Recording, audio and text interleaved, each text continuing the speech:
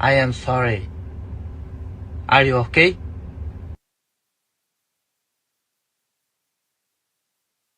Podcast is intended for mature audiences. The views and opinions expressed are those of the panelists and do not reflect in any way those of the podcast partners, sponsors, or affiliates. Enjoy.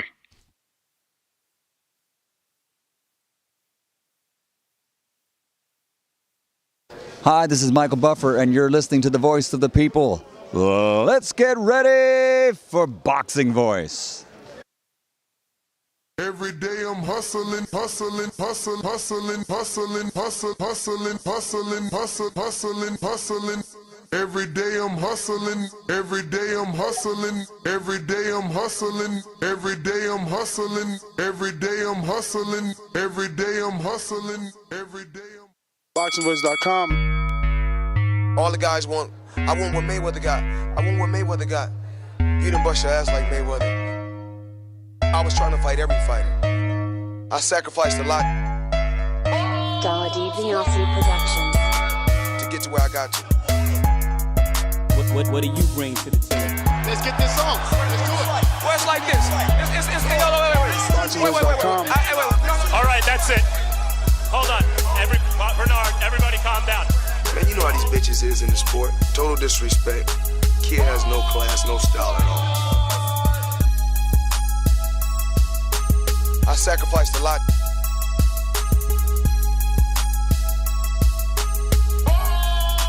BoxingVoice.com to get to where I got to.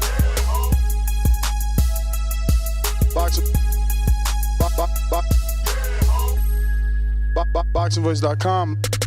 What up?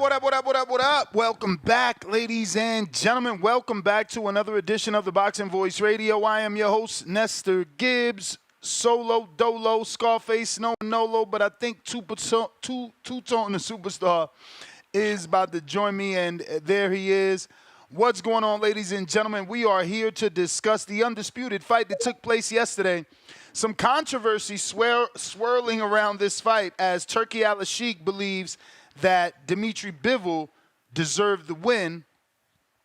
Eddie Hearn believes it was a quote-unquote joke. Many people up in arms, they believe that the victor should have been Dmitry Bivol. What say you, Two-Tone the Superstar? Who'd you have winning last night? Oh, I had Beterbiev winning. Dominated the championship rounds, came through clutch. Bivol, you can say Bivol was doing extremely well early in the fight, working the jab, controlling the distance.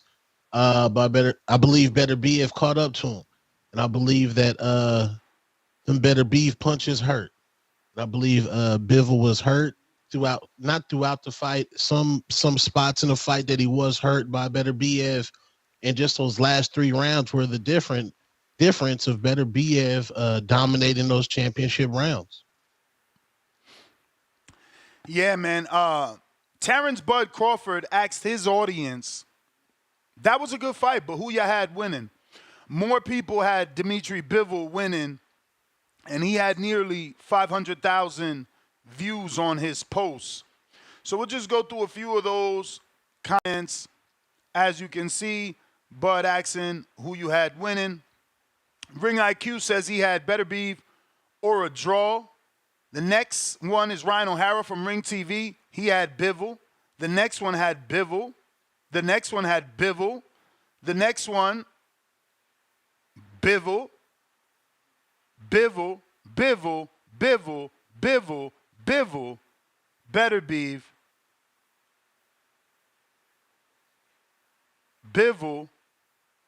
Bivol, and they're using the words robbery.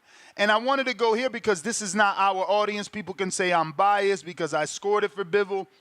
It's obvious that the world thinks Bivol won and the haters have Bivol losing. Eddie Hearn thinks it's a joke. Turki Al-Sheikh said he's going to do everything in his power to do the rematch. Let's get to that. But I don't think the result is fair, in my opinion. When you were watching the fight unfold, we saw Bivol dominate a lot of the early rounds. Yeah. What were your thoughts as it was unfolding? I think it is at least for Bivol, for the two fighters like my brother, okay? But I think Bivol win more than 2 rounds more. I don't know why. So essentially, he's saying, look, both guys are like my brother, so I'm not biased, but I think that Bivol won the fight by at least 2 rounds. And I'm with Turkey. I'm with Turkey, man. I don't know what they seen, but we get this a lot. Anytime we get the classic boxer versus puncher, you know, people seem to score for the puncher, just assuming that the person receiving those shots is being hurt. So we like to assess the strength and the power. It's like, oh, well, he was getting hit with them big shots. You was not in there feeling it. So you don't know what was what. It's not like this, but in my opinion, I will focus and I will try to do the rematch. I was just about to say that. We know that you are all about making the best fight possible. He said they deserve it, which ruins everything for David Benavidez, man. You know, this is absolutely, positively the worst news David could have received.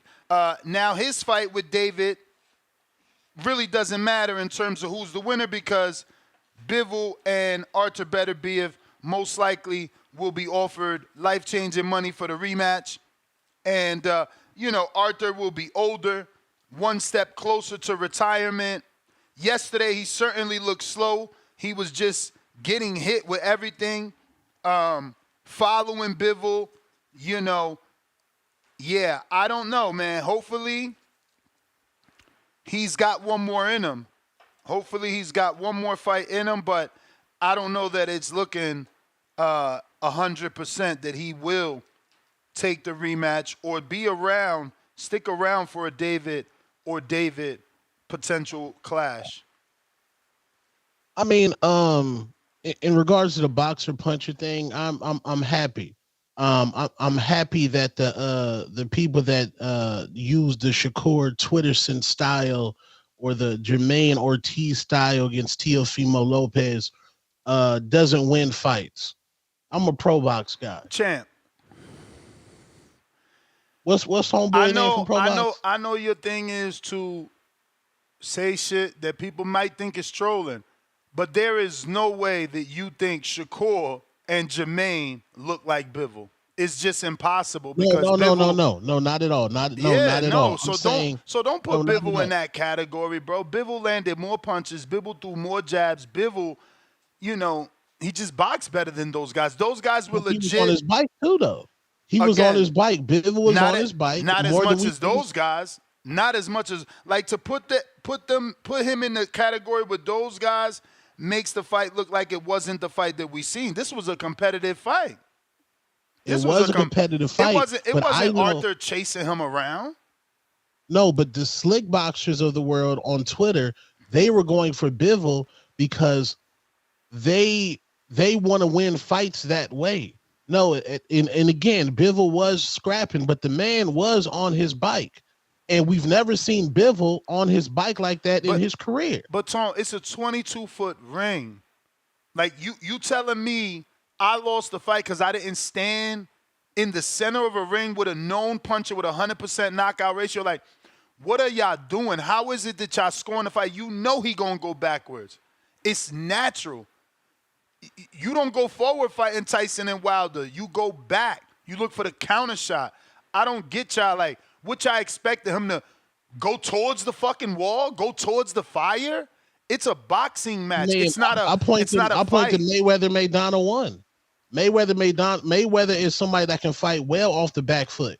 And in that fight, Mayweather had to bite down. Well, maybe that's why he's CBE. Very sad that you are now not only comparing what Bivol did to Jermaine Ortiz and Shakur Stevenson, but now you know, you just compared him to someone else? Who was the guy you just said? It just slipped my mind because it was so ridiculous. Mayweather Maidana won. Welcome to Blog Talk Radio. He bit down on his mouthpiece. My bro, you comparing Maidana to Arthur Beterbiev.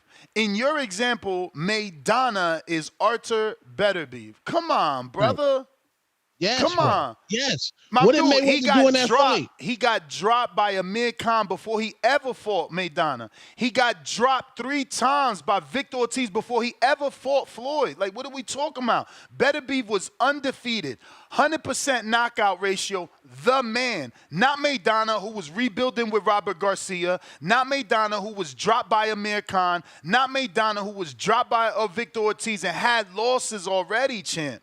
Like, you guys are terrible the way you're discrediting Bivol, but it's okay because the powers that be seen what happened and the rematch is coming. It's only so long fake thugs can pretend. Beterbiev know himself he ain't get the win. Look at his face. Look at his corner. His whole team was saying you got to get the knockout in the 11th and 12th. He ain't get the knockout. I told you fuckers he wouldn't get the knockout. It's all good. Because the streets are saying Bivol won. We don't need the official win. We know what took place. Yeah, we and Beterbiev won. Yeah, Beterbiev won. On Mayweather paper, bit down on his mouthpiece, and as a slick boxer, he stood there in exchanges and exchanging with Maidana. Bivol was on his bike. I'm sorry, bro. The man was on his bike, bro. Yeah, man. Again, if you are saying that he didn't do what Shakur and Jermaine did, then he's not on his bike. But if you're saying that he did, then yes, I guess he was on his bike. But we also know that, A, you don't know shit about boxing or what you're watching because there's no way that you can look at Bivol, look at Jermaine, look at Shakur and say, yeah, they doing the same thing. It's impossible. Let me ask you this, Ness. In a Gervonta versus Shakur fight, is there moments in a fight where Shakur's gonna have to stand in the fire and exchange with Gervonta to win the fight? Just like Bivol did. You saying Bivol didn't stand in the fire? Not in the championship rounds. Oh, so the championship rounds decides the fight because I didn't do something in 11 and 12. I close lost the fight, fight. bro. No, but I'm just saying I didn't do something in 11 and 12. I lost all the other 10 rounds. Bro, it could have went either way, bro. There was a lot of swing rounds in them early rounds, bro. I hear and you, y'all claiming robbery, bro. Robbery's Manny Pacquiao, Tim Bradley won. Robbery's Oscar De La Hoya versus Felix Sturm. Y'all stop saying the word robbery. This was a close fight that could have went either way. I mean, the public is saying robbery because they're not pleased. They're not pleased with what took place and how it went down. You know, boxing always shows its ugly face. But listen, we got more people definitely not in agreements with Tone. Surprised by the decision, but... And shout out to Marcus Villegas for the interview with Eddie Hearn. This is Fight Hub, not to be confused with Fight Hype. It's just a joke. Say that again. It's a joke. Yeah. They knew. They told him in the 10th round, you have to knock him out to win this fight. I'm going to rewind this because that don't look like typical Eddie. You can see in his face he means what he's saying. You can see in his face he's truly outraged. I'm surprised by the decision, but just a joke. Say that again. It's a joke. Look, he said fucking joke, then came back with, it's a joke, it's a joke. Yeah. They knew. They told him in the 10th round, you have to knock him out to win this fight. Who told him, the corner? Yeah, it's on TV. Yeah. They're all standing in the corner. The fight's over. We're in the Bivol's corner. Look at the fighters. Jesse Vargas, I agree with Eddie. Looking around, they are like this. How could you score that fight 8-4 to Arthur Beterbiev? Unbelievable. Terrible decision. Terrible decision.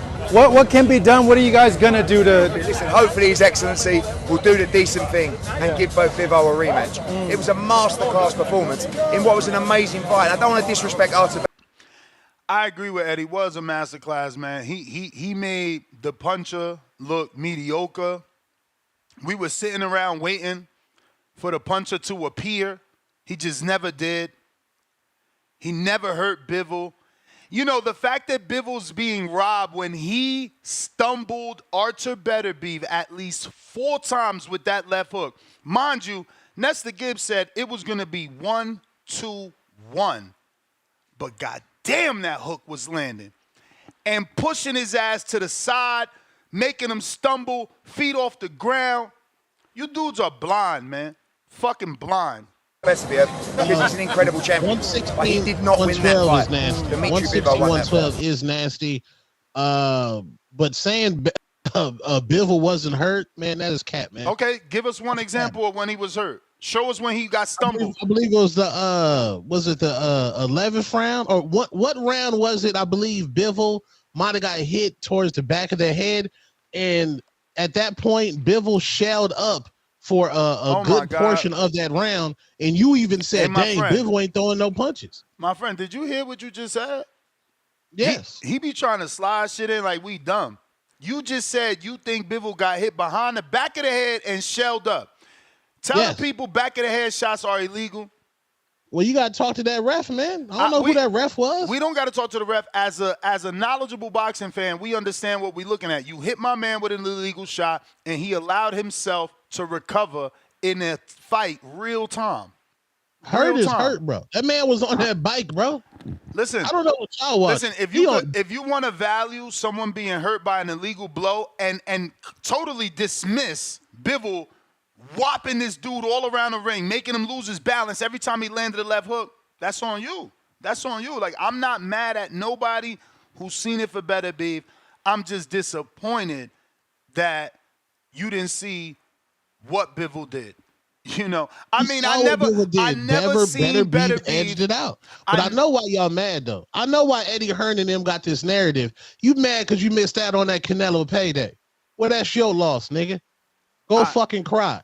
I mean, I can see that angle, but no. You mad, nigga. Go fucking cry. You will get your ass beat with Eddie Hearn. You mad that you're not going to get that Bivol Canelo rematch. We know why you niggas mad up over there. Nah. Well, better be spoiled your plans, nigga. Atlas Sheik already said the rematch coming down the pipe. So all you dudes with the fake win by the skin on the hair of your teeth, that's all you getting. Spoiled. Yeah, spoiled is spoiled, Eddie. It's spoiled. Worst year. Perfect word, because that's what Arthur Beterbiev is. Spoiled. I said it the minute I seen him. He looked pale. And what'd he say after the fight? He was sick. But motherfuckers say I'm racist because I called him pale. Something was wrong with that dude last night, and maybe Bivol don't perform like he did last night because something was wrong with Arthur Beterbiev. But he wasn't himself, and he didn't win that fight because he wasn't himself. He got fucking popped all around the ring, wobbled all around the ring, stumbling. Them left hooks, I mean, I want somebody to just put together a highlight reel of all the left hooks Bivol landed so y'all can see. We got Malcolm with the counter punch.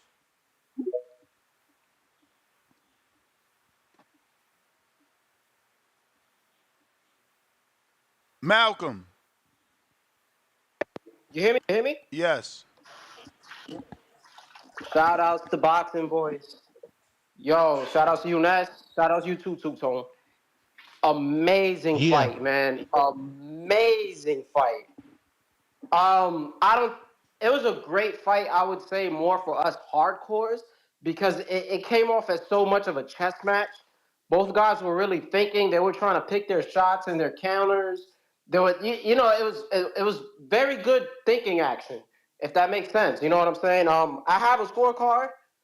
You know, Ness, you say you didn't really score it, right? You just kind of went round by round. You didn't make a card? Yeah. I wanted to get up early this morning, but I bought the game last night, so I was fucking with that all night. Okay. So the first 2 rounds I clearly gave to Bivol. The first 4? Round, no, this is the thing. The third round, to me, it was a little mixy. I could have gave it to either guy. So you saying it's a swing round and you ain't mad at anybody that got it a clean sweep? No. I 4-0 for Bivol. Let me just say all the rounds real quick. I gave him the first 2. I gave Beterbiev the third. The fourth I gave to Bivol. Rounds 5 through 8 I gave for Beterbiev, and I believe the 6th round was also a swing round. And then 9 and 10 I gave to Bivol, and 11 through 12 I gave to Beterbiev, and the 12th one was a hard one for me to call.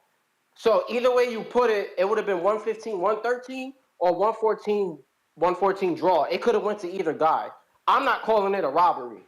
You know what I'm saying? I think that's something that boxing fans got to stop doing. Whenever your favorite fighter loses, you can't call it a robbery. Unless it's like an 8-4, 9-3, You know what I'm saying? A 10-2 I mean, it type of was fight. 8-4, bro. 116 is 8-4, bro. Like they said. Yeah, No, that's but nice. I didn't score it one thing. I mean, that was one judge who did that. I didn't score it one. No matter which way the swing rounds went, it would have still been 115, 113. But there was no decisive winner. No guy was really controlling the whole fight. Bivol was on the back foot. He had his moments where he pressed the action and looked great. The left hook was landing. Beterbiev, even his shot, a lot of his shots were getting blocked. Some of them slipped through the guard, and then the ones that even hit the hands were effective. And I think low-key, the second round, I could have swore Beterbiev caught like a real clean shot from Bivol and kind of moved back. I don't think he was hurt, but he really felt that shit. You know what I'm saying? I didn't see Bivol get hurt, wobbly. I'll give him credit. You know, he didn't come up with any excuses. I think it's a classic fight, and you could rewatch it whenever you want, and you'll probably score it different down the pipe depending on what you're looking at. But if you favor the back foot, you're gonna favor Bivol. If you like tactical aggression, you'll favor Beterbiev. I'm all for a rematch. Great fight, but I'm not cool with the whole. But whatever Two Tone said about the whole Ortiz shit, I don't know about that. You feel me? I can't agree with that. But it's not a robbery. I'm cool with the rematch.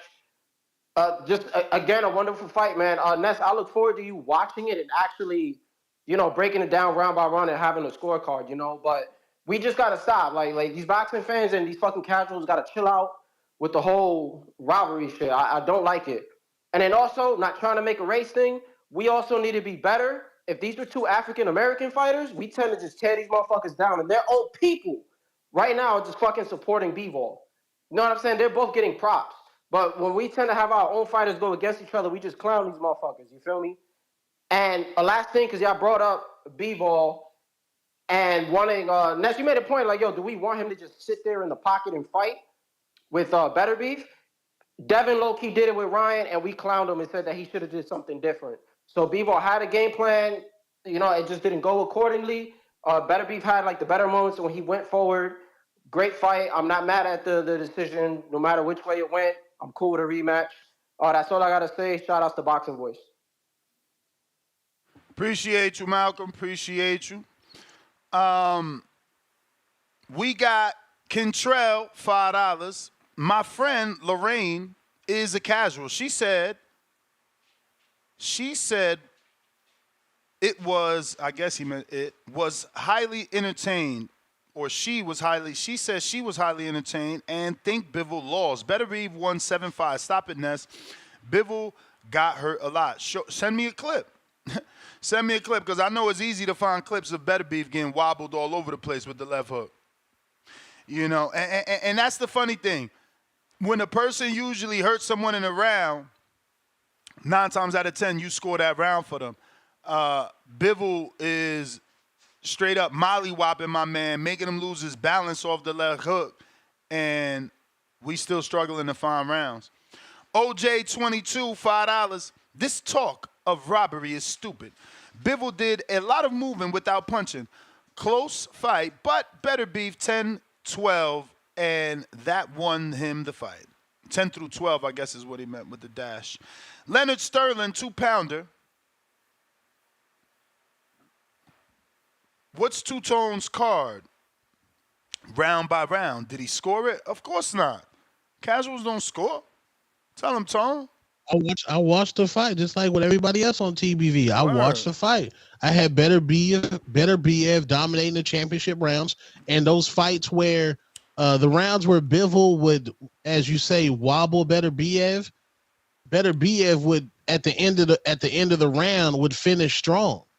Kind of like what was that fight? Was that Leonard Duran, where Leonard would steal the round at the end? Yeah, that was. So Beterbiev towards a lot of end of those rounds was finishing the round stronger than Bivol.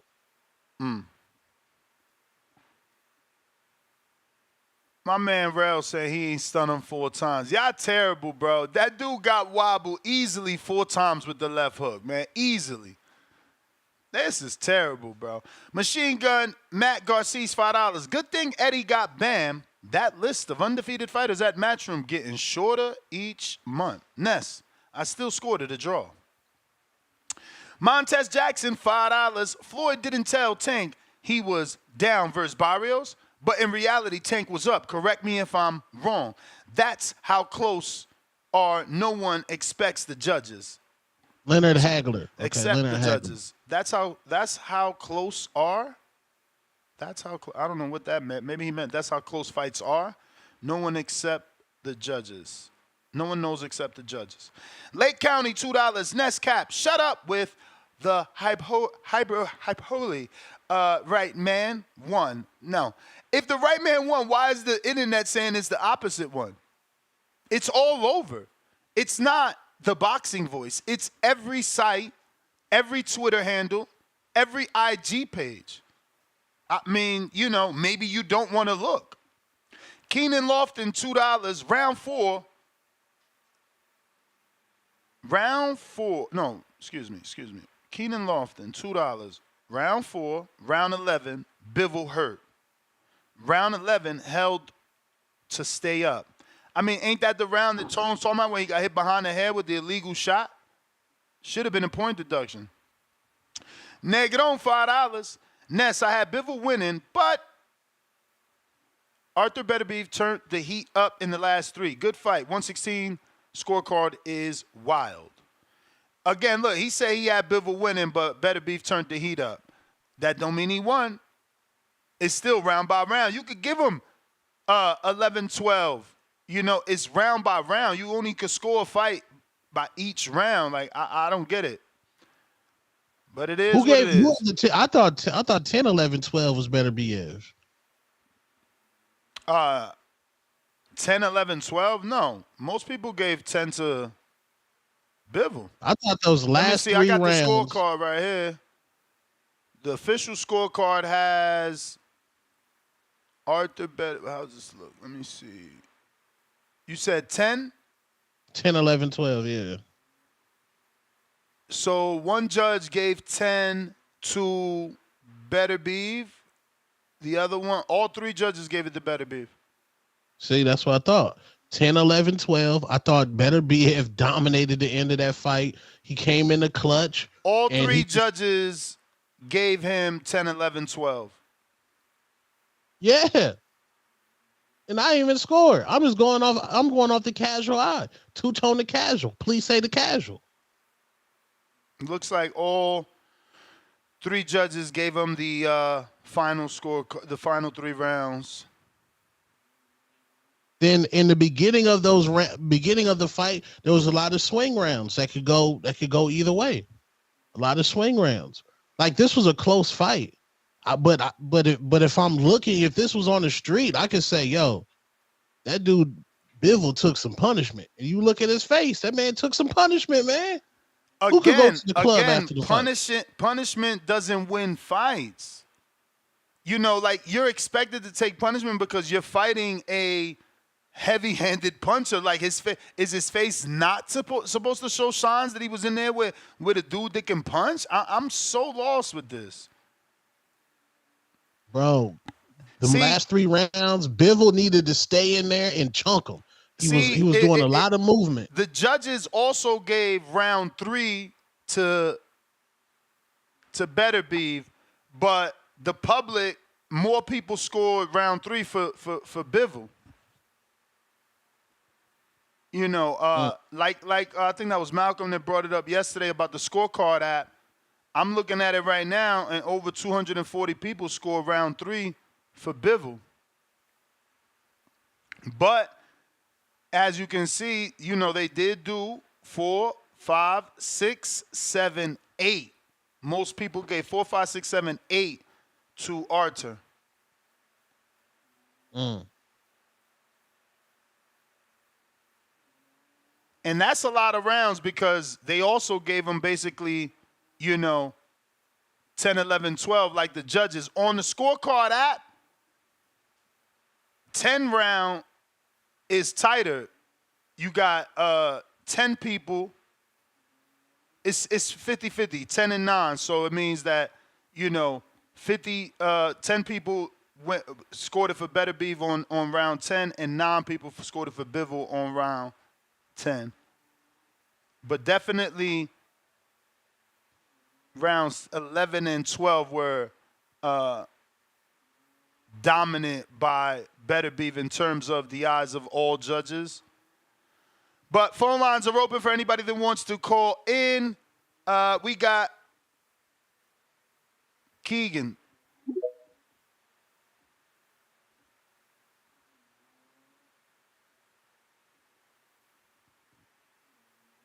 While we wait for him to connect, don't forget to hit that thumbs up button. It will help with the visibility of the show, putting this episode in the eyes of other boxing fans so that we can get some new callers, new opinions, new takes. Keegan. Yo. Yo. This Bo Rogers, man. What up? What's up? Hey, Ness, this is what I want to tell you. I forgot to say it last night. This right here, so you know what I think would be the best fight that can happen right now? Beterbiev and Canelo for Undisputed at 175. I think, and I got my money on Canelo.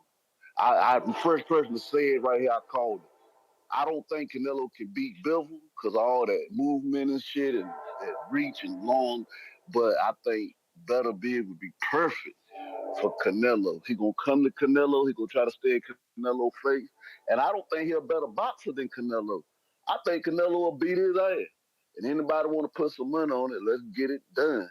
I think that's the fight that should happen. I don't want to see David Benavidez and Canelo next. I want it because it'll be for nothing. Don't that one got nothing at 175. I want to see Beterbiev and Canelo at 175. I think that's the biggest fight that could take place. And I think they need to make it happen, and I want you to start talking about it. That's the fight that should happen. They got all the belts on the line. You know, it ain't nothing. Canelo's the undisputed at 168. It could be undisputed versus undisputed again. Even he ain't got all the belts no more, but he still was undisputed. So I think they need to make it happen. I meant to say that last night. I hope I'm the first person putting it out there. But let's get behind that. That's the fight that will give us everything we want to see. You got two guys who ain't gonna back up. Canelo can box like a motherfucker, and seen a lot of holes in Beterbiev. He is getting older. This is a good time for Canelo to get in there and handle his business with him. Do you think he'll do it? No. I don't know. I mean, certainly, Beterbiev look less than the monster that we know him to be. So, it's a possibility. You gonna get Canelo hurt, man. Hey, Canelo have been to 175 before now. He did start Kovalev up there. And like I said, I think Bivol, if I got a fighter, I put my fighter on. I would rather fight Beterbiev than to put my fighter in there with Bivol, because I think Bivol just, he moves so much and he can box so good. It take a person like Beterbiev. A lot of people think he lost. I think the fight could have went either way, no matter how you judged it. I don't think he was wrong, but he got the win. I think that's better for Canelo. He don't move. He gonna be coming straight forward. You coming straight forward, Canelo gonna tee off on you now, and Canelo gonna be going to that body. Him and Bivol, they won't really throwing a whole lot of body shots and shit. So I think they need to look into that before he go to fucking with David Benavidez. That's my call, man.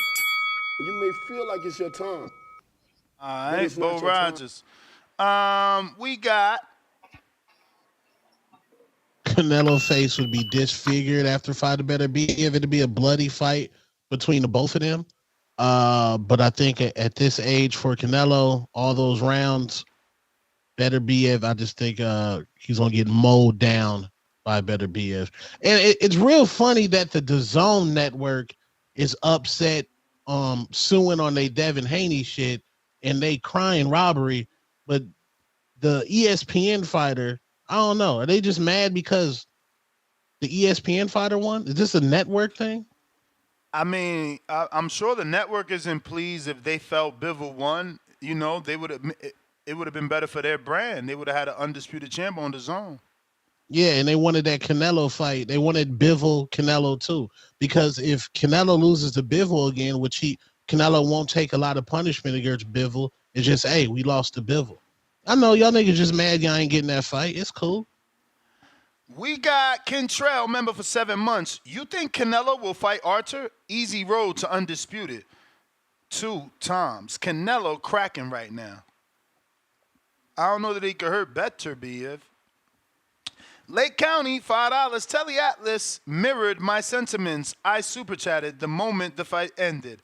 I saw what he said, and it was same as what I told you, Ness. Stop, you hardcore. Hey, Mero, so wait a minute. Let me get this straight. You're right because Teddy and you said the same thing, but I'm wrong even though me, Turkey, and Eddie said the same thing. Okay. Cool story, bro. Dev, $5. Bivol's manager said they are protesting. Are they going to keep the same energy like they had for Devin?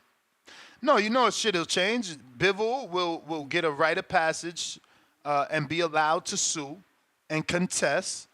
Musty. Because you know, only black people and minorities have to keep it 100, keep it real, get it in blood. No, he deserved the same slander. He deserved the same soft shit Devin gets. Watch, he won't get it. Again, only people that are black or minorities have to get it out the mud. You know, get it in blood.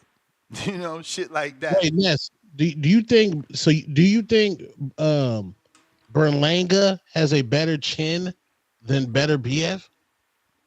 Has a better chin than Beterbiev? No. Because people are saying that Canelo would stop Beterbiev. Yeah, I don't know. Canelo I don't know couldn't about stop, bro. How you Berlanga. gonna? I mean, when Canelo hasn't stopped anybody since Plant. Like you listening to trolls. But I'm the casual. I'm confused, bro. I don't know, bro. I don't know, bro.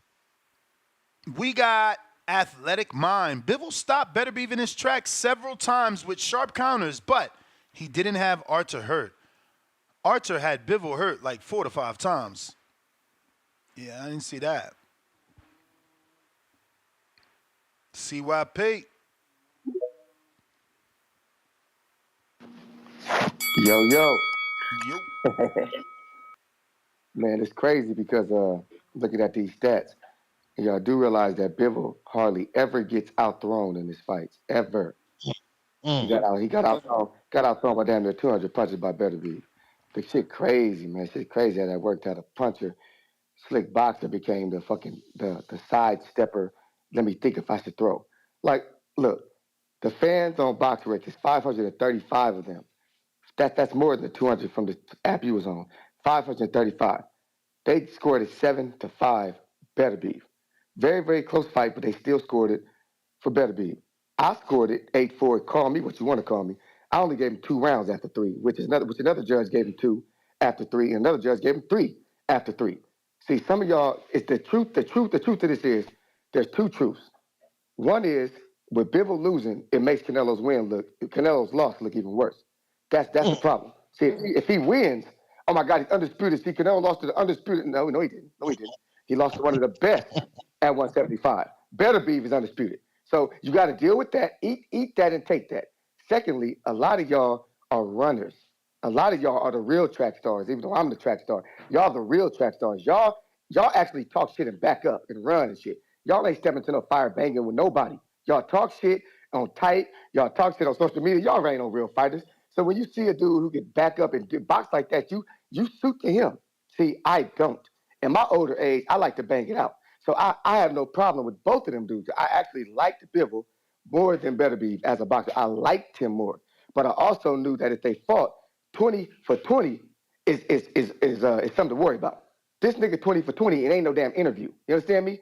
That's 20 fights, 20 knockouts. That if you go up against a dude like that, I don't give a fuck if he's sorry or not. You're going to worry about that. Now we're going to see how you're going to fight him. So when you're getting hit and you ain't throwing punches and you're moving around and you're not throwing punches again, people going to say, man, you lost that round. It happens. It was a close fight. Whether it's 8-4 or 7-5 like one judge or 6-6 like another. I want y'all to use your brains. 6-6, one swing round makes it 7-5. 2 swing rounds makes it 8-4. It's not a robbery. The fact that y'all are calling robberies publicly is making boxing look even worse. That's why a lot of fans or casuals don't come full time over here, because every single fight, there's controversy in the scorecard. We don't need to be adding on to that shit. It was a close fight. If you want a rematch, have it. But stop with the robbery shit, because it makes boxing look like a bunch of crybaby ass bitches who all y'all do is fucking cry about every fucking thing. And I swear to God, on my son, this is the worst part about boxing is the fucking fans and y'all crying. Y'all cry about everything. Half of y'all don't even like Bivol enough to fucking cry that much. Mr. PBC, I want you to call in because you the real Bivol guy on this show. You are the only real Bivol guy on this show. I want to hear your opinion. Everybody else, take it like a TBX. That is true. All right. Let's see here. The Axiom. Bivol only won first 3 and round 9. 7 and 8 swing rounds. Beterbiev won clearly. I mean, guys, if it was clear, it wouldn't be divided. You know, clear was Regis and Devin, Floyd and Canelo. That's clear. That's no discussion, no debate. There is debate. Every other caller is saying the opposite thing of the last caller. Lake County, $2. So Turkey and Eddie box knowledge is equivalent to TA. Who the fuck is TA? Alrighty then. Let me get a sound check on Discord. You guys, I put that in there. No one said anything. Let me know if that's working.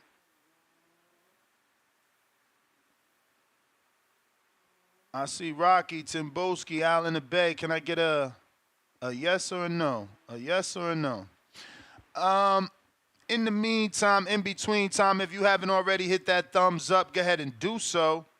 Timboski.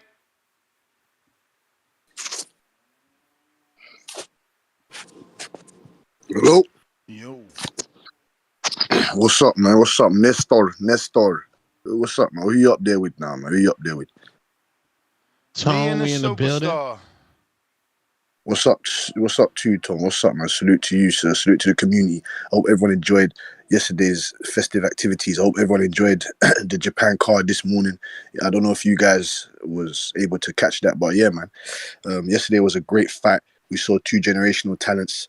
I'm kind of impressed with the way CYP broke that down because, you know, I was getting onto that guy's helmet about not breaking shit, ever breaking shit down, but he gave a good perspective from his point of view.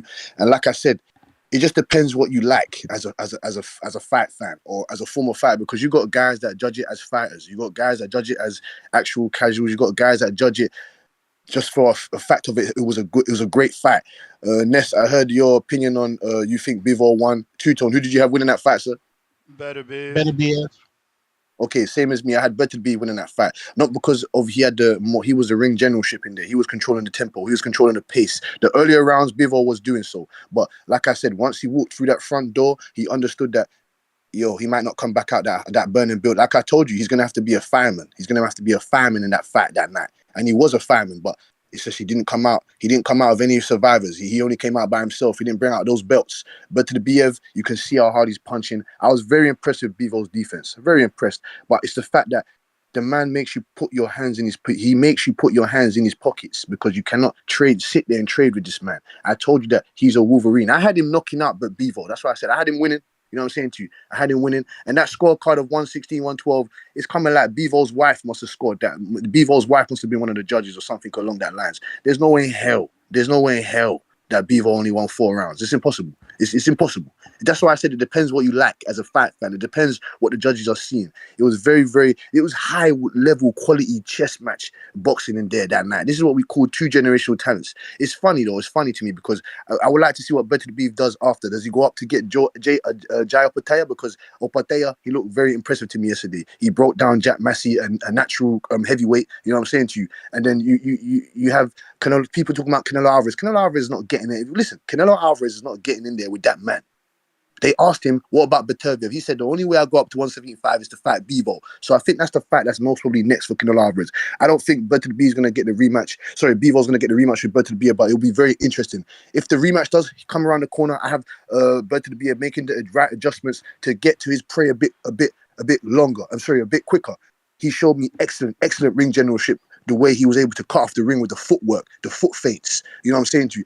The 3, 4, 5, 6s he was throwing, in the combination punches, and he won the championship Bro, rounds. That was the most you are a important part. fucking liar. You said you were impressed with the way Beterbiev cut the ring off. Lord have Yeah, mercy.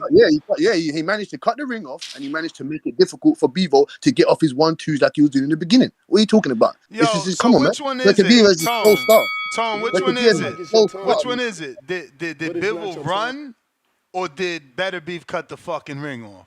Because two things can't happen. If I'm running and you cut the ring off, guess what happens? The running is stopped. That's the purpose of cutting the fucking ring off. I mean, you know, you dudes just don't know what to say today. Shit is just pathetic. Raj, $5. Bud, take notice. If Earl Spence Jr., Sebastian Fundora ends this way, your ass will be 40 by the time you fight winner. Bud did all that for the fight only to duck Sebastian Fundora. Hashtag done with Bud. El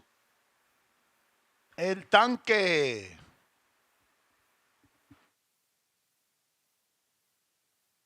So what up, bro? Can you hear me?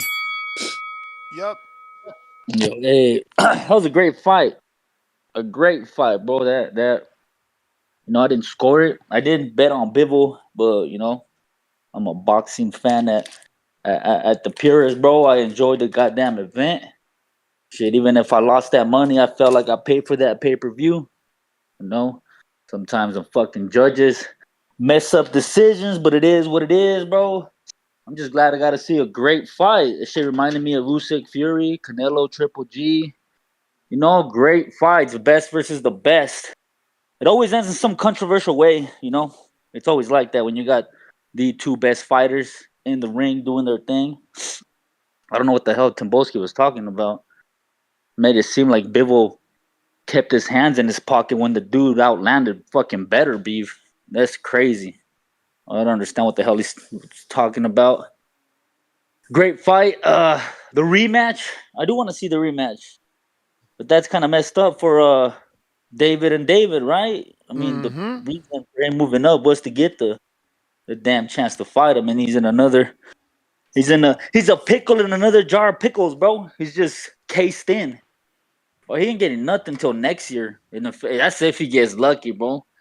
This dude might fuck around and not fight and retire and scatter all the belts. Now he got to go on a Dragon Ball Z mission and collect them all.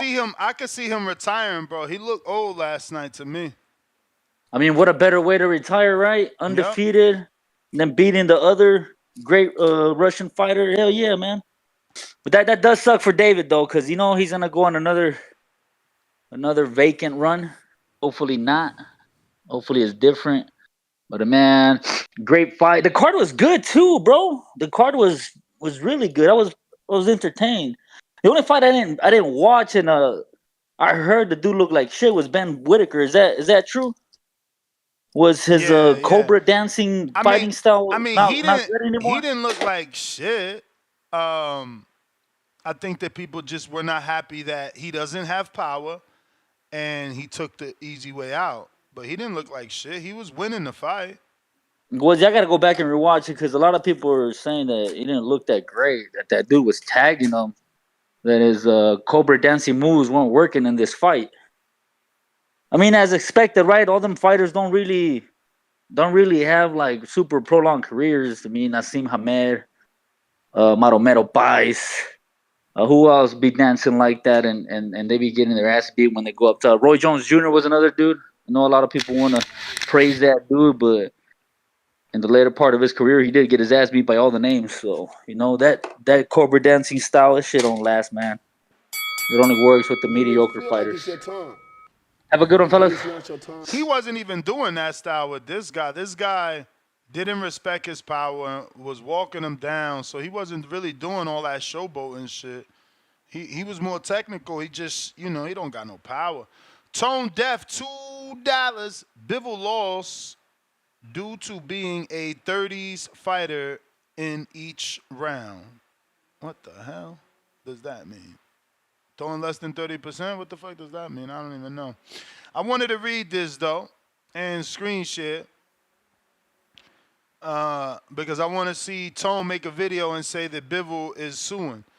Dmitry Bivol's manager, Vadim Kornilov, has declared that they will be filing an official protest over the Artur Beterbiev defeat, specifically Paul Cardine's 116-112 scorecard. And I quote, "We're going to file a protest on Monday.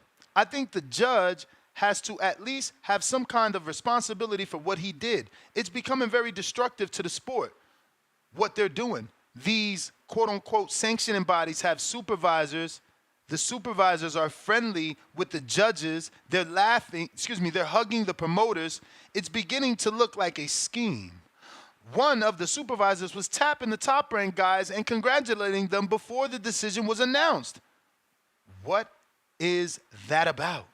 What kind of buddy-buddy relationship do they have there? Where is the professionalism of the sport?" That's been gone a long time ago. But more people need to do what he's doing and speak out, because it's true. I've told you guys, Teddy Atlas has told you guys, these judges, their hotel is booked by the promoter. You understand? So, like, I could put you in a shitty room, or I could put you in a nice room. I could give you a stipend. I could give you vouchers to eat, or I don't have to give you vouchers to eat. You get paid by the Las Vegas Athletic Commission. You understand? So you guys need to wake up and smell the coffee. This shit is bigger than what you think. Big Nick, 5-pounder. Draw was a fair result. Beterbiev hunted and pressed, but Bivol did the cleaner work and better connection percentage. Usyk versus Beterbiev if Usyk wins. That's too much of a jump for Beterbiev. Pristine Sports Network, $2. Is Bivol suing for battery like Devin? No, he's suing for breach of contract. Nah, he's not suing. He's protesting. He's protesting. Iron Mike.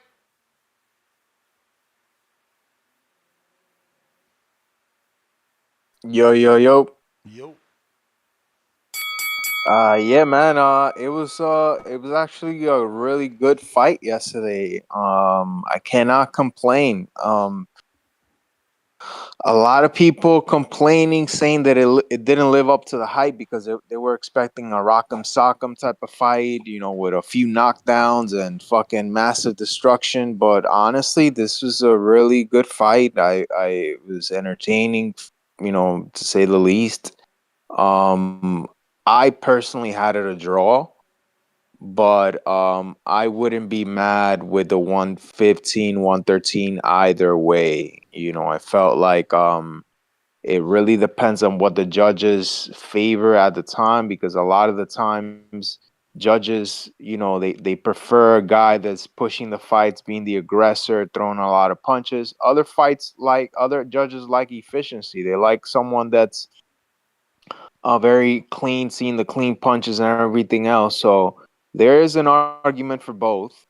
And just to piggyback on the guy that was talking about Teddy Atlas is the main guy that constantly cries when there's a robbery. And for him to say that he had it 115, 113, or could have seen it a draw for Beterbiev, like, that says a lot. So I can't complain. It was what it was, and like you said, I think Benavidez is the biggest loser on this one. And for all those clowns saying that Canelo would jump on Beterbiev for Undisputed 2 times, let him try. We'll definitely love to see that shit. But that's my call, guys. Happy Sunday. Likewise, champ. Appreciate you. If you want to call in, now is the time, or it will end up being an early Sunday. This is crazy. Let this be a tank fight versus Lamont Roach and we get more callers. But we have an undisputed fight with a controversial ending, and people still don't care. This is what I'm saying. These guys got to do more. You got to do more. You got to do more. You got to get the attention of the public, because they just don't care. They're not connecting with Beterbiev and Bivol. No, I mean, they're not American fighters. Not social media guys. They're not going to have the rappers walk them out. They're not going to be on Twitter going back and forth arguing. They just, man, this hardcore. This is for like this is for die-hard hardcore boxing fans. It's crazy how the sport is forever. It will forever be, divided into two different demos, right? Like the casuals and the hardcores, and us hardcores, we talk so much shit, but we're such a small percentage. We're such a small percentage, you know what I mean? Like, who are we? Tank's pay-per-views, Crawford's pay-per-view buys, 150,000 people, 200,000 people. That what makes up the hardcore? Because, again, this is supposed to have been a fight that we weren't getting, that Turki Al-Sheikh made happen. Puncher versus boxer. You got a controversial ending, and yeah, I don't know. I guess it's because it's Sunday. I don't know. But Tank will bring him out on a Sunday. I'll tell you that. versus Lamont Roach, he going to still bring him out on a Sunday versus Lamont Roach. People still going to want to call in and say something about Tank. We got Kevin. What up?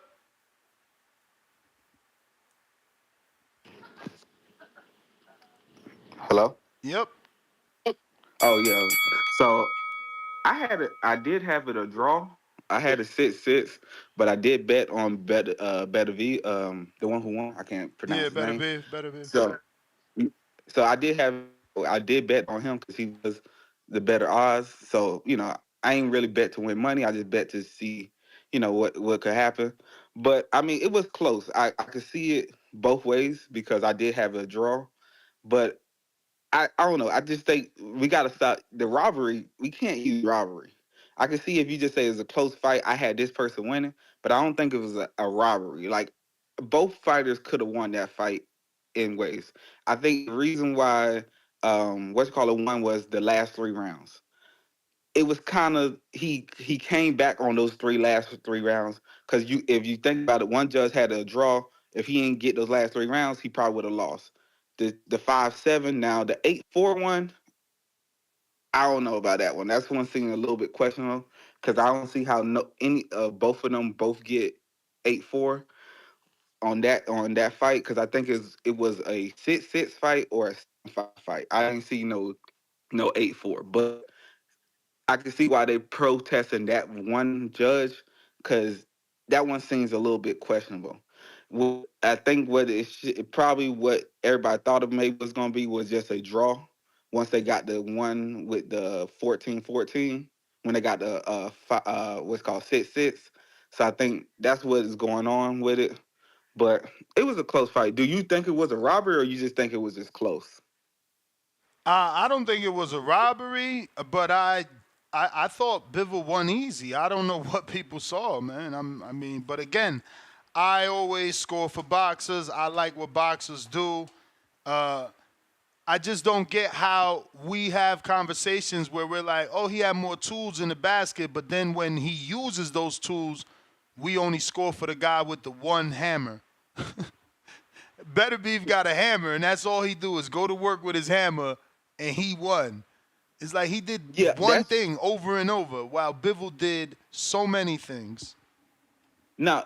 So I do like it was points early in the fight where I did think Bivol was like he was tagging him, but it was like kind of in the middle where it was a lot of times where for like a minute or a minute 30 where Bivol would just have his hands up like he was moving, but he wasn't throwing enough for me to say like, hey, you're right. You're right. There was moments where he was just catching shit on a high guard.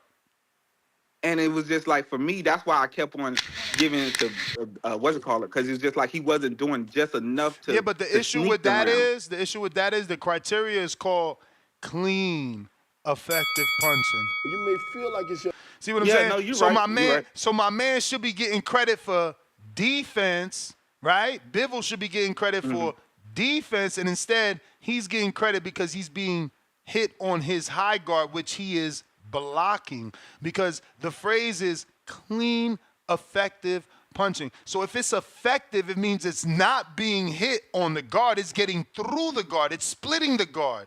That's effective. But that was the bell. Okay. Oh, I just want to say one more thing. Go ahead. But in the late rounds, Thing was hitting him in the body. He wasn't doing it in the beginning, but in the late rounds, he was hitting him in the body. And I think that's what start giving him some rounds at the end. But hey, appreciate giving me the call. Appreciate you. Thank you for calling in. If you're watching this on YouTube, smash the thumbs up. That's free. Can't remind you enough. Right now, we're at 232,800, so we need about 200 more subscribers to get to the next goal of 233,000. That would be dope if we can get to it right now, live on the show, celebrate together. We got Smoker J, member for 7 months, had it 5-5 going into the 11th. Beterbiev edge 11 and 12. Mix 616, member for 12 months on that champ level.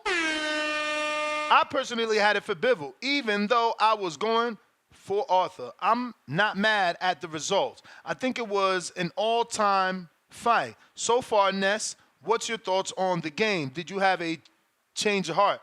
I haven't had a change of heart. I mean, it feels like fight night, but I'm doing it, the way that like I turned it on and I'm just following the game. So I guess I'm in training mode with David fucking Caldwell of all people. This is what I'm saying though, people. The game is overly biased. These dudes did a horrible job not bringing in a consultant. It's 2 UK dudes with heavy UK bias. Like, the game opens up and I'm fucking Sonny Edwards. Why would I be Sonny fucking Edwards? The game opens up and my trainer is David Caldwell. Why isn't it Emmanuel Stewart? Like, why isn't it Freddie Roach or Robert Garcia? Hall of Fame fucking trainers. Multiple time trainers of the year. Like, y'all got the game fucked up. You dudes are just, you're settlers, man. And I can't say it enough, man. You settle for any fucking thing. That shit makes zero sense to me. Why am I talking to David Caldwell? Like, the game should ask me what region I'm in at least, or know that shit. You just throwing a... Wait, you talking to a UK trainer? Bro, I'm a UK dude. You don't get to pick your guy? They ain't let me pick nothing. As soon as I get in training mode, I'm Charlie Edwards. That's Edwards. And my trainer is fucking David Caldwell. Like, no disrespect to David, but I guarantee you he don't got the accolades of motherfucking Freddie Roach or Robert Garcia or Floyd Joy Sr., Roger Mayweather, Emmanuel Stewart, Nazim Richardson, Freddie Roach. Hey, come on, bro. Y'all terrible, man. Y'all terrible. And it ain't about America, bro. It's about all-time greats. It's about who's doing what in the sport. You highlighting dudes that ain't done, but the dudes that done are going unnoticed. No recognition. No recognition. But you got these dudes in there that ain't done shit. But anyway. So this a UK game, basically. Absolutely. Wow. Absolutely. Wow. And it's not easy. It's not easy. It's certainly not an arcade game. It's a simulation game, and you got to put moves together like Street Fighter. Like, that shit wants you to do like R2, square, and I ain't played the game in so long. I got to look down at I'm like looking down like, wait, he want R2, square. I'm like, yo, I'm rusty. I'm rusty, so I ain't even leaving training mode. I'm right there at Sonny Edwards. I will say they move amazing. Like, they move. They move. That ain't no...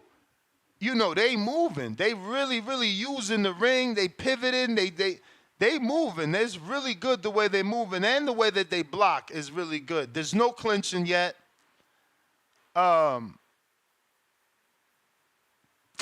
Again, I got a couple hours, man. I need a tutorial. Even though I'm in training mode, I still need a tutorial to do the moves because that shit is confusing. It'd be like do R2, then slightly to the right, hit triangle and X. I'm like, bro, that's a lot right now. I'm forced to look down, look up. It's not easy. Even you know, they make you get knocked down on purpose so you could learn how to get up.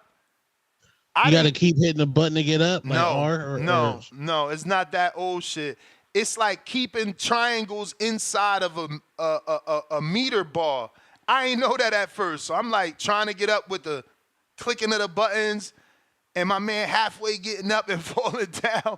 It's all right. Like they thought of a lot of shit, but then again, they didn't think of the obvious things like.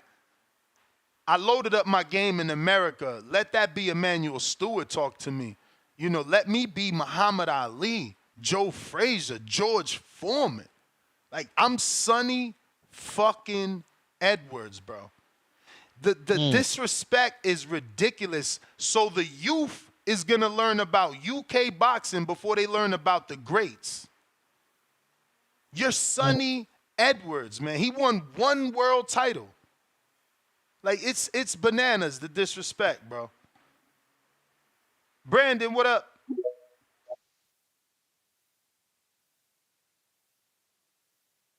Yo. Hello? We hear you. Hello? What up, Ness? So my thoughts on the Beterbiev versus Bivol is that this is a turning point in the sport of boxing. It's sort of an unpopular opinion, but I think it's a turning point because Beterbiev, the way that he did it was so smooth and sort of like within a liquid sort of like way, in my opinion. Like he didn't really have to, stop and absorb any punches. He literally just whenever Bivol would hit him with a punch, he can just walk towards him and then hit him with another counter punch. But his punches were more powerful than Bivol's. I don't think anybody realized that when somebody like Beterbiev has more power than the opponent, more stronger, accurate, more deadly punches are more accurate than literal, soft punches that are more frequent, if that makes sense. So when Beterbiev hits you with the shot, you're gonna feel it more than if somebody's hitting you with multiple different shots that are softer and less powerful. So when there's one shot that's really powerful, Bivol was hurt. I mean, if you compare Bivol's face to literally, fucking whatever his name is, Beterbiev's face, Bivol got the worst type of beating. So there's their proof right there as to why Bivol lost and Beterbiev won, because Beterbiev was more stronger. He was more poised, and the word that I want to use is poised, because when somebody is more calmer and they're not like so energetic and like all over the place doing all sorts of stuff, moving too much, you're gonna once you get caught in the pocket, you're done. But like you can't really move away from somebody who's in literally your area, hitting you with these deadly punches, and it's lethal at times. I feel as if even Beterbiev can even fight Canelo and beat him too. And that's kind of an unpopular opinion as well. But that guy, even if you're somebody like Bivol who won most of, he beat most of his opponents previously. He beat an all-time great. He's still gonna have problems with somebody like Beterbiev, because Beterbiev is much more smarter than him in terms of the way he maneuvers throughout the ring. I mean, and Bivol is good. Don't get me wrong, but Bivol's thought processing behind what he's doing is more intelligent, and the thought processing is what matters here, because if you look at the way Bivol was trying to fight, especially in the last couple of rounds, he was gassed out. And when he's gassed out, people will take advantage. Beterbiev was taking advantage of that, and that fucking fight was a good fight. And people will look at this and say, Beterbiev is probably the best lightweight, heavyweight undisputed champion since I'm pretty sure he's the first undisputed champion at light heavyweight. Yeah, so shout out to Beterbiev for that performance, and Bivol can still keep fighting, but he won't be undisputed heavyweight anytime soon. But it's not your time. Brandon, appreciate you. We got Who Dat TV, $7 Canadian. I guess boxing ain't about scaring and beating your opponent up anymore. It's about points and who looks pretty. Laughing my ass off. You know nothing. Fern Martinez, $2. What's your thoughts on Bivol's wife reaction? I didn't see it. I just seen pictures of it. People in my group chat was keeping me updated with like pictures of her reaction, but I didn't watch her video. Did you, Tone? No. Let me see. I think we have it in the pre-pro, right? Let me see how she looked. It's just sad to me, bro. I mean, you know, she's like so silly. It's your kids that are gonna suffer.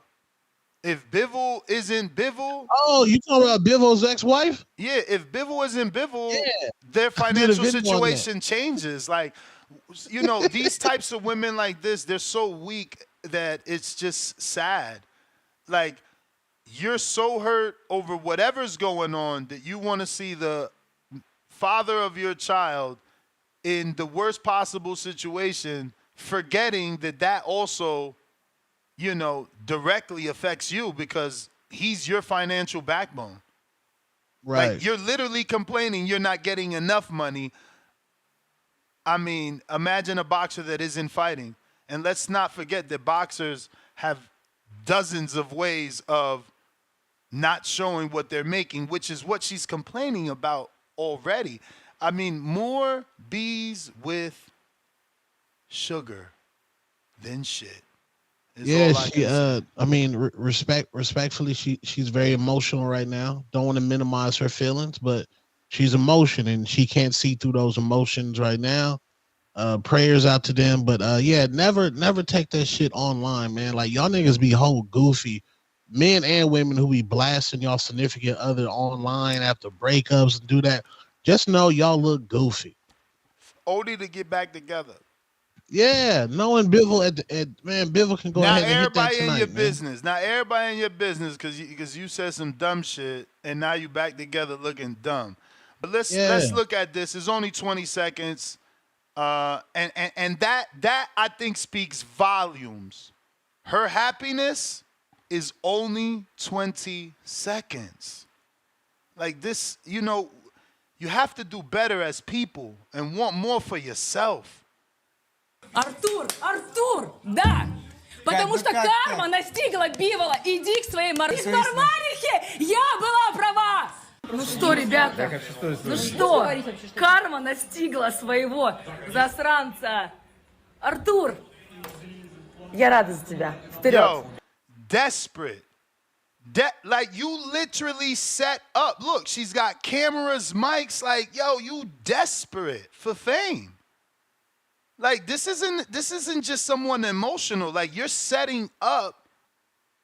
Like, oh man, I can't. You know, You gotta think who sponsored that live stream. She probably got paid for that. Yeah, someone else, some other weirdo trying to financially, you know, make money off of Bivol's, you know, divorce.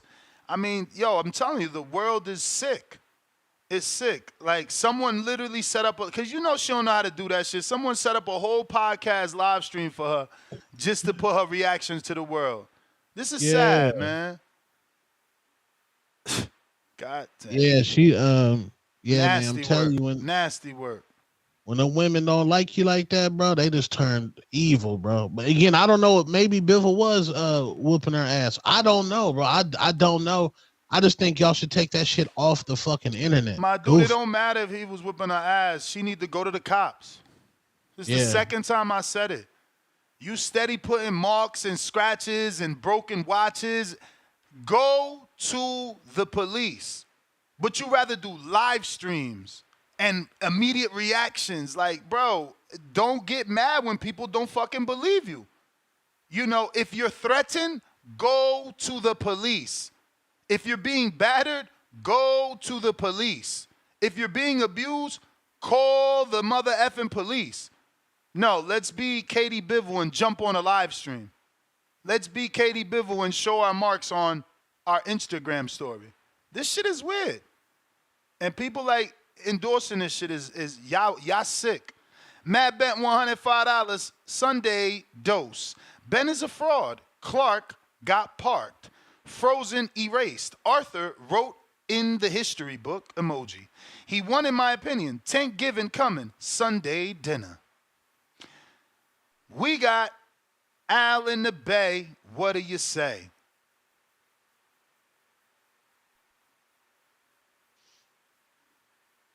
Al in the Bay. Yo, what's up? Bay Uh, Area. Bay Area, stand up. I didn't get to watch the fight. I was pretty much busy all day yesterday. But I will watch it today on a replay. Um, but yeah, it seemed like it's a close fight, and it seemed like they need to run that back. Um, I'm surprised there's no rematch clause on there for neither one fighter. But yeah, man. Yeah, if it's close, it's not a robbery. Like if some people keep saying 7-5, there's no way it can be a robbery if it's 7-5. Any way it goes. Because there's always a couple of swing rounds in each fight, unless the person is just getting whooped on. Um, yeah, man. So I was listening to y'all doing the whole fight thing, you know. Um, y'all got me pumped, listening to y'all. So big ups to y'all. And yeah, man. We need more support for fights like this. So bigger fights can happen. If you don't support fights like this, then bigger fights ain't gonna happen. And then those fighters who's like, well, I'm not gonna fight this dude because he ain't got a lot of following, it's gonna come the norm. But if we support fights like this, then we can get the better fights, the more competitive fights. So, yeah, man, that's what I got to say. All right. Huang in Houston. I got your dollar. No words, all love, I guess, via Zelle. And I'm transitioning to Zelle people, as you know, they it's not Cash App and things like that control you or, throttle you and things like of that nature. So you can scan that code right there with your phone, and it'll open up right to Zelle. And if you already have Zelle within your bank, it'll open up there. You can use Zelle from now on. The Cash App will work whenever it wants to. And YouTube is always an okay method, but remember they taking that 30%, so I do, actually beg that you go to somewhere else. We got Venmo and PayPal as well, whatever you guys want to use. Rocky Rodriguez, what's up?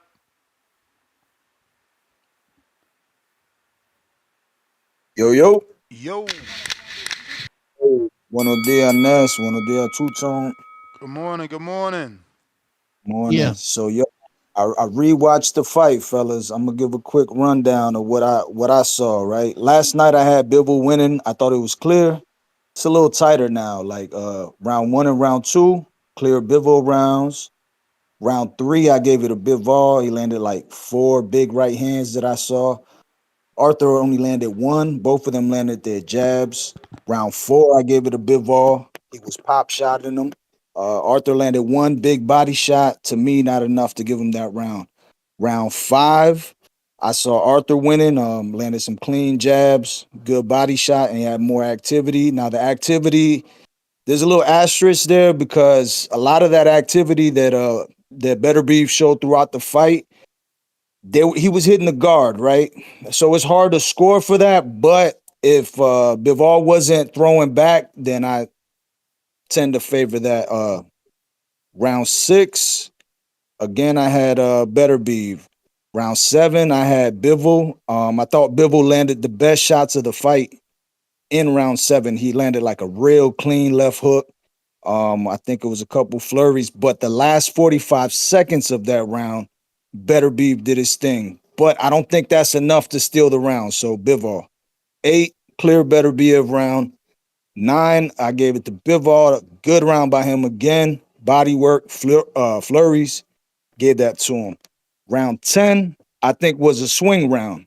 That one, they both kind of didn't do much, but I just favored Beterbiev again. I scored for his activity, even though all the shots weren't clear, because Bivol just didn't punch enough. Round 11 was a clear Beterbiev round. Now this round, the 12th round, to me is a swing round. Bivol had some flurries in the beginning of it, and then he didn't throw much. And Beterbiev was coming forward and pressuring him, but I don't know if it was effective aggressiveness. So I don't know who won that 12th round, to be honest. On my card, if you give that one to Beterbiev, it's a draw. And if you give it to Bivol, obviously, 7-5. So it was a closer fight than I seen last night. Good fight. I would love to see a rematch. But I don't see, even in the best case scenarios, I don't see how Arthur Beterbiev won the fight. But yeah, I don't know how, I missed your monologue when you had first started that, so I don't know how you saw it or two-tone, but I would like to, get your opinion on it. But that's all I got on my side, fellas. All right, nah. I mean, I had it for Bivol and Tone had it for Beterbiev, but Tone, it's funny. I wonder if you changing your mind now that Andre Ward, your savior, he seen Bivol winning. And every time we talk in Devin, you bring, well, Andre Ward said, well, Tone, Andre Ward said Bivol won. Yeah, Andre Ward said that. I disagree with Andre SOG Ward. Okay. He never fought Beterbiev, right? I like that you can finally disagree with Ward though. I see growth, man. Yes, he never fought Beterbiev or Bivol. Mm-hmm. We got Charles.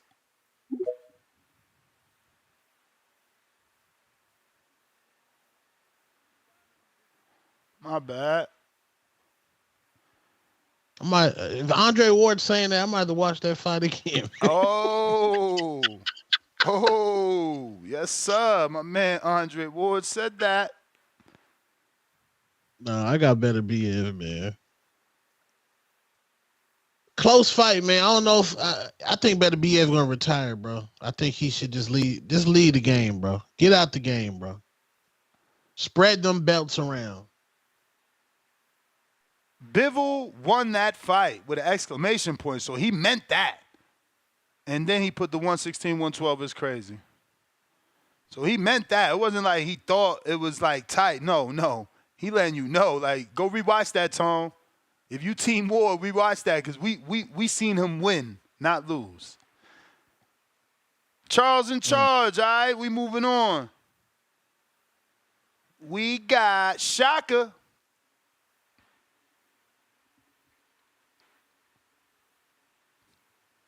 Good morning, Nez. What's up? Buenos dias. What's up, Two-Tone the Superstar? What's cracking? Bless, man. Yo, the 16-12, it is crazy to say, yo. It's super crazy. Even though I picked Arthur to win the fight, but 16-12, what the fuck was he watching, the judge? I think that's why even Hearn was crying after fight. Well, he been having a bad year. All of these fighters been losing, so I get it. But anyway, I honestly think Arthur won the fight, though. You know what I mean? He did enough for me to win. Now, can Bivol do more? Yeah. I think on the later round when Arthur was putting a whole lot of pressure and Bivol was using the ring so beautifully. Don't I love Bivol. I love Bivol boxing style. I honestly love Bivol. But I'm just a big fan of Arthur and a little bit biased of the guy too.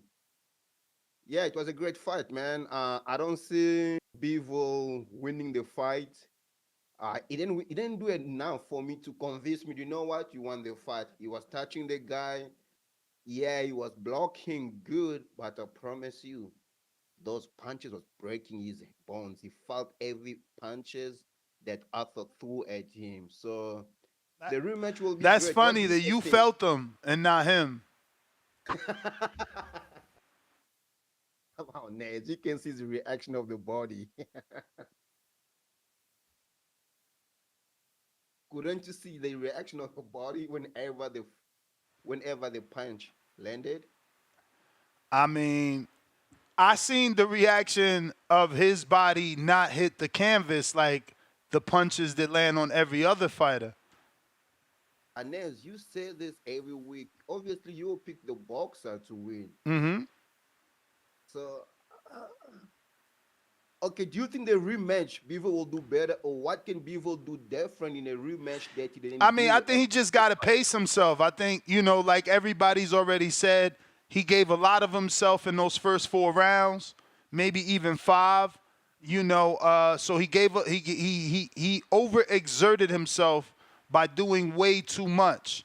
He needs to fight like Richardson Hitchin for Juan Bauza, where it was subtle steps over, getting out of the line, but still being in range to hit your target from a different angle.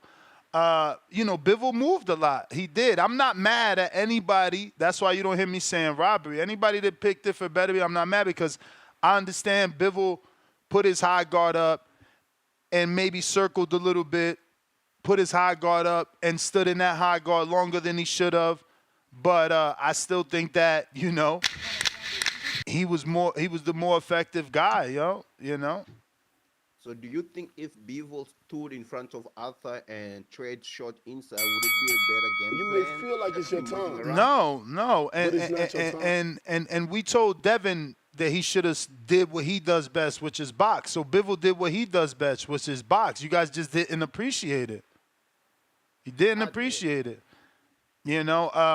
I appreciate it, you see, and this is why I picked the boxer, right? Because the puncher is supposed to beat the boxer.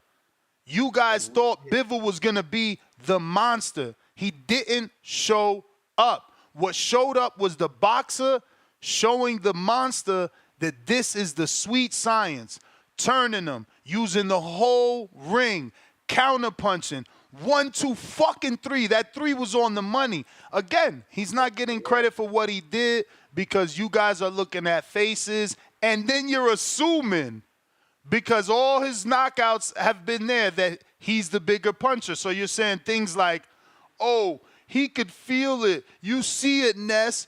He broke every bone in his body. Meanwhile, the guy didn't go to the hospital. There's no reports of a broken hand, no reports of a broken forearm, no broken wrist. This is all imaginary bullshit y'all making up in your head because guess what? Beterbiev's a monster, and he knocked everybody out, so Bivol had to feel it. Bivol had to been hurt. Well, guess what? He wasn't. If he was hurt, he would have fell down and got knocked out like everybody fucking else. He didn't even get dropped. But y'all talking about, oh, he was beat up. Look at him. He was hurt. Man, get the fuck out of here. Beterbiev drops everybody by fucking looking at him. I just don't get it. Of course I'm going to score for Bivol. Look at what he did compared to what Marcus Brown did, compared to what Vozdek did. He showed you boxing. He didn't even clinch damn near. He showed y'all boxing. Y'all don't like boxing. Y'all don't like boxing.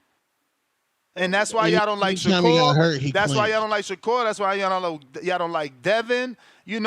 People even complained about Regis and Devin. They complained about that fight, a perfect performance. Y'all are haters. Y'all don't like the boxer. Y'all want the boxer to always get beat up. And then when your puncher doesn't fucking do what he's supposed to do, what he's advertised to do, the only one thing he can do, he don't do it and he still gets the win. It's insane to me. Insane. Bro, the faces of boxing Shaka, your entertainment, bro. Your mic is extremely low. Can you turn it up? Yeah, give me a second. Is it better now? A little bit. How about now? All right, but go ahead and wrap up. You know the bell rang half hour ago. All right, man. Have a great day, y'all. I'll be tuning in. No final thoughts, champ? All right. Oh, yeah. Nah, I give it to Arthur. All right. Appreciate you. When Tank fight, Tank gonna give us entertainment. Somebody gonna get beat up in that fight, bro. Canelo, somebody give us entertainment. Somebody gonna get beat up, bro. We can't keep rewarding people that's finessing. No, it's hilarious, right? Because you and many people will say things like, oh, Amir Khan was up on the scorecards. when Canelo knocked him up. Oh, Leo Santa Cruz was winning rounds. So when you want to hate on someone, you are scoring for the boxer. You are scoring for the boxer when you want to hate on someone. But Leo was piecing Tank up. Oh, you see? But Bivol wasn't fucking piecing up Beterbiev? But Beterbiev pieced up better. And then the last 3 rounds, well, shit, Bivol was on his bike the whole fight. Bivol was low-key surviving. Wow. Bivol low-key was survived those last 3 rounds. Mm. You saying Bivol didn't get hurt? Like he didn't feel nothing them last 3 rounds? He was just happy-go-lucky?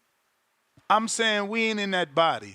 I'm saying y'all just assuming Arthur has this bionic power, so you think Bivol had to feel something. That's just it. Oh, the man, at one point, the man was just in a high guard, like, bro. Like, Bivol was like, yo, I don't want to punch because what's coming back to me obviously doesn't feel good. Okay. I mean, you know, plenty of people, plenty of great boxing minds, Andre Ward, Eddie Hearn, Turkey Allah Sheikh, they all seen it a different way. Call me MPO, $2. You could tell Kate kinda cuckoo in the head. Call me MPO, $2 more, but you know what they say about the crazy ones. Sly face emoji. Leonard Sterling, 5-pounder. Hope every went well. I hope maybe you mean hope everything went well with Clark. Operation last night to repair damage to his jaw and cheekbone. I watched it again this morning. I had Bivol winning. Thank you, sir. Kerry G, $2. Do we not score effective punching anymore? That's what I said. RRT Boxing with Mr. A, $5. Any thought of not giving the belt to an allegedly woman beater over the Muslim being on home turf? Hashtag Hardin. Yeah, I mean, I don't think any of that came into play, especially not in that country, right? If you believe the rumors, you know. I mean, that story is not even, like, respectfully, it's not even viral. So yeah. Elohim, actually, Charles, trying you again.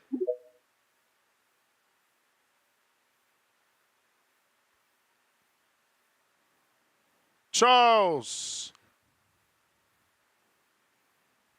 alrighty then.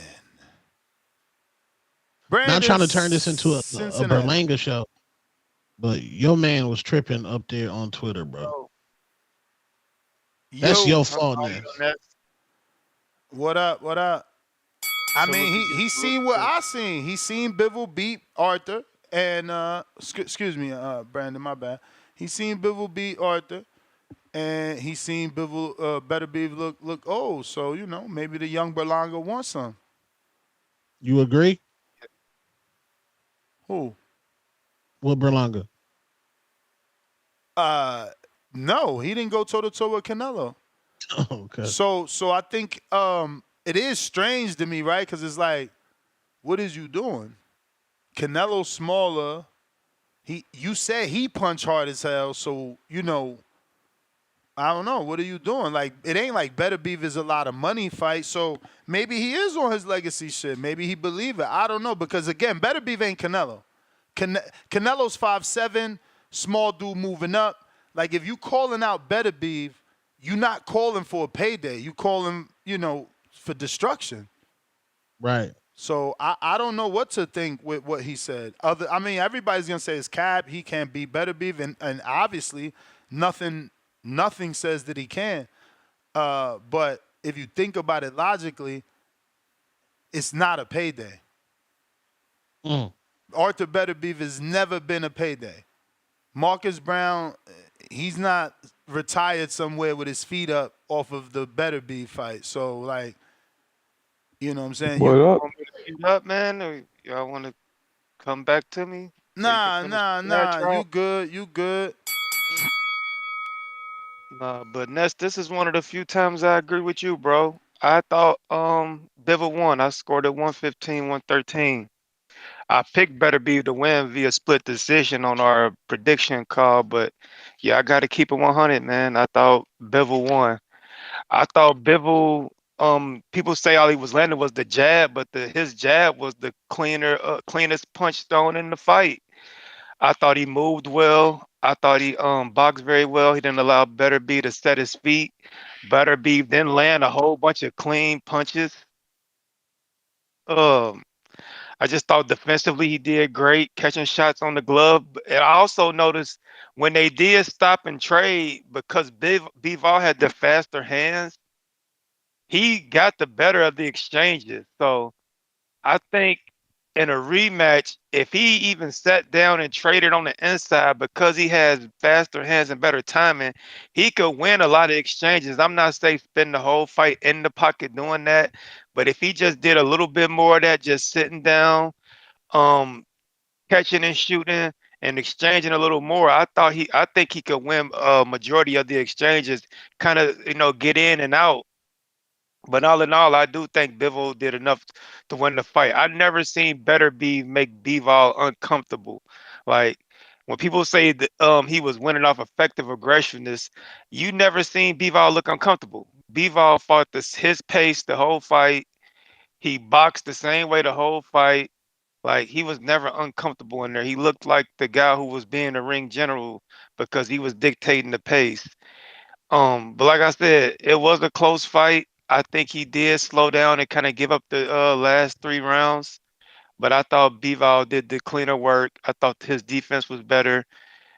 And I thought he dictated the pace of the fight. So I scored it for him 7-5. But yeah, man, I could see like if you a guy that if you gonna score for the guy coming forward. Like if you want, like a lot of novice boxers without the keen eye, if they just see a guy coming forward, they automatically think, oh, he's being effectively aggressive, and that's not the case in my opinion. I don't think his aggression was that effective because I didn't see him landing a whole lot of clean punches on Bivol, and he did a lot of posturing as well, Dude was trying to getting figure walked in the Bivol out. counter shots. He was getting walked in the combination shots, man. Yeah, I agree, bro. I agree. Like I said, I agree with you on this one, man. Like I said, but to the novice boxing eye, if they see a guy coming forward, landing punches on the arms and gloves, they ain't giving the guy credit for his defense. They giving the other guy credit for, I guess, in their eyes, quote unquote, trying harder to make the fight, bring the fight to the other guy. But I didn't see that. You may I feel saw like it's your time, Bivol but boxing it's not your time. pretty well for majority of the fight. That's the That's my better call, brother. player. His face was all lumped up like instant oatmeal. So those punches were landing on more than just the gloves. I'll tell The you that. highlight watcher. The highlight watcher. I watched the fight with you, clown. You ain't go back and watch it because Nah, you I was didn't watch distracted. it. You was in and out. You popped in and out. You ain't even. I did not at all. I popped in and out in between when Busta Rhymes and Missy were singing. Whatever, bruv.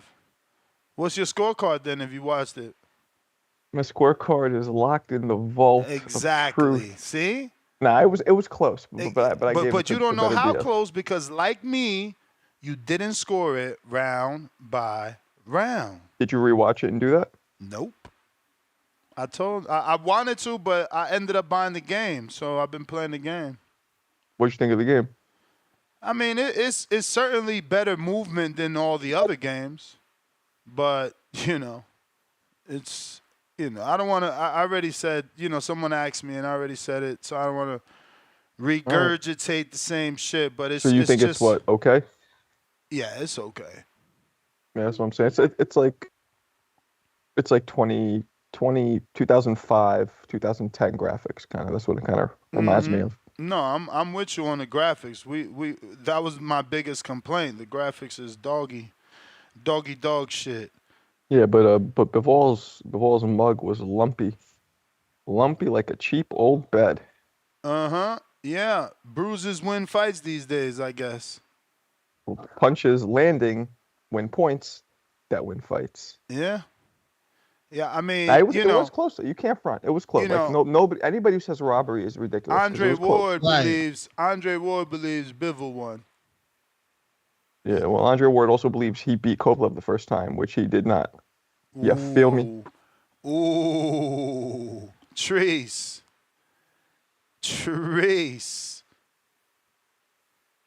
Yow. What up? What up, though? What up, though? What up, though? My God.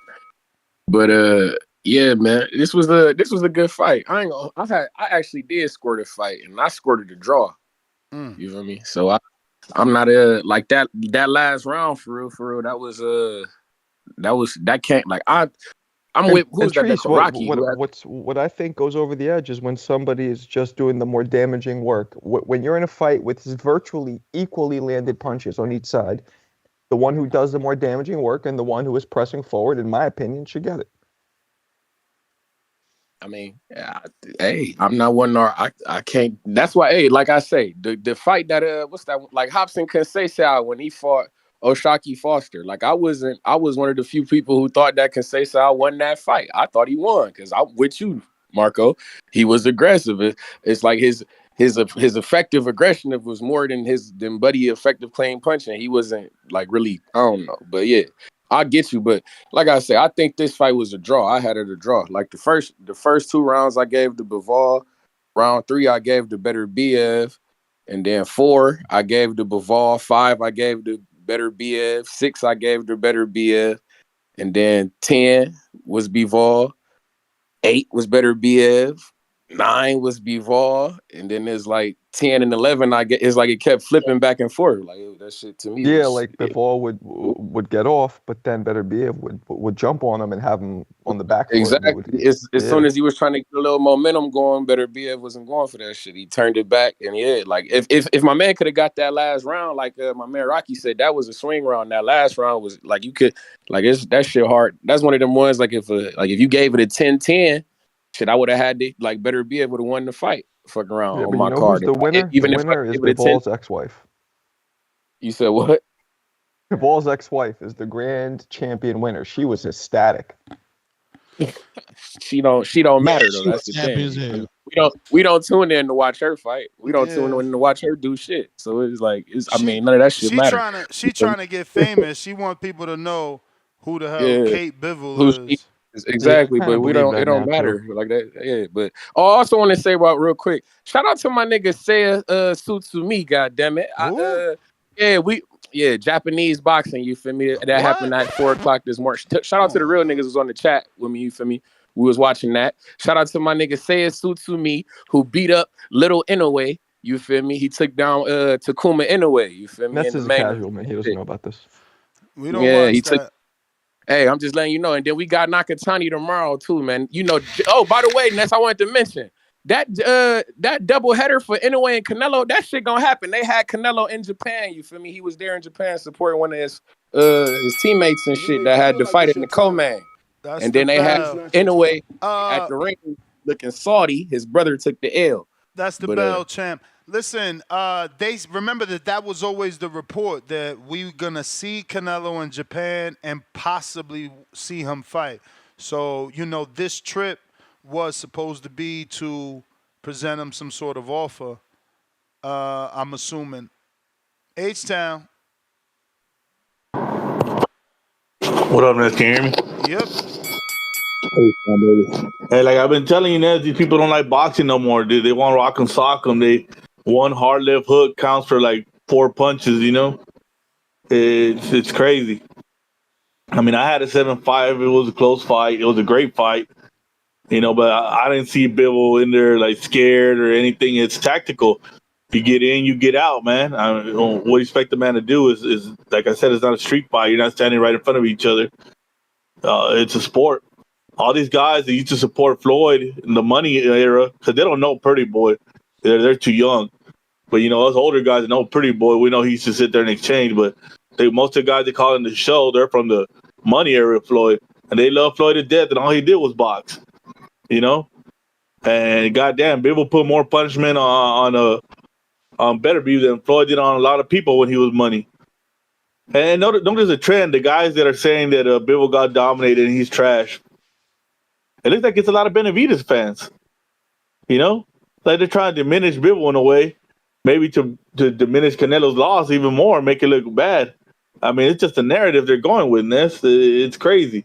It's things like you got to connect the dots like you're the goddamn detective. Look at Tone going crazy about this when he damn well knows Bivol and Beterbiev will beat David's ass. You know, but no, he gonna go crazy on this to try to diminish Canelo. He'll keep saying how Bivol was trash. Oh, he got walked down. Oh man, if you think he got walked down, you're crazy. You don't know boxing, man. Bivol won that fight. It was a close fight, but it was Bivol's fight. And a good rematch. Hey, if you're gonna rematch, it's even gonna be worse for him. Cause hey, when did you see Beterbiev cutting off the ring like they say he does? Like, oh, he's I gonna cut don't off the know, ring bro. like crazy. Bivol ain't gonna be able to go nowhere. You know, he was chasing most of the damn fight. Imagine in another year when the legs are a little older. You know, he's gonna get dominated all 12 You rounds. might be right. I don't see Bivol's it. a It's very good mover. You know what I mean? unless he is on the PEDs, you know, and then hey, I guess Russians PEDs. You know how it goes. They're both Russian. That's what I'm saying. Okay. You know how it goes. You know this. You know the legacy of that, Marco. You're old enough. Yeah. Nah, I know, man. Whooping wives' asses and taking PEDs is commonplace, huh? Allegedly. Allegedly, you know. But hey, man, I mean, like I said, I had Bivol up. It was a good fight, and if they do it again, I think he's gonna beat them worse. I mean, they should do it again. Hopefully. I'm out, man. You have a good Sunday. Yeah, people keep talking about Beterbiev not being able to cut off the ring, but like Bivol's a mad good mover. You know what I mean? It's not that easy. Yeah, and He was on some watching that FloJo type shit.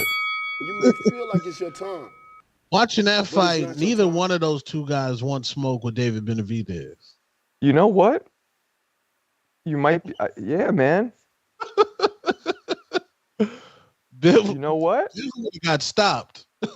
You know what? You might be. The only thing I wonder is, can David take the shots at 75 from a Beterbiev? Yeah, that Elohim. is. Elohim. Yo, what's the word? What up? Hey, Ness, the other day I had called in. Shout out TBV, by the way. It's been a minute. I ain't been calling in a minute. But when we called in and we did the predictions the other day, I told you, I'm like, I'm interested to see if Bivol can hit him with something that's going to make him second guess himself a little bit or be able to back up a little bit. It was certain times in the fight where he got off with that 1-2-3 and he finished with that hook. And I think it was probably like round 8. This is probably the only time I seen Bivol really hurt. He rocked Beterbiev. I think Beterbiev like went back to the ropes and he went in. But Round 7, yep. yeah, and Arthur caught him with one. I think he caught him with like a left hook or something that Yup, it shook was Bivol's exactly, yup, ass you're up. right. And then he was on his bicycle. Yeah, he shook his ass up. But I had Bivol winning though, bro. I had him winning like 16-12. I think he took like the first like three or 4 rounds, and then Beterbiev had like probably like a good 3 rounds that you couldn't even argue about.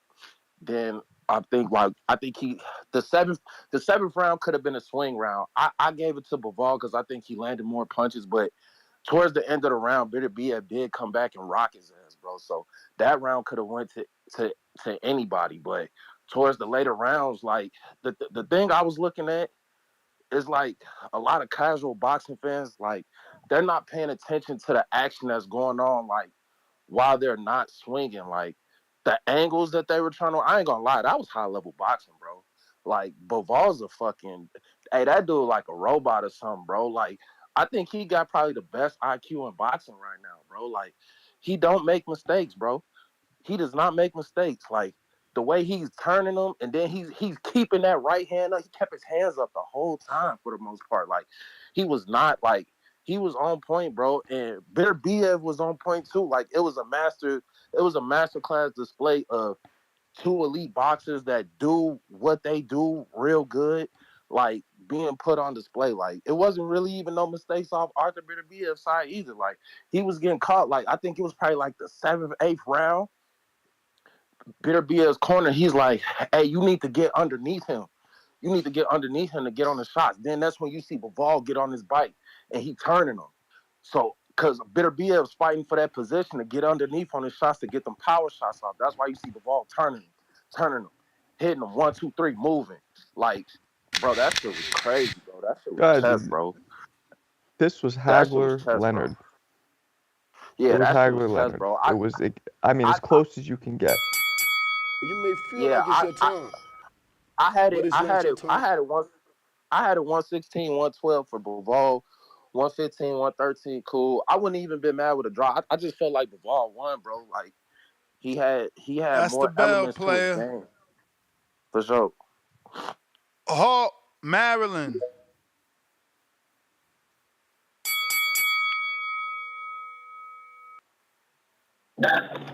Yo, TBV. Yo, Hawk. What's up, fam? Y'all can hear me clear? Yes, sir. Yep. All right. All right. What up, Two Tone and Marco? What up? What I'm about to say, man, I had Bivol, man. I thought Bivol won that fight. But I'm not calling robbery, but I thought Bivol won that fight. He made I never seen Beterbiev look so uncomfortable before. He was really trying to force something to happen for himself. You know what I mean? You could see him get uncomfortable in there trying to force something to happen. But you had to be, really good at watching boxing to see that he wasn't. And that Bivol, to me, he looked like he was more calm of the two. Yeah, but he slowed down. He did slow down at a point, and then he got back to it. So I don't know. I just had Bivol winning.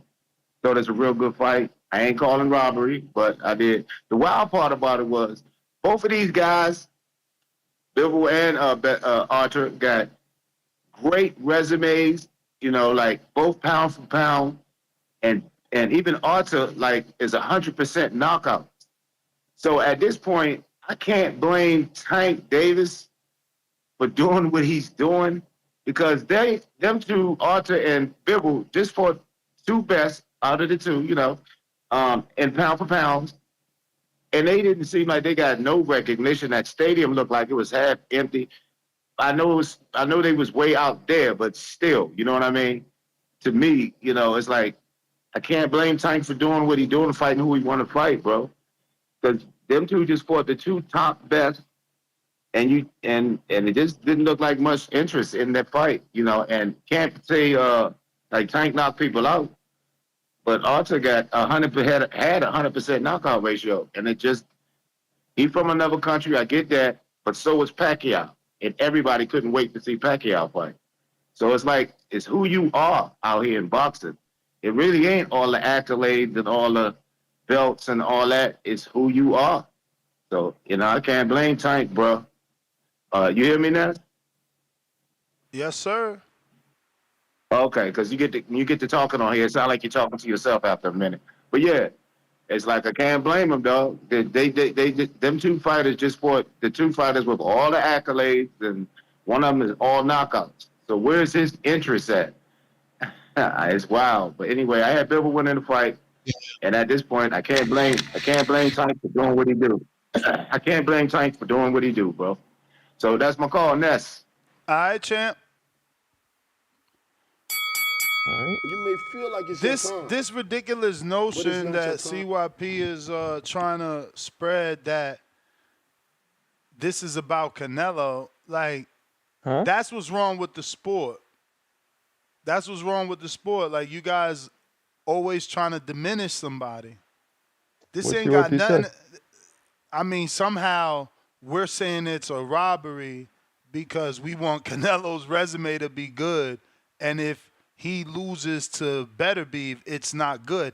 And that's just the lack of boxing knowledge.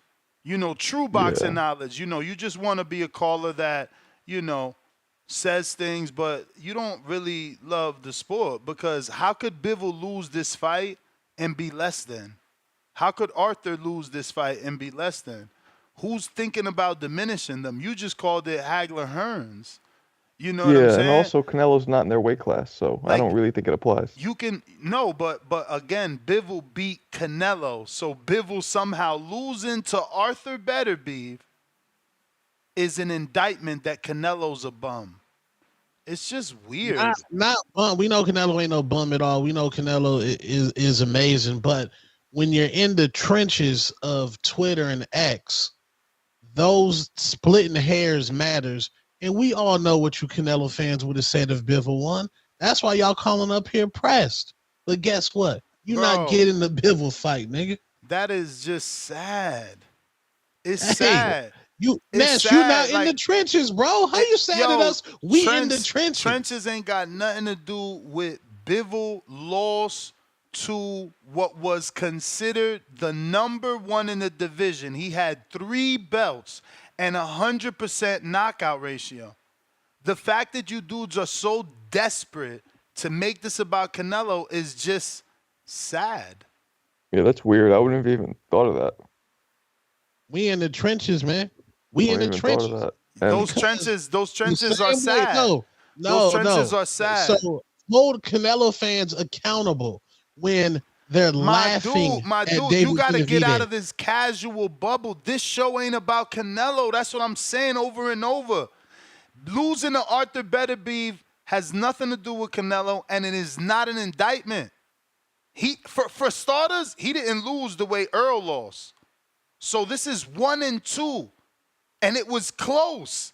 So close, people think some are using the word robbery. Not I, but some No, I'm are. not saying robbery.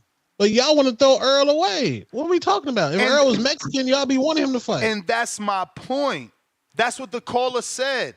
When it's 2 black fighters, y'all shit on them. These 2 fighters are getting love. But you and CYP trying to interject this weird Canelo angle. That shit is weird. I show love to Earl Spence. Earl Spence went out like a warrior. I'm the one saying there's only one person that did that to Earl, and that was one of the best fighters. My dude. Now, Gervonta, you said Tank. The No, minute before Gervonta Tank Davis CYP puts that came on on, himself. before CYP came on, you made it about Canelo. Yeah, you're not about to get that fight. Why you think Eddie Hearn and them so mad? Oh my God, come on, man. They see dollar signs. They wanted Canelo Bivol too. I got Alex, man, on the line. Your plan is spoiled. You guys got to get out of that Canelo tank. Hello? There's other You fighters hear in me? boxing. Yeah, we hear you, bro. Hey man, good morning, good afternoon or some. Man, what a great undisputed fight. You know, I was worried that, maybe we weren't gonna get exactly the most competitive fight, because a lot of times when we start having anticipation, it doesn't come to be. But I feel like on the competitive aspect, it definitely lived up to the hype. I'm very happy that we got to see both fighters do what they do. And, I don't like that people are trying to make it a controversial. If you want to say that it was a contested decision, I think that's probably the best way to frame it. But yeah, just to use controversial to say it was a robbery, it puts a stain on it instead of giving it the praise it deserves. Because both guys went out there, they definitely showed what they do, and the judges decided to award a majority decision to Beterbiev. Me personally, I had a Bivol. I had a Bivol 7-5. It's interesting when people call in and say their rounds, and it shows once again how contested that decision is, and how it could have, how many different ways that fight could have been scored. Because I hear people say, I gave a 7 to him, I gave a 12 to him. They said, oh, I gave number 3 to him. I'm not gonna bore us with what rounds I gave and whatnot, but man, it was that type of fight. Clash of styles, like I anticipated, and the fight came out to be what it was with the decision. I'll say this: if I'm Bivol, he actually, you know what? He said it. Just need to throw more. He did everything so well, defensively, positioning, great jab, probably landed the best shots of the fight, but just need to throw more because Beterbiev, man, that pressure it's A1, man. It's cutting off the ring. Beautiful in the beginning. He was looking a little bit silly, but the mindset to keep at it, to stick to the game plan, to keep that on Bivol, it ended up paying off towards the end, and ended up getting him those last 3 rounds on 3 scorecards to go ahead and earn the decision, man. Of course, I think in a perfect world we would want them to run it back.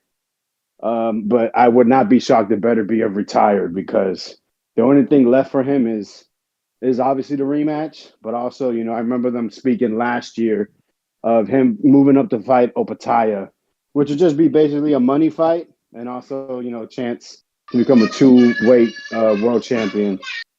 Man, just listen, man. People, I appreciate a lot of people calling in, giving up their takes. A lot of great points are being made. I just, man, just don't bring down one guy to put up the other. Don't talk about the guy's age or a guy fighting someone from below. This fight, listen, man, great. Those guys had two great paths to fight each other. It was a great light heavyweight undisputed You may feel like fight, it's your and time, now we have an undisputed but it's champion. Man, not your appreciate time. the time. That is the bell. Oh, shout out Treats with that pick. Shit. DC3, he probably mad. My bad, DC3. I seen that counter punch very late. I don't know if you want to jump back on. My bad, fams. You're still my mans in them, right? We got Davey So Art $5. Bivol tried to win 7 rounds first and gassed out. But 116, 112 is sickening. Galaxy Studios $2. Marco, he took his coffee today. Okay. DC3 counter. Man, no Oh, coffee there you today. go. My bad, brother.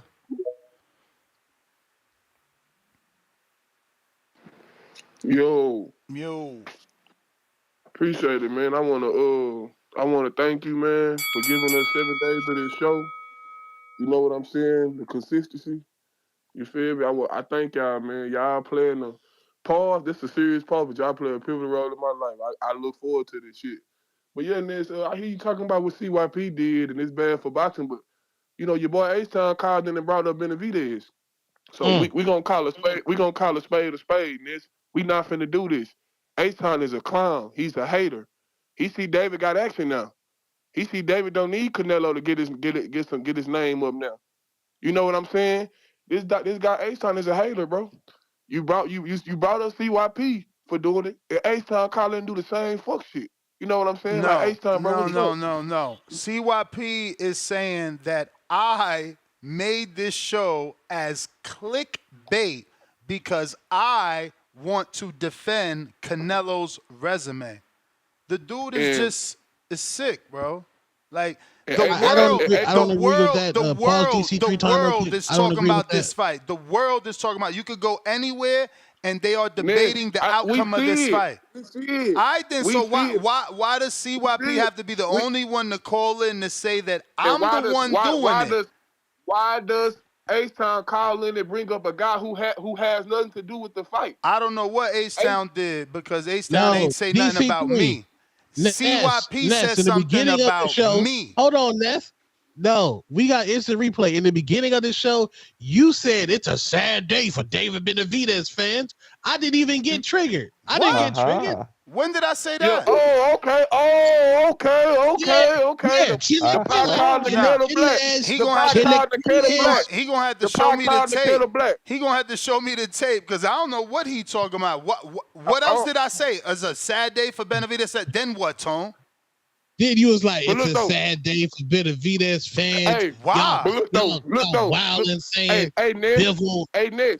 Hey, DC3. The only thing that I think he might be talking about is when I said the Davids. Never said Benavidez. I said the Davids are now gonna have to wait. They're gonna have to wait because Turkey wants the rematch. That's all I said. I just look. I wasn't even gonna call in today, but H-Town call disgust me. You feel me? I didn't hear CYP call, but I heard you say something about what CYP did. The explanation you gave, and I say, damn, it sounds like that's what H-Town just did. H-Town is a hater. It's clear as day this guy's a hater. You know what I'm saying? He hates Tank. He hates the PBC. I He mean, hates same could be said about Benavidez. CYP hating on Canelo. And Jerry, CYP be giving Canelo credit. Stop that. Come on, man. Look, but that's boxing though. He call the in one and say, turning the show into Canelo. hey, but look though, Ness, we always talk about like how it's hard when you trying to defend a fighter to not kind of kick. It's hard. It's hard, bro. It's because it's an individual sport. It's hard. That's just like you was going in on air the other day, and I'm like, damn, you feel me? But it's hard to not kick somebody, kick the guy you defending now. It's hard not to, because it's an individual sport. I guess since we What you just saying, saw the Marco? two best fighters fight, it makes us people salivate like, damn, we should have saw Benavidez and Canelo. give us what these two guys just gave us, Yeah, and then but everybody starts that kind of wasn't the intertwining it. conversation. That's not the conversation. His conversation is that I'm doing this for clickbait. He's literally in the Discord talking about save your money. He's doing this for clickbait, as if the world isn't debating this topic, as if Dan Rayfield didn't write an article on this. Like, what are we talking about? It's just crazy. Well, when Canelo already fought one of the people in last night's fight, of course it's going to come up. Yeah, and look, Marco, this the slogan we gonna go by for now. When it come to these masterclass boxers, these high IQ boxers, if you gas and you on somebody's ass, the judge is gonna teach your ass. So this to the Chris Stevensons of the world who think they're gonna be able to beat guys on points. You know, guys who you see what just happened to O'Shaquie Yeah, but Foster. DC Shakur just jabs. Like Bivol, to his credit, was landing some shit, not just jabs. Yeah, 1, 2, 3s. 1, 2, 3s. He just jabs. But look, didn't Beterbiev throw more punches? Yes. Yeah. Yes. Huh? It was almost virtually so equal. that shows this it was shows almost that equal. Matter of fact, I think the punch stats had Bivol throwing like 4 more punches total. I thought it was 200. Beterbiev threw more punches. Oh no, excuse me, landed 4 more. Landed 4 more, not thrown. Yeah, but it just shows that the more active guy who's letting his hands go more, go up the score. So look, Shakur, go over there. Like I said yesterday, your boy Turkey fucked up the game. You know what I'm saying? He just fucked up this man's record possibly.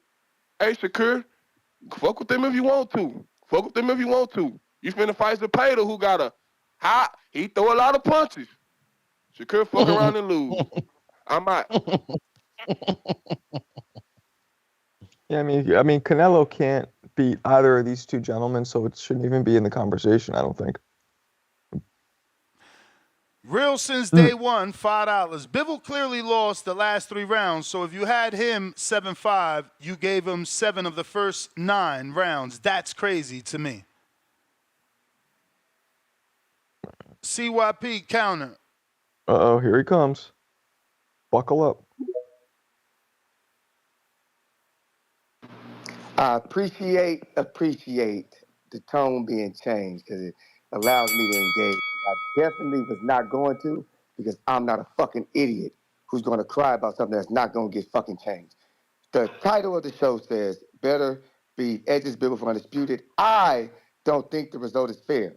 Who the fuck knows who I is? You the man, you the host, you the boss. But you also are saying on I played the audio. I played the audio. You said I'm talking clickbait is what people read. What they read, and I don't know if you know that about YouTube, is what the title says. That's what they call clickbait, the title. So secondly, live, you're saying you're not calling robbery. And it also says Hearn in the title. It also says Hearn in the title. So I the know quote. what I see. So your brain didn't go to Hearn being the quote. Your brain went to me being the quote. Yes, because even though I got Hearn in the title. This is what you do. Okay. This is what you do. Go to X right now and look what it says. I'm good. No, do that. No, So I'm good. everybody on X. I'm good. No, you ain't got to do it. You ain't got to do it. Everybody on X, somebody call in and tell Ness what the fuck you say. Don't say nothing about you no just Hearn, mad. You else. obsessed with Tell Canelo. Just tell us the There truth. we You go obsessed. again. You go, hey, run obsessed. me again. You know what? This is what you're going to do today. Run me till I'm done talking. That's what you're going to do. You can overtalk me as much as you want to. I don't got bread. overtalk to you. Run me. Here's what you do. Run me till I'm done talking. This is what I'm going to do from now on. When you get to trying to overtalk me so I don't kill you, I'm just going to run the bill. I got money. Run it. That's what I'm doing. Run it till I'm done talking and bill me after. This is what we're going to do. People, y'all about to get entertained right now. Okay, listen to this. You go to X, it says better be Edges Bivol. I don't think the result is fair. It says nothing about Eddie Hearn. That's what it says. That's what I use when I call in is X. That's what it says on his title. Let him try to tell you something different. I don't use YouTube to call in. I use X. That's what it say right there. I get notified on X. That's where I'm at. So again, CYP don't tell no lies. Secondly, you are also saying you're not calling it a robbery. So if you're not calling it a robbery, then there should be no outrage here. That means if you're not calling it a robbery, then it was a close fight. There should be no outrage. There's nothing but outrage coming from you from anybody who thinks that Bivol did not win. You think he won easily. So if you think he won easily, that means you're calling robbery. If you think somebody won easily, but they did not get the win, That's called a robbery. But now we're going to switch it because CYP didn't expose that. Secondly, H-Town, amongst others, are the one bringing up Canelo as well as David. This is a ploy towards Canelo. And on this show, people, tell me if CYP is lying. Do we not analyze a fighter's opponent's wins and losses to see how they age for that fighter? We do it all the time. When Pitbull lost his belt, there were hundreds of you trying to discredit Tank before win that he had over Pitbull because now he lost the title. That's how it works. So now Bivol loses his title. We cannot talk about how that aged You may for feel like Canelo. it's your time. We cannot do that because the host of the show don't want you to hear that. But if it's Tank opponent who loses, we can talk about it. If it's Wilder opponent who loses, we can talk about it. If it's Charlo's opponent who loses, we can talk about it. If it's Bud's opponent who loses, we can talk about it. If it's Earl's opponent who loses, we can talk about it. But if it's Canelo's opponent who loses, hey, this ain't about Canelo. Why don't you say that to the people who do this shit in the past?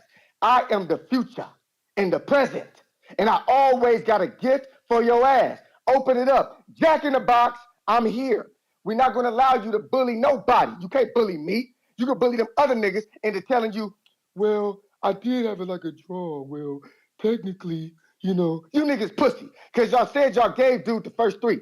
Then y'all said he won the last three in the middle with toss-ups. That means you didn't see it as no Bivol win. You saw it as a close fight, and it could have went to Beterbiev. But y'all won't say that, so I'm going to say it for you. Do y'all realize something that's the craziest part of all this shit? I wonder if y'all can be honest right now. Be honest with me. Nobody thought that Beterbiev would out-activity Bivol. Not Bivol's camp, not the host, not the co-host, not me, not none of y'all thought that he would out-activity Bivol. He did. He outthrew this motherfucker for 10 of 12 rounds. Nobody thought he would do that. That's another reason why he won this fight. Y'all can't be honest, but let me rewind. Everybody talks about Devin Haney's game plan. Oh, it was so horrible. His game plan was so horrible. We're talking about Bill's game plan. The game plan to let the power puncher out fucking throw you is a horrible game plan. You set yourself up to lose, and you lost. We ain't gonna keep it real, so I'm gonna keep it real. And just like he did, he gave me the opportunity to talk unedited, so I'm not gonna get mad about the shit he say when I'm done because that's the way the show works. You should be able to call in and say what the fuck you gotta say, hang up, and then he can rain on your parade. So go ahead and rain on my parade, but first tell me how much I owe you. CYP out. I mean, there's only one, I believe, because you called in on one. And I'm not going to rain on anything, bro. Like, we heard your call. You can flip it however you want. We're talking an undisputed fight. You talking Canelo. You want to say it's because Bivol faced Canelo, but that's not what you're actually saying. What you actually said is that I am making this show as clickbait to defend Canelo. So that's why I am calling it a robbery, because this loss affects Canelo's resume. Somehow losing to Arthur Beterbiev is a bad thing for Bivol when this was the 1 and 2 fighting for Undisputed. That is what I am discussing. You can go sing and dance about anything you're talking about because I'm not paying that any mind. I'm talking about what you said and what you write in Discord, which is what we're debating. That being said, we can move on. We got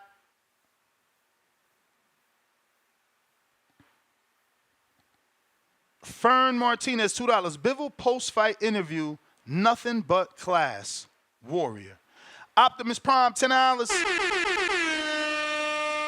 What do Kate Bivol and Two-Tone with the Twitter trenches have in common? Celebrating another man's downfall. Weird.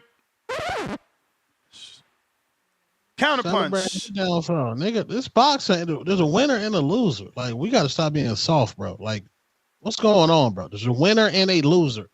Yes, we talking shit. That's what we doing. H-Town. Counter.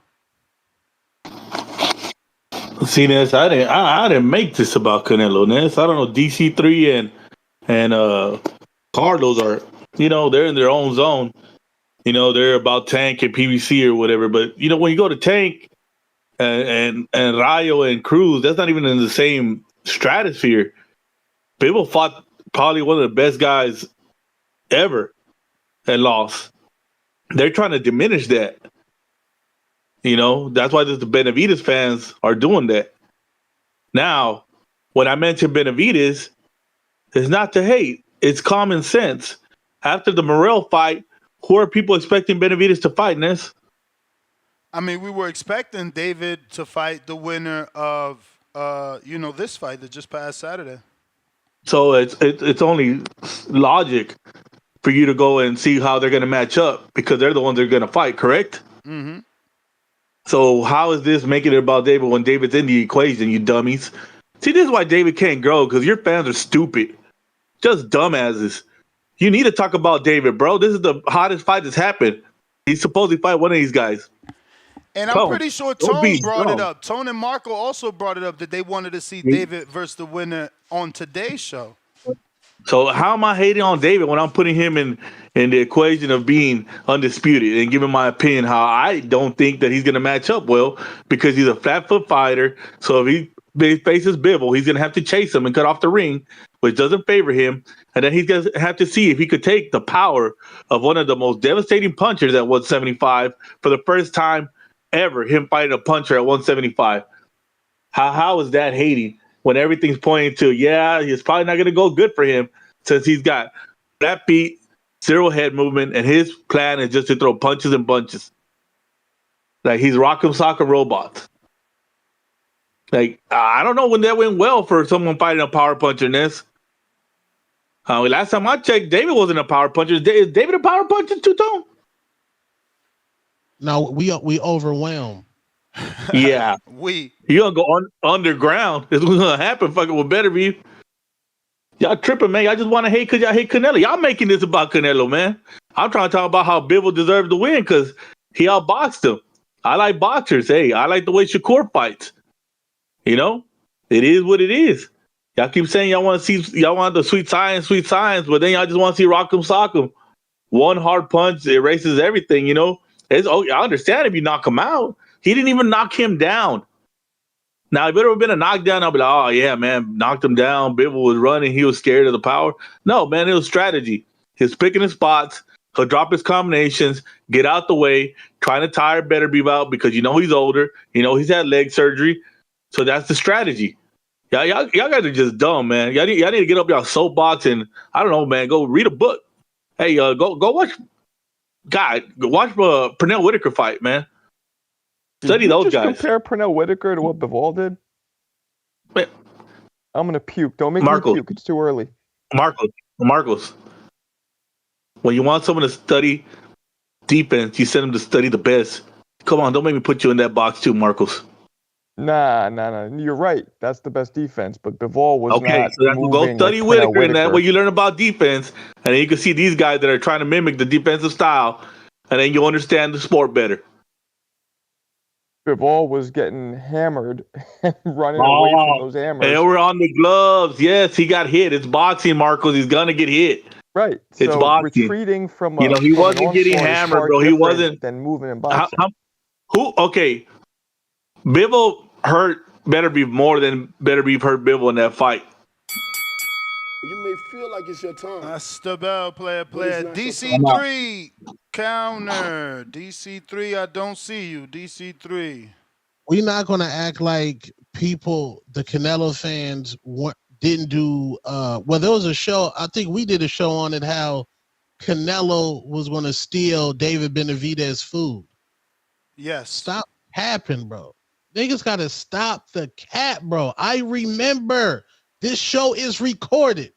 You whole ass niggas was happy that Canelo was going to go up to 175 and steal David's fight. But guess what? Your man's lost and your man resume looking funny in the light. That's the part I got an issue with. You sound crazy for saying that's stupidity, bro. No, that's just hate right Arthur there. That's hate. I'm hating right there. Yes, I'm hating. That's because I can make Canelo fan. I'm hating. Okay, because it's like, yo, we can't keep saying you lose to Arthur Beterbiev and you a hype job. It's like, bro, we setting the bar so high, everyone's a hype job then. No and it was a close fight too. Yeah, it was a close fight, but still, I just know y'all Canelo fans was Gun ho, yeah. Canelo gonna go up there and steal David's fight. Now look at you. What you gonna do next? Oh, you over there in Japan? Got to fight Toyota Corolla, as Ness say? Stop, bro. I don't think Canelo shit, man. wants to go to 75 at all. I don't think he's going to 75. I mean, not now, but that was his plan. He certainly wanted his rematch. Like, the fact that you always say that shit, it bothers me so much when the man fought at 75 twice. No, Like, I don't think he's going to go back. That's what I'm saying. You sound, I swear, I question your shit, bro. I'm gonna treat you like Troy. You ain't got no box rack to prove your fights either. I'm questioning you, bro, because nah, this shit ain't right. It ain't right. You can't do that. Like, the dude won a fucking title. Then he fought Dmitry Bivol. We just seen Bivol stood up to the monster. And he got waxed, and he's like, no more 75 listen to this guy. for me. He got waxed. He got waxed. Waxed. You sound fucking, who waxed like man, Mr. Miyagi. Shut the fuck up, bro. Was waxed on and off. Motherfuckers fought absolutely nobody and got the balls to talk about waxing. Go wax your fucking bald head. DC3, You got a bald what head up? too, you clown. I mean, but I don't need waxing, motherfucker. I don't need fucking waxing. You need waxing. You need waxing, and you need to prove your box record, because you say some fucking very suspicious shit. Yo, no why boxer says the type of shit you said. No, it's not Canelo, bro. It's the shit you be saying. You and Troy say some shit, and it's like, bro, I thought y'all was boxers. How the fuck do you get in the ring? You just got How do trigger you warning. get in the ring? Canelo trigger warning. Do less than the dude you complaining about, and then got the balls to talk so big, like you on his level. Trigger Shit warning. is crazy. Go ahead, DC3. Maybe you're invested in him. I don't know. No, my trigger warning, I just tell the fucking truth. Niggas don't tell y'all the fucking truth. You ain't fight nobody on Canelo level. You ain't got no box rec to prove you a boxer, but you talking greasy. And Troy the same fucking way, talking with a broken eye. I tell the fucking truth. I tell the fucking truth, nigga. Go ahead, DC3. Yeah, because you fought so many people. What are we even talking about? Troy cost some My dude, you know what I don't do? I don't fight with the reality that I'm not a boxer. I don't lie and say I'm a boxer. Because real boxers don't talk the shit you talking without a box rec.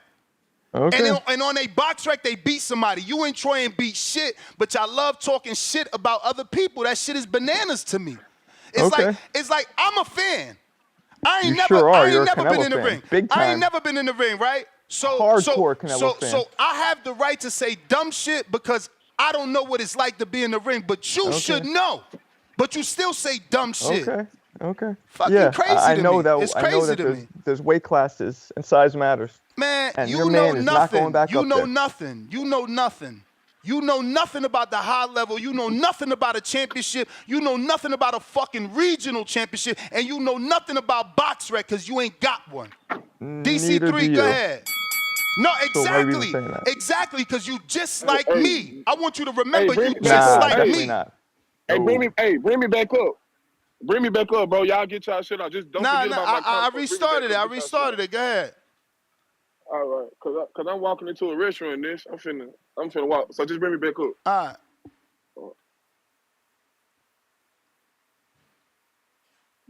Tip, what up? Yo, Ness. He lost. He a motherfucking You better be careful. loser. He's gonna go off again. You know what I'm saying? All you ever did was hop on the show and hold him down. He ain't no winner, better be. He ain't no winner. That's how you sound right. It's yo, Tone, give me the J Reed, man. Give me the J Reed. You ain't no cop, J Reed. I don't even know what he's talking about. Yeah, I cut out. Yeah, Ness, you out here wilding, man. Marcos, keep doing what you do, man. You know, there's a saying that hurt people hurt people. Oh yeah, no, that was clearly a little temper tantrum. That was weird. It's not a temper tantrum. It's a fucking check, man. You and Troy got to stop. Y'all got to stop. No, it's a temper tantrum. You questioning a dude that already, like, this is my problem with you, and you trying to minimize it. You are questioning a world champion that did it already 2 times. What are you talking about? I just said he's not going to go to 75 again. But I again, mean, for you to get that is that the debate, upset, Marco. That is the debate. are you The dating man him? is What the literally fuck? doing interviews saying, if Bivol wins, I want my rematch. A lot of But you people say shit in questioning it. interviews. But you questioning it. Meanwhile, he's the same dude that did an interview and said, I'll fight Floyd at 152 and A did lot it. of people say shit in interviews. This is what I'm saying, bro. Yeah, you can say that about certain people, but to say that about someone that's been constantly proven, it makes me question your shit, and that's why Nah, Canelo you is ain't one got of the no best in the box world, but rec, he's bro. just not going to 75. You ain't got no box rec. That's why. Quan, you ask any real fighter, they won't say no shit like he just said at all. Yo, Ness, what up? What Panel, what up? up? Nah, man, the fight yesterday was good. I mean, when I was looking at it after the 12 rounds, I did have Bivol winning. But the thing is, I feel like he definitely went into full survival mode them last couple rounds. So it's like, now that I done seen all the boxing that I done seen, I know what the judges value. It's like, I'm not even gonna lie. The shit that Beterbiev was getting off, he wasn't getting off a lot of them punches clean. Bivol was blocking them. He had a high guard, but he was on the back foot. He was moving, so it don't look good at all. They don't care if you blocking them shots. If you know what I'm saying, effective punching, I think it should matter, but it is what it is. We've seen this thing time and time on how judges will score a fight. So you got to be active. But the thing is about Beterbiev, you can't trade with that motherfucker. Can't nobody trade with him. I just seen enough. I see what I had to see. Every time Bivol did have Beterbiev maybe a little stumbled or something, and he thought he can go in there and exchange with him, he got cracked. And then that energy completely changed because he knew every time I wanted to punch more and I wanted to get in there and do what I want to do, Beterbiev hit me back and I got hurt. So he couldn't do that in those middle rounds like he really wanted to. Beterbiev, that power is real. My honest opinion, you do gotta. Canelo is he's just not a natural player in it because you're right. He was talking about coming up into the division. So you know, what I'm saying I know Canelo. He better than ever think about fighting Beterbiev. I think even if David fought Beterbiev, I'm not siding with David. I mean, David is one of my favorite fighters, but I don't think he could sit there and take them punches for Beterbiev with his style. So stylistically, I don't think David can beat Beterbiev, but I do think David can beat Bivol. It's kind of crazy. It's just stylistically. Even though I'm saying I think Bivol beat Beterbiev, I think David could beat Bivol, but David can't beat Beterbiev. If that makes sense, it's just stylistically I'm not looking. You know, I ain't really using the triangle saying like, oh, that person beat him, so he beat him. No, it's just stylistically. I think that's how the fight will go. But Canelo do have a chance to beat Bivol too. So it's weird, but yeah, I don't see nobody beating Beterbiev because the power is too real.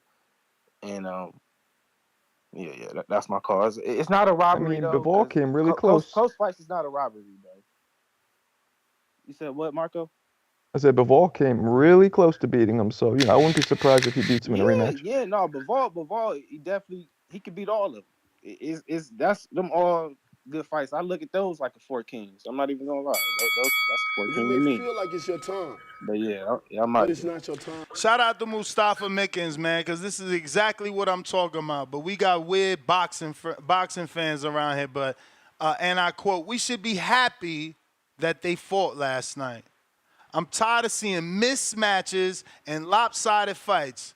Two very good boxers, same size, no weight clauses, neither man way bigger than the other, no dirty drug tests. Both men showing class in and out the ring.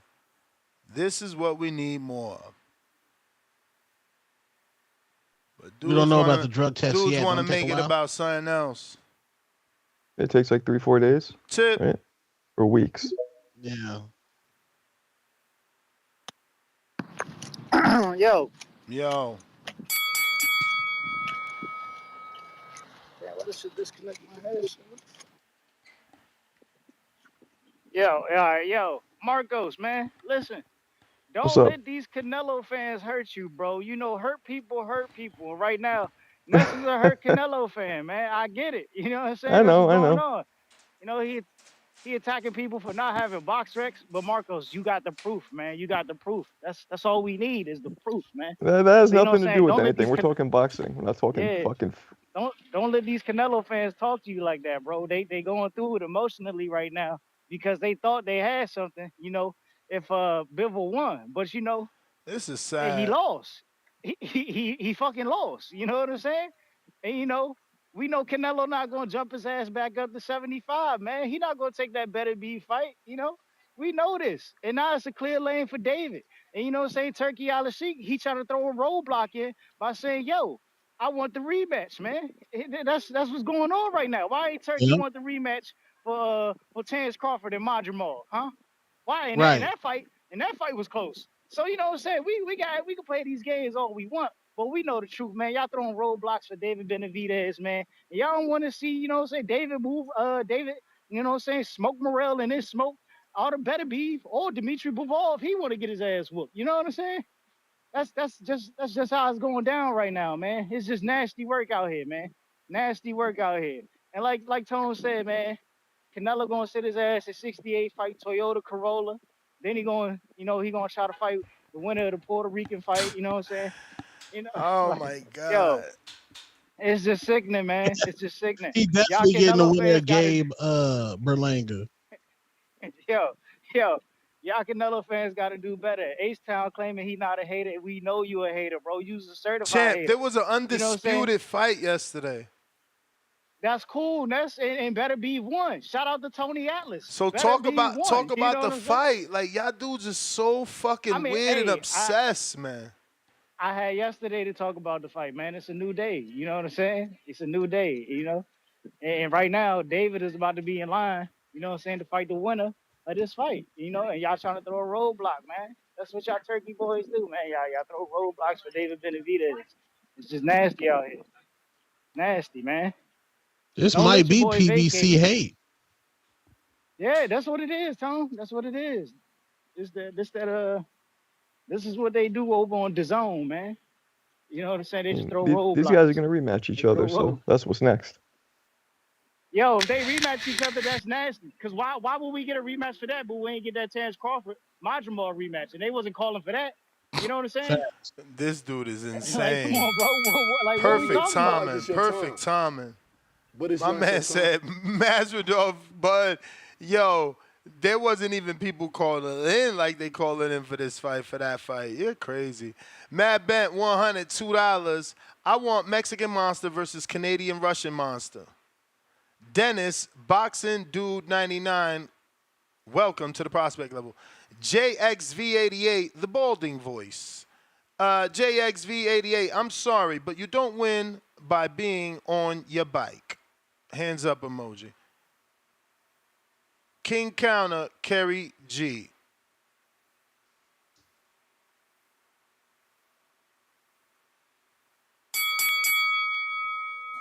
Hello. Hello. So first thing I want to start with is like what a spectacular matchup between two dudes at opposite ends of the boxing spectrum skill wise. Like, you know, the boxer versus the puncher, like this was truly like the epitome of that fight, man. Like it was phenomenal. They both put on one hell of a performance. Also want to start with yo, Turkey, I don't care what anybody says, man. I'm sold. Turkey is amazing for fucking boxing. I had a little fight party and I was worried because it's just like they're like, so who are these guys? You know, is Tank on this? Is Benavidez on this? From the fights I've chosen to show at fight parties. And I was like, oh, it's two like, you know, Uzbek guy and a fucking guy from Dagestan. And they weren't that interested. But they were like, yo, I didn't know boxing was like this. They were like you get a concert and a movie before the fight. Like I tell you, all my casual friends were like just they were glued to the screen because of the concert and because of the movie production that Turkey puts out for these trailers. Like they were like, yo, what is this shit? And they loved it. And that kept because of that, they were super glued, especially because of the movie trailer. They were super glued to the actual fight. and everybody was like literally watching the fight. There weren't no jokes. The blunts were put down. The drinks were put down. They were glued to this fight between two random Russian dudes. They had no idea who they were. So Turkey hit something on the pulse with that. And the especially like the 80s black babies at my party were going ape shit. We're fucking Sierra, Busta Rhymes days. Like he got them dudes to practice, bro. That's crazy. I know they're on tour and stuff, but still. That like it was a definitely a spectacle I wasn't expecting. With the fight, I had the fight scored 7-5 to Beterbiev, but I also had five highly contested swing rounds. So I wasn't upset with the draw, and I'm not upset if someone said 7-5 Bivol.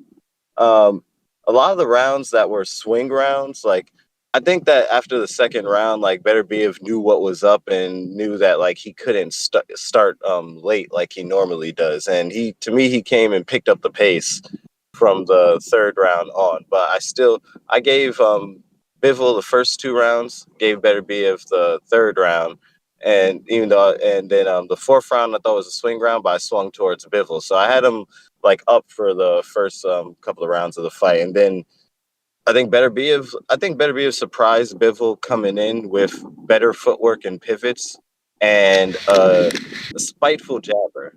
I think Beterbiev is a very spiteful jabber. Like Bivol was jabbing the fuck out of him, and I think he just got upset and was just like, "Oh, you want to do this boxing game?" And then he just started throwing like 15 jabs in a row, and a lot of them were hitting on the gloves. But when one did hit, like it was super effective. And that's what I mean, like, and I think like people were saying that like Bivol wasn't acting his normal self and that didn't have that bounce. But to me, Bivol showed what like someone like Shakur is supposed to do against like a pressure fighter.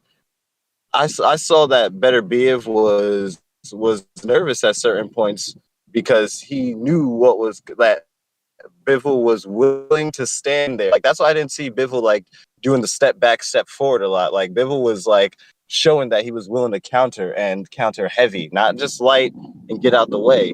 And that made Beterbiev think a lot more to me.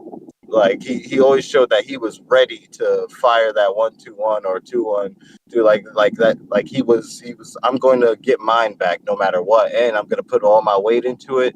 So I think that that definitely disrupted Beterbiev a lot, and he really wasn't used to it because he knew when perfectly to switch from boxing and I got to fight. Like we always say that shit. Like you got to fight this guy off sometimes. You can't just pull that boxing shit. So to me, Bivol did his job.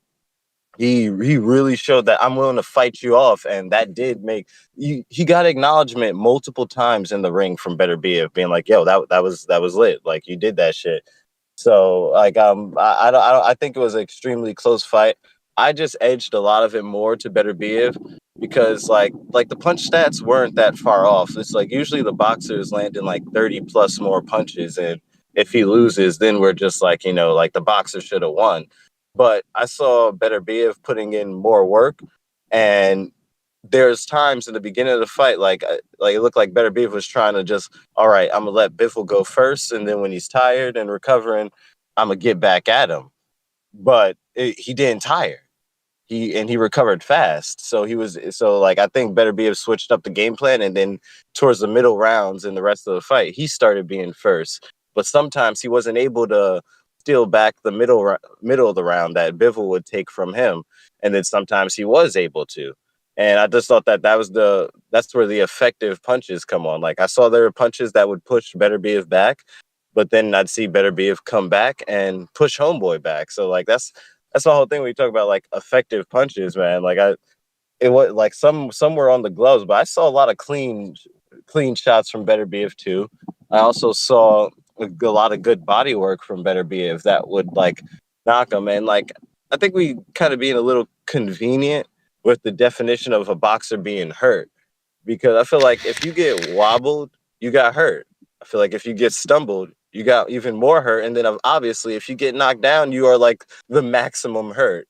I saw Bivol get hurt a couple of times. I saw Beterbiev get hurt like once in the middle round. At least to my point of view is like, but it never seemed like Biffle was out and not still like hotly in the fight.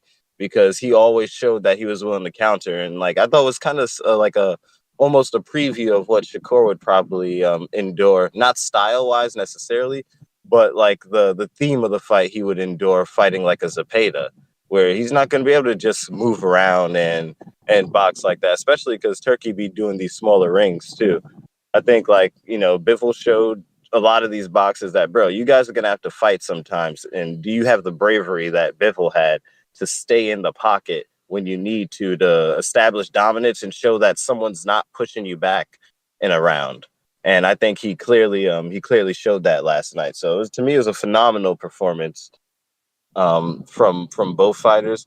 But I like I see if you chose whoever winner you chose, I'm not upset with, as long as I don't think anyone more than 2 rounds more than the other guy, basically.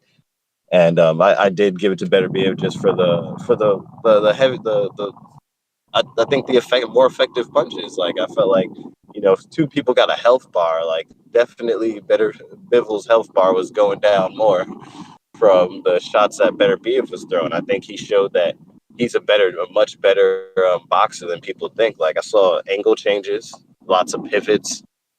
You know, I saw an amazing power jab, like a very Crawford-esque power jab that, like, especially it was like the 4th or 5th round.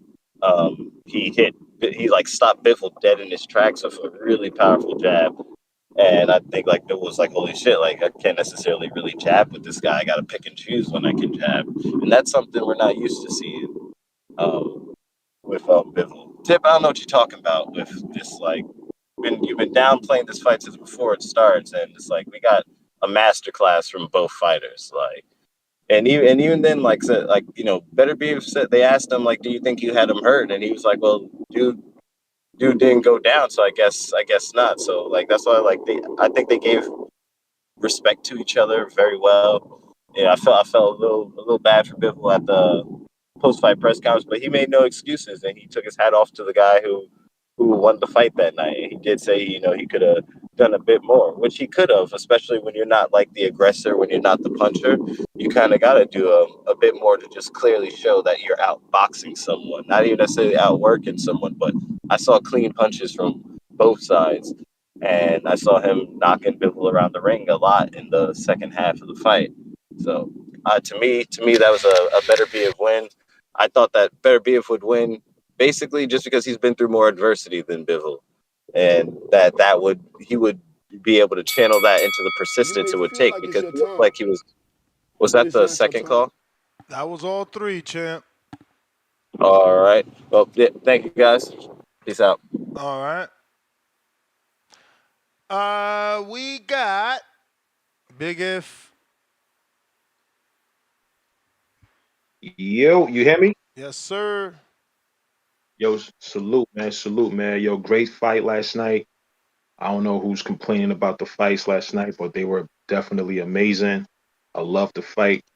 Ness, I gotta say, yo, calm down before you get your tag bust by Marco, man. You heard? So calm down, B. But I'm messing with you. But salute, man. Salute to the fight, man. So I don't know. People keep calling and talking about it was definitively Bivol. That's not the case. And just to be clear, I won money on Bivol by majority decision. But the entire time I had sorry, not Bivol, Beterbiev by majority decision. But the entire time leading up to the fight, I thought it was gonna be Bivol by decision. But the betting odds weren't favorable for that, so I had to go with whatever was favorable, not knowing it would win, but it won. I think the fight was close. I had it to Bivol. A lot of people saying, what's the dude that calling that always talking about the discoveries and research and all that? Son is a bug. CYP. Yeah, CYP talking about what did he say? The Beterbiev landed the most punches. He conveniently left out that Beterbiev like threw the most punches, but Bivol actually landed more punches. So what do you want? Somebody who's just throwing punches, or the guy who's actually landed? In the first 3 Yeah, but fights it when was we saw only him like land, 3 more punches.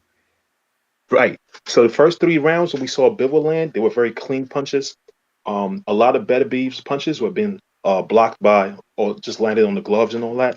So all that research talk is clipped for that, man. You got to cut it out. You know what I mean? If you're really a researcher, you would have gone to YouTube, you would have gone to Twitter, you would have gone everywhere and saw that that stuff was in quotes, man. Like, who the hell puts what they say in quotation marks on their own show? You know what I mean? So, son is a bug out. This was a great fight. Anybody who thinks otherwise, these are the fights that we always wanted, man. You know, we almost didn't get the fight because of the fake political thing that some of the organizations were trying to do with Russia and all that stuff. But thanks to the Most High, Turkey, we got this fight. I enjoy the fight. We can't begrudge this fight, man. We got to enjoy these fights, and we don't know when we're gonna see fights like this, especially undisputed fights and stuff like that. But also, I'm gonna leave it with the last thing, man. I called him yesterday. I said the same thing. Better Beef's trainer, immediately after the fight, in an interview, he said, "Listen," he kept yelling to Better Beef, "Yo, throw punches. You got to knock him out," because he wasn't sure. Because he thought Bivol was up. And after the fight was done, before the results were called, right? He said he wasn't absolutely sure that they won it fair and square. So that should tell you everything you need to know. If the trainer is saying he wasn't absolutely sure, come on, dog, what we talking about? For me, whoever won, I'm not mad at it, man. It was a great fight. I'm happy these two guys clashed. And salute to boxing, salute to Turkey Al Sheikh. Ness, don't get your pack bust by Marco, man. Peace. All right. We got H-Town, finally a Benavidez fan with common sense. Joseph Harrison, $10. My problem is people saying it was one of the greatest fights in the last 20 years, but then you call it a robbery. A fight is round by round, not who landed the most punches throughout the fight. George Foster, 5-pounder. Belanga lost 12-0 to the man who lost to the man who lost to the man. Talking about no IQ, laughing my ass off. Think he was drunk, still parading the sun? Or did you, yeah. All right. Galaxy Studios, stop it. David can't touch Beterbiev or Bivol level. Nike Hendricks.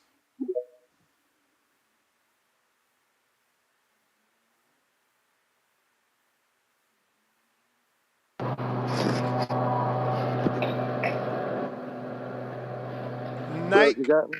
Yes, sir. All right, man. Shouts out to the boxing boys. I just want to say, man, ain't no robbery. And just want to say, too, man, Two-Tone, man, I was trying to rock with you, but, oh, nah, man. Y'all just keep doing what y'all doing. That's my call, though. But I like the Bivol for the win, but it wasn't a robbery. But shouts out to y'all. All right. Nike Hendricks. We got, I have no clue. What is this? Bartending? Bartending.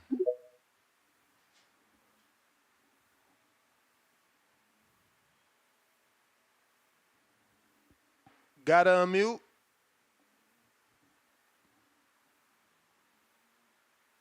Can you hear me? Yep. I think it was a great. You enjoyed it. I just want to start off said, Bivol started off really strong. Your Bluetooth ain't working, champ. Oh, hold on. Give me a second. Can you hear me now? Yes, sir. Yeah, I want to start off and say, Bivol started off pretty strong. First 2 rounds, I had him. It kind of style changed a little bit for the fight. But like I said, I bet it on Beterbiev to win by decision. So it was a good win for me. Second thing I want to talk about is, when we have these close fights, and, it could go either way. We can't get so upset about a scorecard that's 8-4, when there's a lot of swing rounds. There's a reason we have 3 judges for a reason, and they all have different angles of the fight, so they see things differently. So when there's multiple swing rounds, depending on their point of view, it can be going to the other fighter. That's why we have 3 judges. And then I guess my third thing I want to talk about is, I don't want to, I hate to bring Canelo up, but I'm going to have to. But, people are saying like, hey, the Bivol loss, hurts Canelo's resume. But in fact, if I'm Canelo, I'm like, man, I have an opportunity against Beterbiev because it was a very, very close fight. If, he had the hand injury and all that other stuff, it's like, hey, Beterbiev's style fits more closer to Canelo's, what he likes. So, and since he couldn't get Bivol out of there, I think, don't be surprised if Canelo tries to get that fight. But that's all I gotta say. Thank you. All right, champ.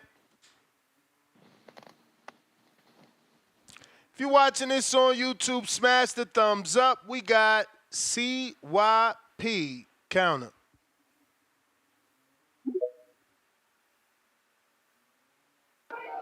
Yo, shout out to whoever that was mentioned my name. I don't even know you. Maybe call back in and say your name. Maybe I'll repeat it next time. Give you a little clout. I just don't know you. Marco, if I land 10 jabs on you in a round and you land 10 power punches on me in a round, who wins that round, Marco? Of course, the power punches. Thank you. Who outlanded who in power punches, Marco? Was it Beterbiev or was it Bivol? Of Do you course, know? the problem is CYP. Unfortunately, judging is subjective. So some No, people might not there look at it that way. is no problem. There is no problem here because Beterbiev won. So I have no issue. I'm not no problem for me. The problem is the nigga who called in, thinking that because Bivol landed 3 more punches that debunks my point when he landed 3 more punches because of jabs, not because of power. So if you look at the punches that are effective, Beterbiev landed more effective punches. See, you love to call in and act like you're smarter than me, but you understand, I just don't say everything I know because I only have a minute to say it. You need to understand which punches will get the judge's attention and which will get you the round. It's not the jabs. So you see a dude throws more jabs and lands more jabs, check the power punches because those are the effective punches, which is a reason for scoring the round. See, some of y'all don't know that. You don't even know the criteria for scoring a round, but you're calling in with somebody who's been studying boxing since I was 12 years old. Since I was 12 years old, I've been studying boxing, my guy. I know more about boxing than some of y'all know. It's just boring to sit up here and talk about that on a YouTube show, which is for entertainment. This is not C-SPAN. This is not C-SPAN boxing. You call in, you light this motherfucker up, and you leave. If somebody misses you, you come back. That's how it goes. Counterpunch. Come on back. Bam, bam, bam. You don't do all the nerd activity that you do. Let me coin J-Mac. We are some boxing nerds. So if you really want to talk boxing, go to the back hall. If you want to let people know your fucking opinion, bring your ass here. So again, understand what punch stance really do, what they really mean, and how you win rounds before you call in saying, he conveniently left that out. No, I didn't conveniently leave shit out. It's just that if you know boxing, you know that throwing a whole bunch of jabs versus a whole bunch of power punches are going to lose you the rounds, as it did Bivol. And lastly, everybody here, nobody has called in man enough to admit the fact that they did not think that Benavidez would outwork Bivol. Nobody thought that, and he did. You're not even man enough to admit that. That's how I know y'all taking it personal. You can't even admit the facts that you didn't think that, and he did. So that's the reason why he should have won the fight. Secondly, Beterbiev was the underdog. So Bivol lost to the underdog. Bivol was the favorite in this fight. All of you thought that Bivol was the best at 175. So if he's the best at 175, loses to the guy who's the underdog, that means he's not as good as you thought he was, which means he's overrated slightly. Not a bad thing. He's overrated to the point where you thought he was the best. Now you got to realize he's not the best, so his rate was over the expectation. That's where you get overrated or underrated from. It's not all. Stop being so fucking sensitive, okay? But if you are gonna be sensitive, at least admit the fact that yes, I did not expect Beterbiev to outwork Bivol. At least say You may that. feel like it's your time, but it's not your time. All right, CYP. Elohim. What up? Yeah. What's good? What up, Ness? Is Chilling. everybody on the panel? Marco. What up? Marco and Tone. Two-tone. You in the building still? Yep. Yeah, we in there. Okay. I got quiet for a minute, man. You know what I'm saying? I'm about to turn it back up. So, Ness, if I go over, bill me. We about to get spicy, all right? Mm-hmm. So I got a lot to unpack first and foremost. You know what I mean? Shout out to all the Fire Stick boys who outside two-tone. You listen, I got your back, my boy, because I seen your boy Ness scrambling and scraping trying to get on the broadcast while his live was all jammed up on his pay-per-view. I seen him scrambling and scraping. We watching Missy get a dance on. My boy is like 3 minutes in the back on a live pay-per-view. How's that happen, man? Fire Stick boys, we outside, fam. We outside, and there's no shame. All right? That's first and foremost. Two, the show was great. The opening little prelim show they did, the concert, Turkey's finally starting to get it. You know what I'm saying?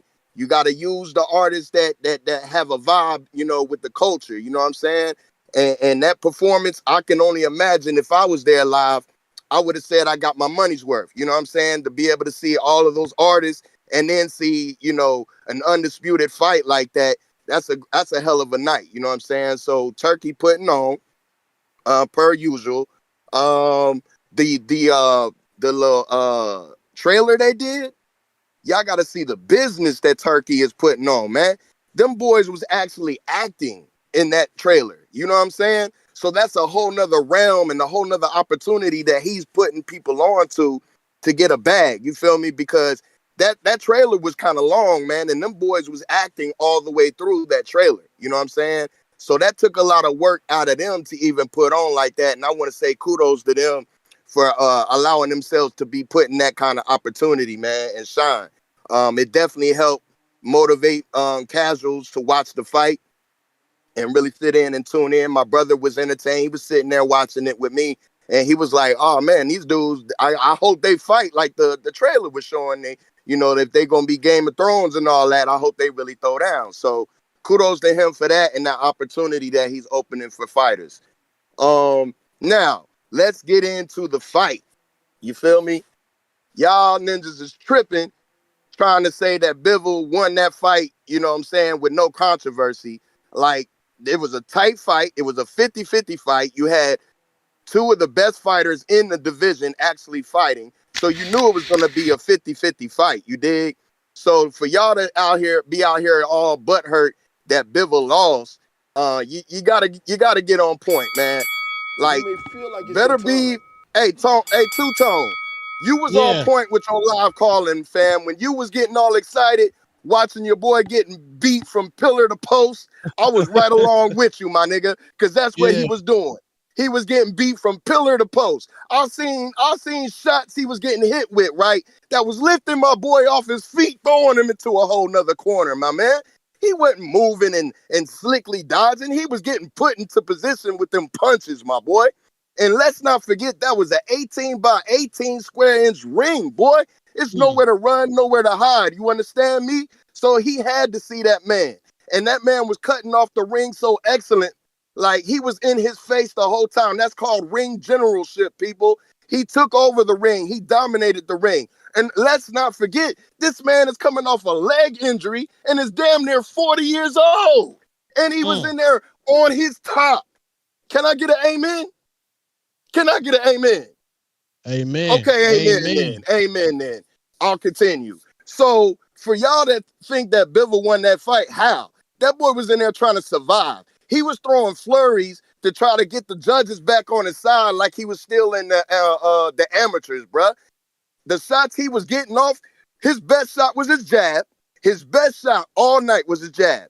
His other best combination was the 1-2. Ness, you straight up wild and talking about the 1-2-3. The three never landed, my boy.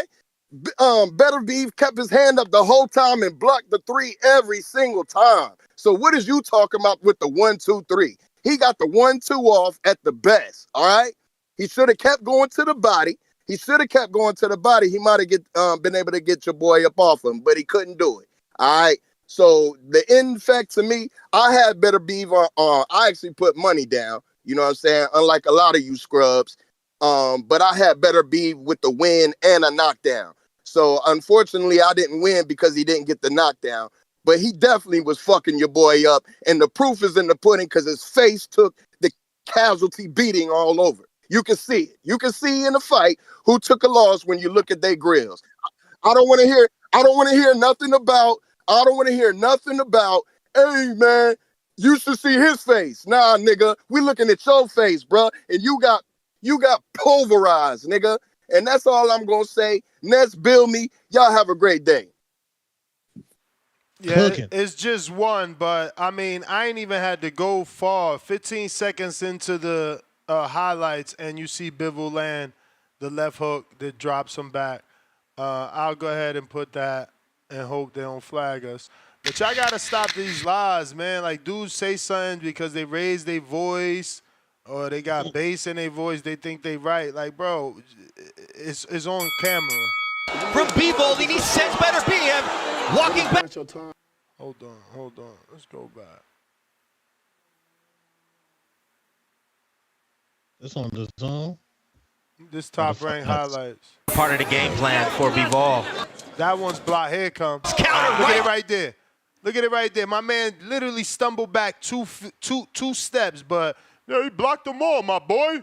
He blocked them all, my boy. All right, man. Whatever, y'all. Y'all win, man. Joe Pilot. Joe Paisley. Yeah, them 9 championship seconds in. rounds. Timestamp 9 seconds. Top rank highlight. Go watch it for yourself. Look at it. Just seen it on the playback. Meanwhile, he blocked them all, my boy. What up, champ? Yo, Joe Pilot.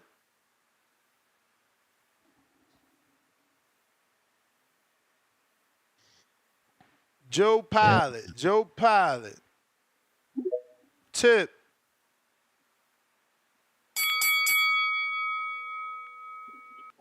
Well, I'm back again. Ness, you said something before I left. You know what I'm saying? What I So say? if we're not going to take Terrence Crawford versus Madrimov into consideration, how about we do this? How about we talk about Virgil Ortiz versus Sergey Boachuk? That fight deserved a rematch. And I ain't hear Turkey calling for a rematch about that. You know what I'm saying? And that fight was, dude, that was a robbery. It was a clear robbery. Wasn't even close. Wasn't even close. You know what I'm saying? But y'all ain't screaming rematch for that. It's like I said, man. I ain't You screaming Canelo rematch fans. for this either. Remember, I'm the one that said I want to see David, whichever that is, fight the winner.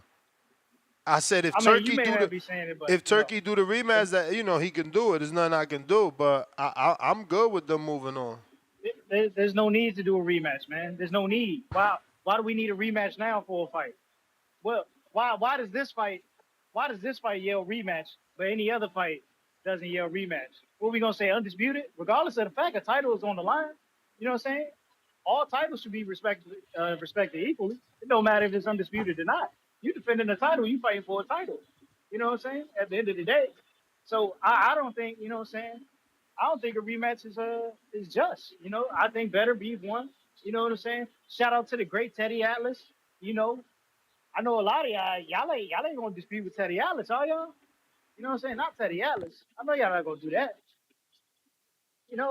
Yeah, but man, we need that fade, man.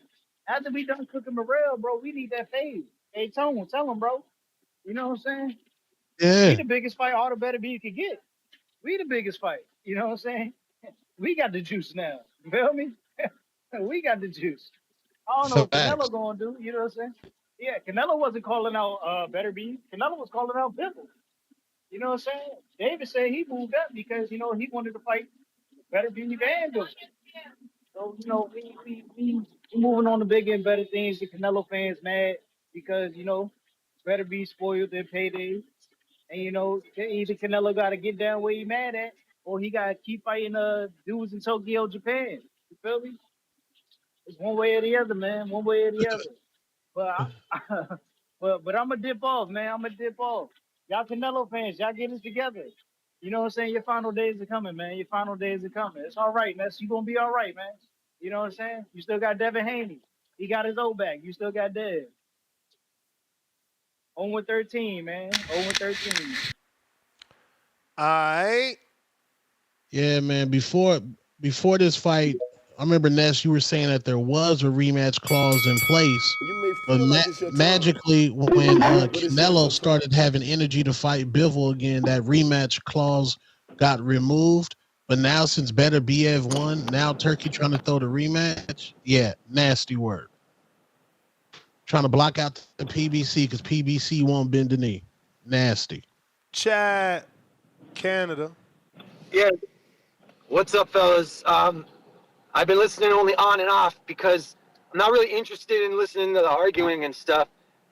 Some people are crazy mad today, but I gotta say, I picked Beterbiev to win the fight, but I had Bivol 7-5 when it was done. I'll just say that the way people observe fights is the problem. And I mean, sometimes people just like that come forward style, but there's definitely a problem with some people that can't see the difference between pressure and standing in front of someone or coming forward. There's a difference. You know, there's a difference between utilizing movement, effective movement, versus avoidance. You know, and most importantly, uh, a lot of people, they can't fucking tell who's controlling the fight. They think because someone's coming forward and throwing, that person's controlling the fight. Like, some of you guys listening you can't see the difference. And it went back and forth. It was a really dynamic fight, but there was definitely moments where Bivol was avoiding, you know, and having to recuperate. And there was times where his movement was controlling what Beterbiev was doing. It was pretty clear to me. I thought Bivol was, the plan was executed beautifully. He overdid it in the earlier rounds, and he had to, you know, take a couple rounds off, basically. He didn't take them fully off, but he had to recoup a bit. I really liked your take, Ness. I agree with you. If they were to fight again and Bivol just slow down a bit from the start, we'll get another close fight like that. But I don't know what else to say. I had Bivol 7-5. I can understand why people think Beterbiev won, but he was highly inaccurate. He was great to the body. His body work was killer. But up top, no, man. No. And Bivol was so slick and sharp, man. He was catching him, landing so clean. I value that highly when I'm scoring a fight. I can't help it. And everything else just looked to me like the majority of the fight, Bivol was in control. That's my take. I'm going to go back to listening, guys. Thanks. All right. JP. Yo, Ness, you hear me? Yep.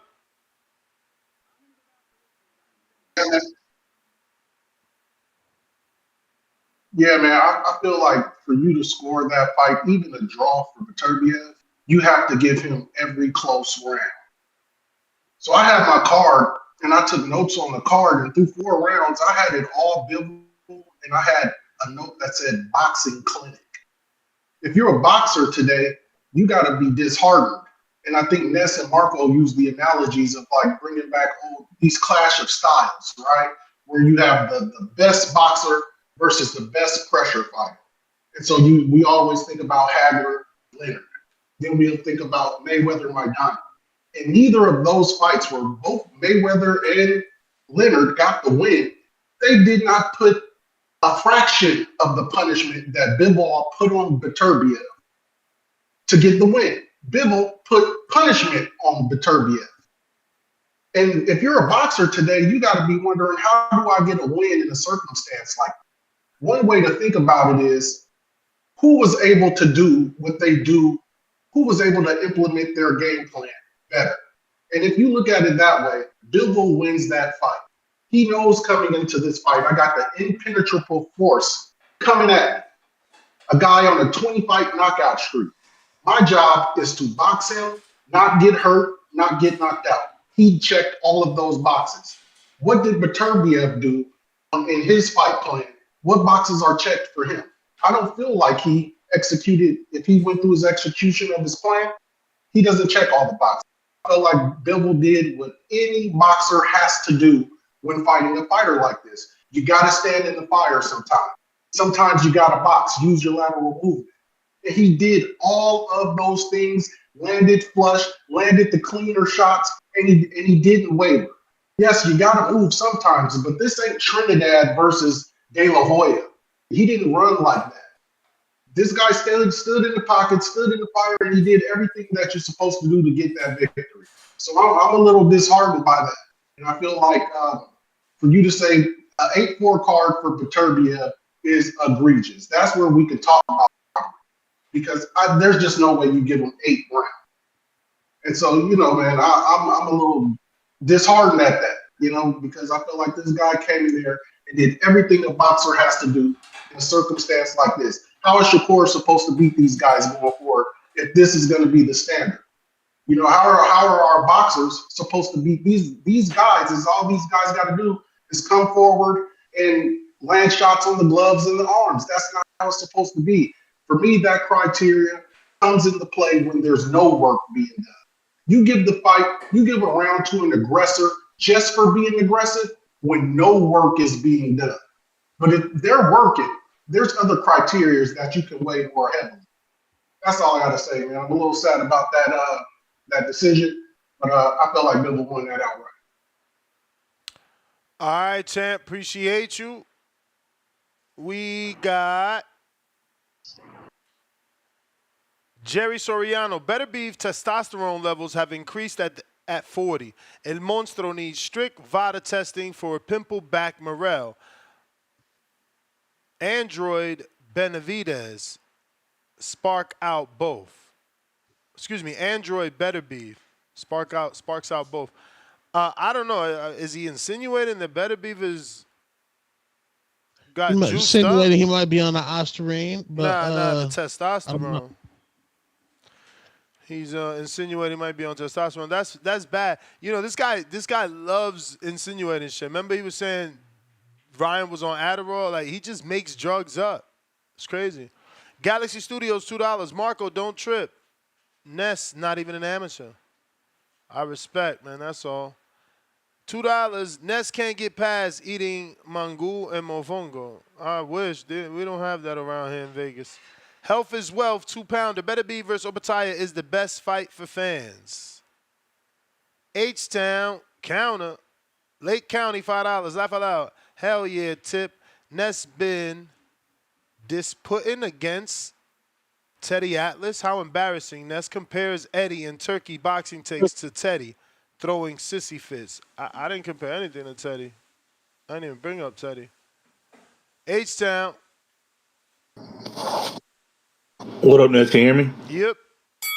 H-Town, baby. Yeah, you know, I was trying to keep this about Bivol and Beterbiev and bringing David in the mix because he was probably up next. But, Tip and the PBC, the Pussy Boy Committee, they just can't stop. They can't help themselves.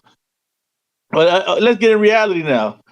You know what? David might not even get a shot to 2026, late 2026, maybe 2027. Hell, because we all know if the king wants the shot, the king gets the shot, no matter who's in line. And not only that, then we got the chosen one, Edgar Berlanga, the star. If he wants a shot, he'll get a shot before Benavidez. And then we're going to go right here to Bivol. If Bivol gets his rematch because he deserves his rematch, that he's going to get the shot.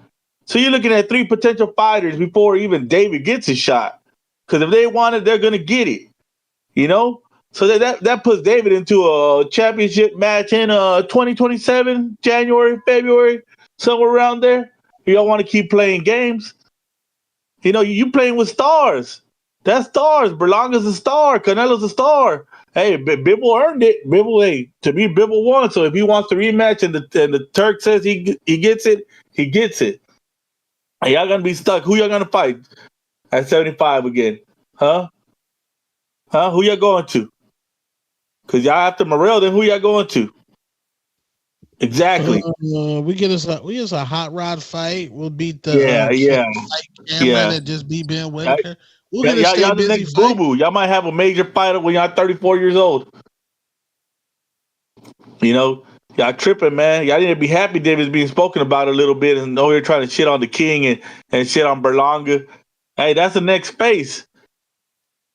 Y'all tripping. Y'all need to just eat the scraps we leave you. Man to retire, bro. I'm out. Just wait for your Eat man them to scraps. retire. And that DC3 is, enjoy your lunch, big dog. Enjoy your lunch. You'll be back talking. I'm out. Waiting for people to retire, man. David gonna be good, bro. Long as you know we don't need Canelo no more. Wait, you say you waiting for people to retire? What you mean No, by like that? Canelo, like when Canelo get his soft touch and the walking economy and all, just go, like, bro, like You about to fight Toyota Corolla, bro. Like you ain't even bro. Like you fought Berlanga, bro. Get out of here, bro. Yo, Belanga's that dude, fam. Joe Pilot, what up? You gonna come back? Cause you ain't connect, fam. Last call for alcohol. Last call for alcohol. That's GTO, Instagram, and Twitter. You may feel like it's your time, Known but it's the not your time. superstar. Came to Dream, what it do last minute?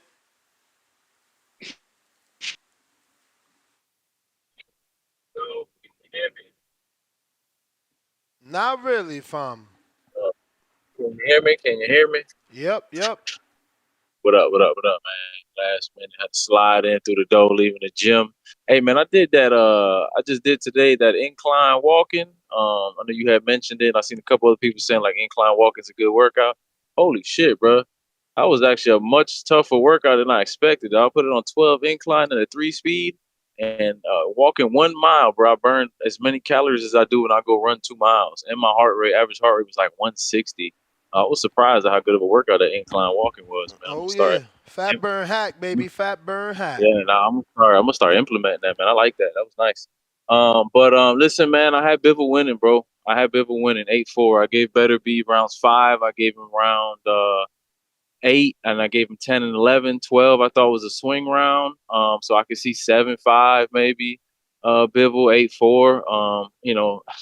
At best, because there was was some close swing rounds in there. You can give it a draw, but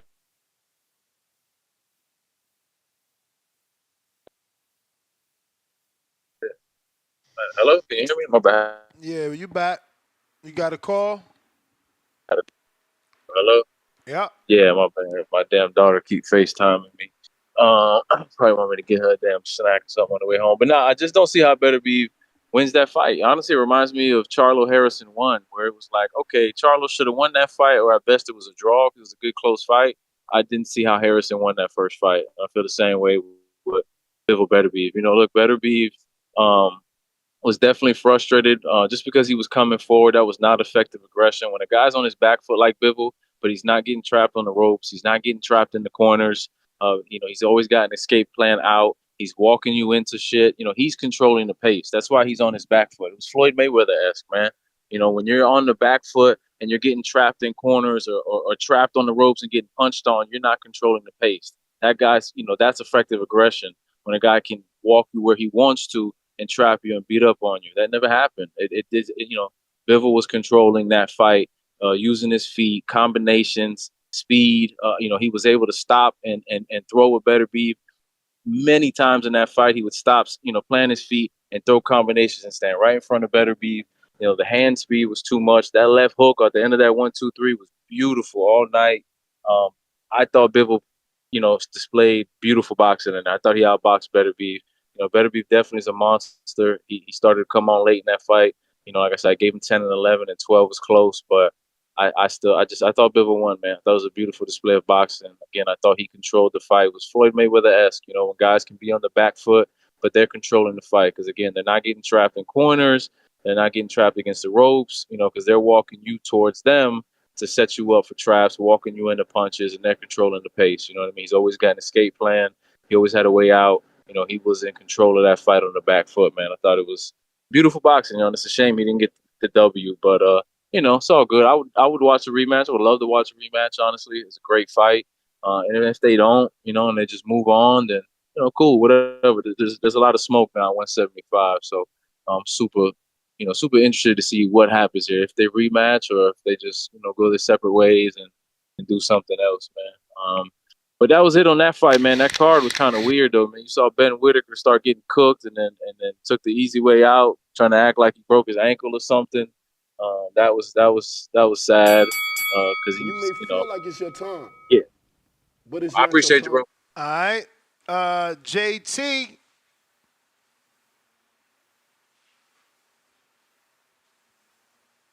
JT. Yeah, can y'all hear me? Yes, sir. Yeah, what's going on? Marco still on here? No. Oh, okay. Now what's up next? Two Town. Nah, man.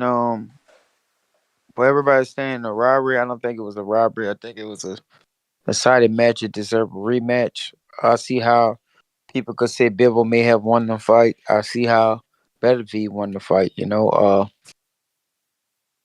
the end of the day, I enjoyed the match, watching it. It was one of the fights that we needed to see. A very 50-50 fight. Beterbiev showed he can box coming on forward, man. Bivol boxed on the back foot. A lot of the judges may have not liked how Bivol was moving backwards. So maybe that's why he didn't get the decision. So we got to stop yelling robbery, bro, when we got close fights like this. When we got two talented fighters in there, we want to see more fights like this, especially coming through the weight classes.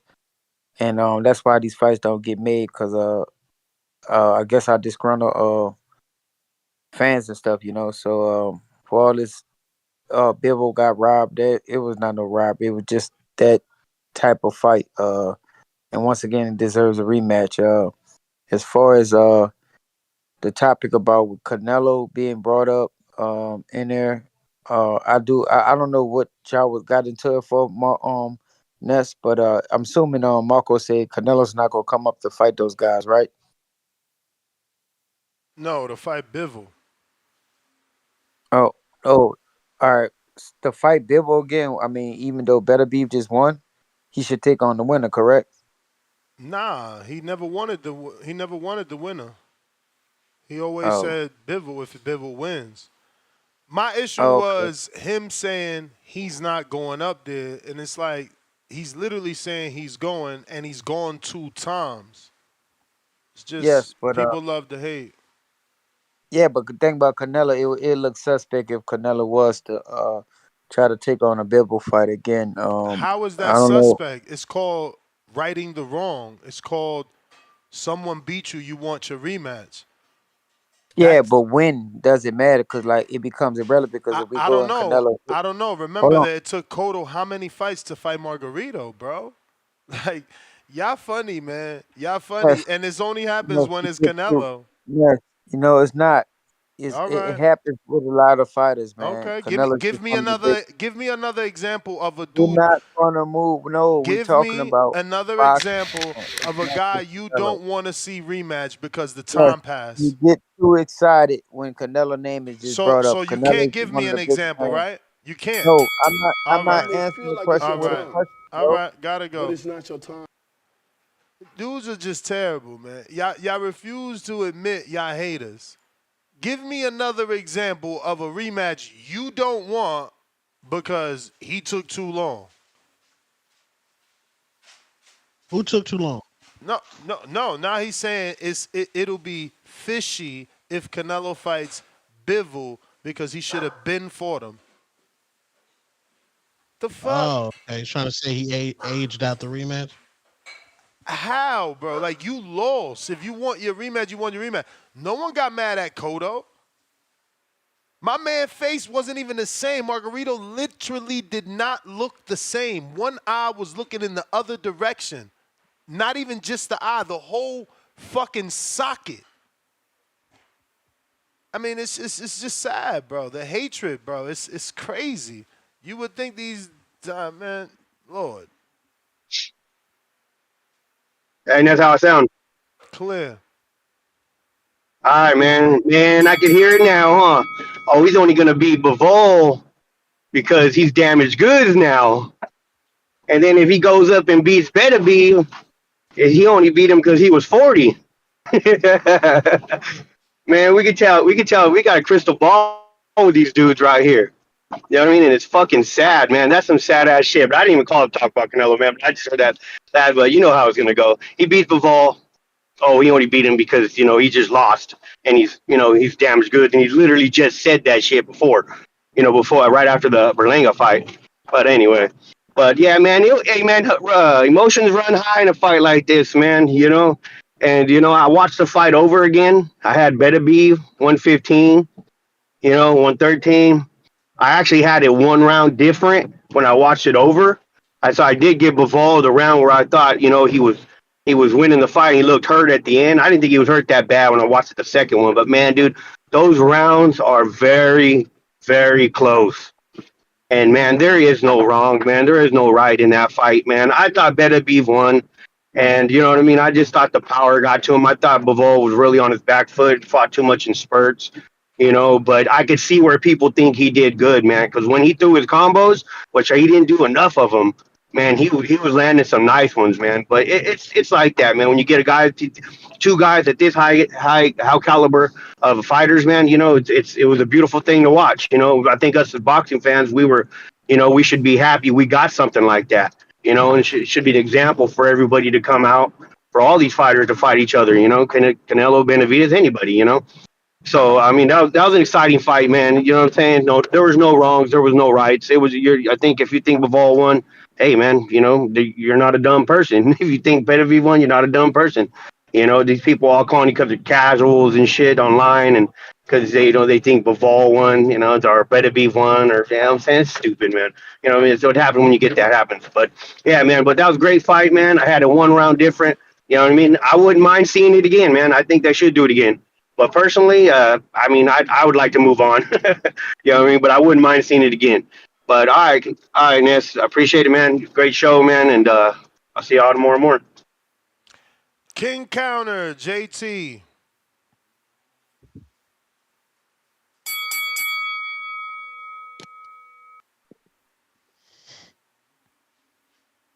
Yo, can you hear me? Yep. All right, Ness, you gotta stop getting triggered when you hear something about Canelo. You just start jumping off the clip, running around crazy, man. All I was about to say, cause y'all just assume, and the last caller just assumed too. I highly disagree with him about the Canelo topic because where I was going with it is I just think it makes sense for Canelo to fight the winner out the two, not to go fight Bivol because he lose to both of them if Canelo does move up. I still have Bivol beating Canelo because Bivol lost a good anticipated fight yesterday. So getting this talking about going picking on Bivol, nah, there gonna be another pick going wrong for Canelo. But we definitely know he's not gonna fight a 39-year-old and better be because I still have that 30 or 40-year-old man beating the Canelo. We just know Canelo has to pick certain fights at 175 if he chooses to move up, and that's two fights he won't take participate in. Yeah, he might try to rematch Bivol, but I still got Bivol beating him in a rematch. So we know he don't want to fight better beneath that. I mean, damn, Benitez. I can't even say that. Benavidez. So he feel like he's too big. So I just imagine what he thinks about better beef now. So that's all I was about to say about Canelo. So I thought that's why you and Marco got into it, but Ness, you got to stop getting your feelings about this Canelo, bro, because you just jump to conclusions and shit like that, and you show your bias when it come down to Canelo, cause like the sport is JT, not you just need to revolved around rewind the Canelo. tape. You need to rewind it. I didn't I don't jump to need no to rewind it because conclusions. as I soon as I used your started words. talking I about used your as soon as I words. started I talking used your about Canelo, words. I couldn't even get it out. I I used couldn't your get it out, Ness. words. You heard what I just said? As soon Mm-hmm. as I said something about Canelo, you brought up Margarito and Cotto. That's totally two different No, things. that's not what I Cotto, brought up. See, yes. you got selective hearing. That's You not what said you, happened. you just said Cotto and Margarito, right? You compared them to like That's getting not it what back. That's happened. two different things, though, That's not Ness. what happened, man. Bivol beat him clearly. He didn't cheat. Mm-hmm. We assume Margarito cheated because he got caught in the You Shane assume. Mosley You fight. assume, but you know No, no, what no, they no, no, say. no, You no, know no. what they The say when you boxing world assume, assumes. right? You know what they say Ness, when you assume? Ness, Ness. Sips Can I get coffee. can I get this point out? Can I get this point out without arguing with you back and forth? The boxing world assume that Margarito cheated Cotto in the first fight because he got caught in the Shane Mosley fight with the raps in there. So that's why Cotto had thought that he was cheated You in may the feel first like fight. it's Then your he beat time, him in the second fight. but it's You trying to compare two different fights? That's different. That's like a revenge getting it back. Canelo got beat in the Bivol fight, and he lost that fight. He didn't get cheated. So that's all I was just trying to get up when you brought that weak ass comparison. That's my counterpunch. Yeah, it's just you got bad hearing. I didn't bring that up till you said what you said. I was talking about the rematch, and you said, no, it looks fishy if Canelo takes the Bivol rematch because it was too long. Then Nestor brought up Margarito. But again, selective hearing, as always. Counterpunch, CYP.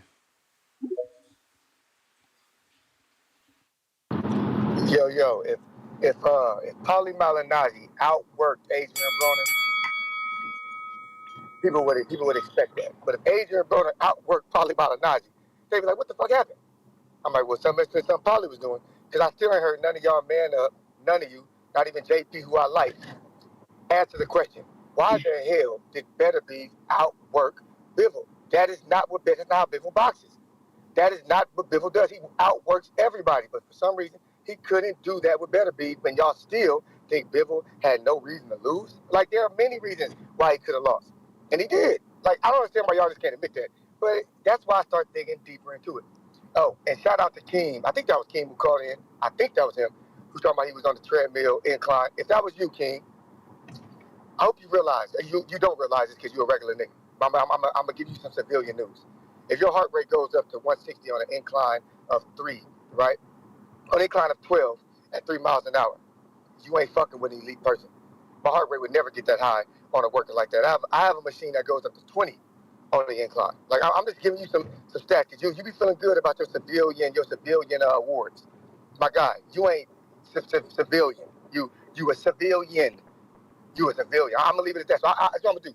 Don't call in and talk about your workouts no more. Don't do that no more because on the back call, you remember when you was back there and me and Bo went at it and we did that little push-up dip challenge and people thought I cheated, so I did it all over again. I did 2 of them bitches within 30 minutes. There's only one reason I can do 2 of them within 30 minutes, dog, because I ain't like y'all. We're the same. So just let you know, stop. Don't call in. Don't give me no tips. Because I just got happy and had a smile on my face when I heard that your heart rate go up that goddamn high, my guy, from walking up an incline. You about to get your ass knocked down that incline.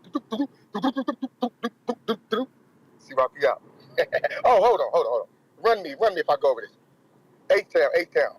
I don't really like how you always put in anybody like PBC or say anything about PBC in a group, and it seems like it's a you versus a PBC thing, and that's kind of weird to me, dog. I look at it like this. The TBX guys, we got 3 guys invested in Border Wars, man. 3. You always talking shit, but you don't jump in.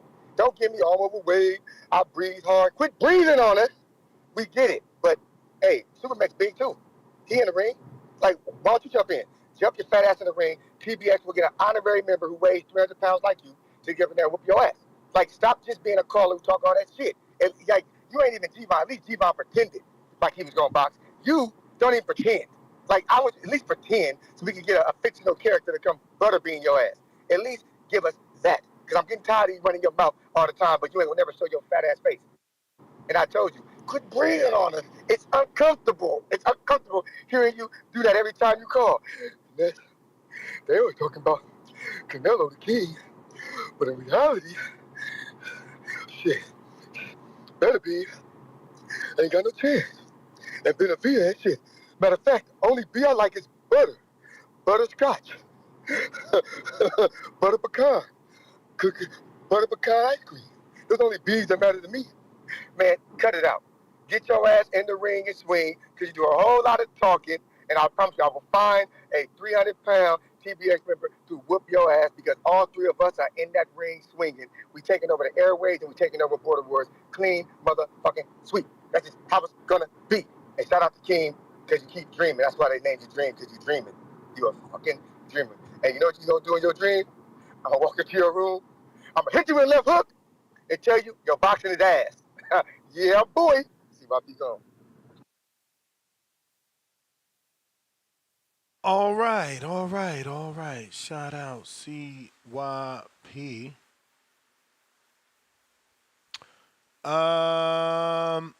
If you're watching this on YouTube, you know what time it is. I say it over and over. I need about 200 more subscribers to get to the next goal of 233,000. Right now we're at 232,806. 806 subscribers. So tell a friend to tell a friend to subscribe. We got J-Mac, what up?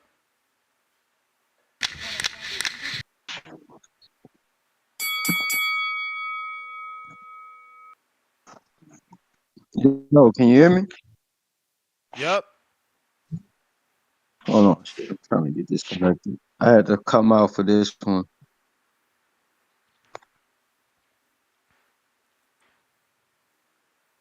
All right, you done dropped off.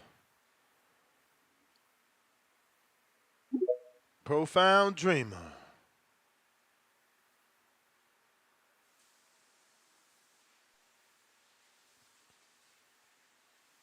Yo. Hey, gather around TBV. That's if you're still listening. Get on down with these profound rhythms. Ness, I love your platform, man. I love that you're giving all of these fans space to come and cry over their feelings and cry over the disappointment and the heartbreak. I love it, man. I love what I'm hearing. These tears really got me hydrated. Listening to all of these fans cry, I'm hydrated. I'm feeling good this Sunday morning or afternoon. But I'm ready to move on. I'm ready to talk about something else. I'm ready to move on from this because, in my opinion, Beterbiev and Bivol, they do not deserve the opportunity to have a rematch. They waited way too long to have this first fight.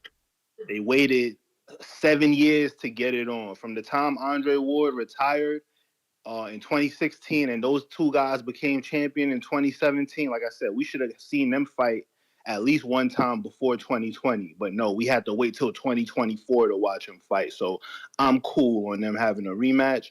What they need to do is have these torch passing fights where they fight David Benavidez and David Morrell. And if they win those fights, maybe they could do it again. But I want to see the American stars have an opportunity to stake their claim at 175. I'm tired of these guys. I don't know why more fans ain't upset with them. I don't know why more fans ain't giving them flack for taking this long to even have the fight. They held up 175 for years. For years, they held up 175, pushing this matchup off further and further to the point where it was over half a decade. So, no, I'm sorry. I do not want to see it again. I want to see them fight the American stars and David Benavidez and Dmitry Bivol. I mean David Benavidez and David Morrell. It's time for them boys to get their opportunity at Glory. We finally got one champion, one name, one face at 175, and he better get it on with David Benavidez and Dmitry Bivol. So that's just what it is, man. We need to move on. We need to move on from these guys. I'm tired of guys waiting too long and marinating fights for way too long. So that's just what it is. And shout out to everybody on the Judge Scorecard app that scored it for Artur Beterbiev like it should have been Yo, scored. breaking news. Tank scored it for Bivol, but he took a shot at Shakur. He said Bivol got robbed. Laugh out loud emoji. At Shakur, take this as a lesson. Judges score aggression. Well, he said scored aggression.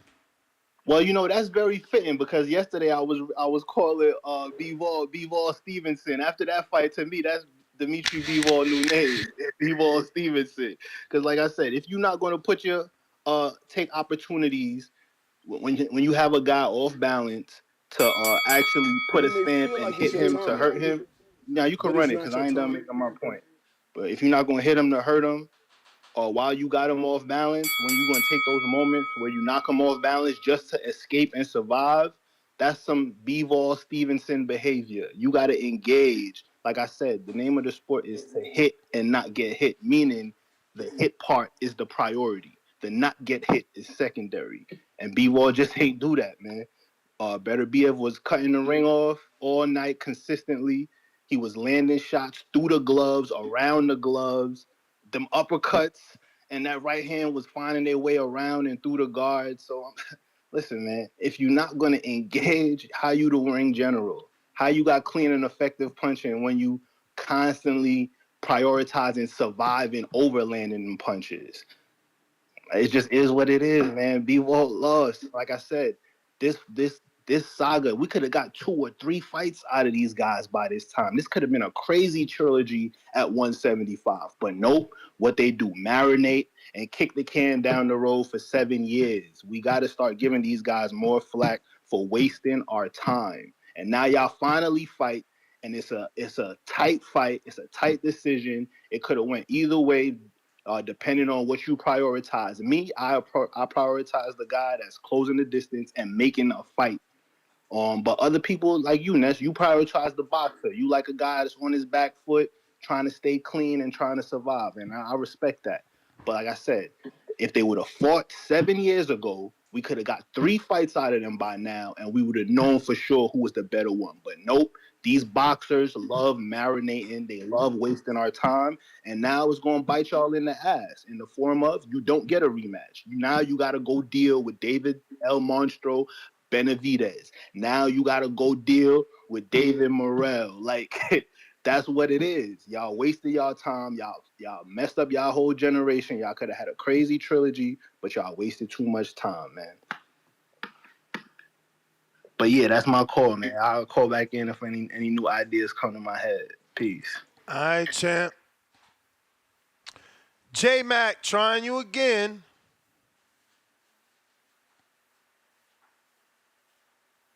Yo, can you hear me? Yes, sir.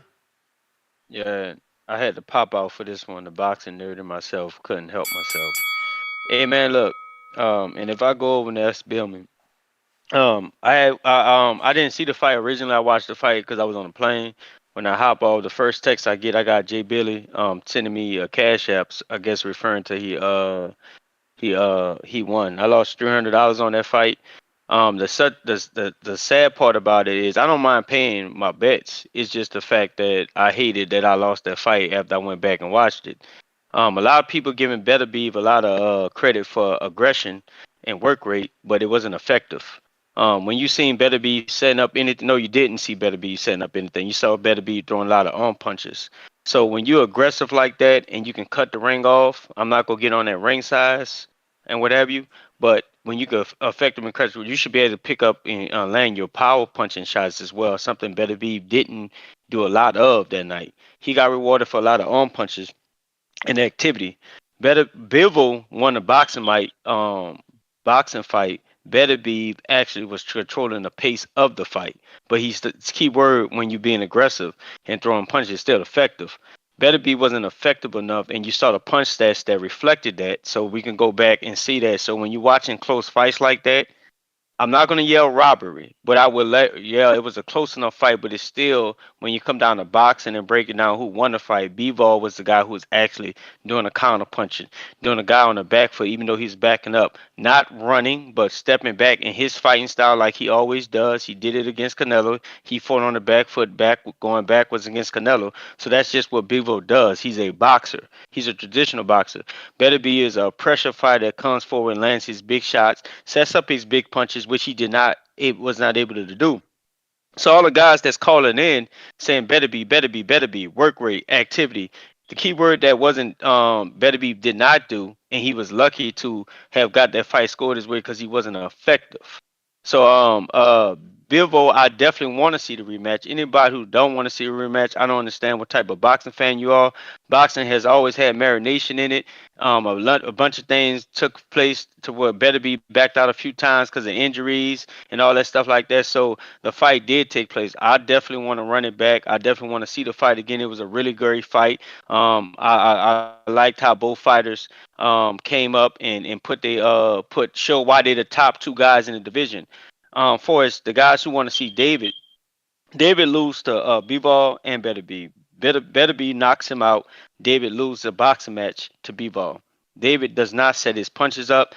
He's a guy that bombards you with his speed, his size, and his power. I don't think he'll have those same advantages against Bivol. I have Bivol beating him, and I have Beterbiev knocking him out. Before I mention Canelo's name, this is just my opinion. Canelo loses to Bivol, and he gets knocked out by Beterbiev. Beterbiev, because Canelo don't have the jab to beat neither one of those guys. He's too flat-footed. Beterbiev destroys him and bombards him with his speed and his power and his size. Bivol beats him in the same fashion he beat him last time because he don't have a jab, the foot speed to make Bivol look anywhere close to what we saw last night with Beterbiev. Canelo wishes he can ever present that fight. For as I said, Canelo David fight. So I mean, I'm putting money on it. I got David losing to both of those guys. Canelo better not even go nowhere near Beterbiev. But like I said, man, look, shout out to boxing. We got a really great fight. I want to see the fight run back. I got Bivol in the second match. I think they gonna go back to the drawing board and close some of them gaps that they have. And I have Bivol beating him. And if the fight was over here, I believe Bivol wins that fight. The fight being where it was, I think that's why Beterbiev got the nod and the judges scored his way for activity. That fight was similar to me, like, and I'm just gonna compare it, Floyd and Madonna. Madonna was really active. He threw a lot. He was like trying to bombard Floyd, catch Floyd and push Floyd. Floyd got more won the fight for the effective rhythm. The first fight I'm talking about. Beterbiev won that same fight. Except Beterbiev threw more punches. Except a lot of punches hit those gloves. So I'm gonna repeat again. Anybody who watched the fight, yes, you can say Beterbiev was active. Yes, you can say he was pushing the rage. Yes, he was pushing the tempo, but he wasn't effective. Bivol was way more effective. The punch that showed it. The boxing match, Bivol won that, and he was showing that he was landing the clean counter punches. He was showing how effective he was to pick his shots, and then he took Beterbiev's power punch away from him. So that's another argument why you can say Bivol won that fight. Man, shout out to the dudes who got me. You had to get some judges in your corner and stuff to win this fight. I want to run it back, and the best, I still want to run my money back too at the same time. That's my counter punch, and that's my call. All right, champ. We got counterpunch DC3.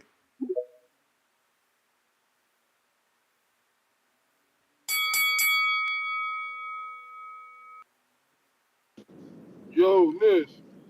Yo, Who was that on the last call? J Mac.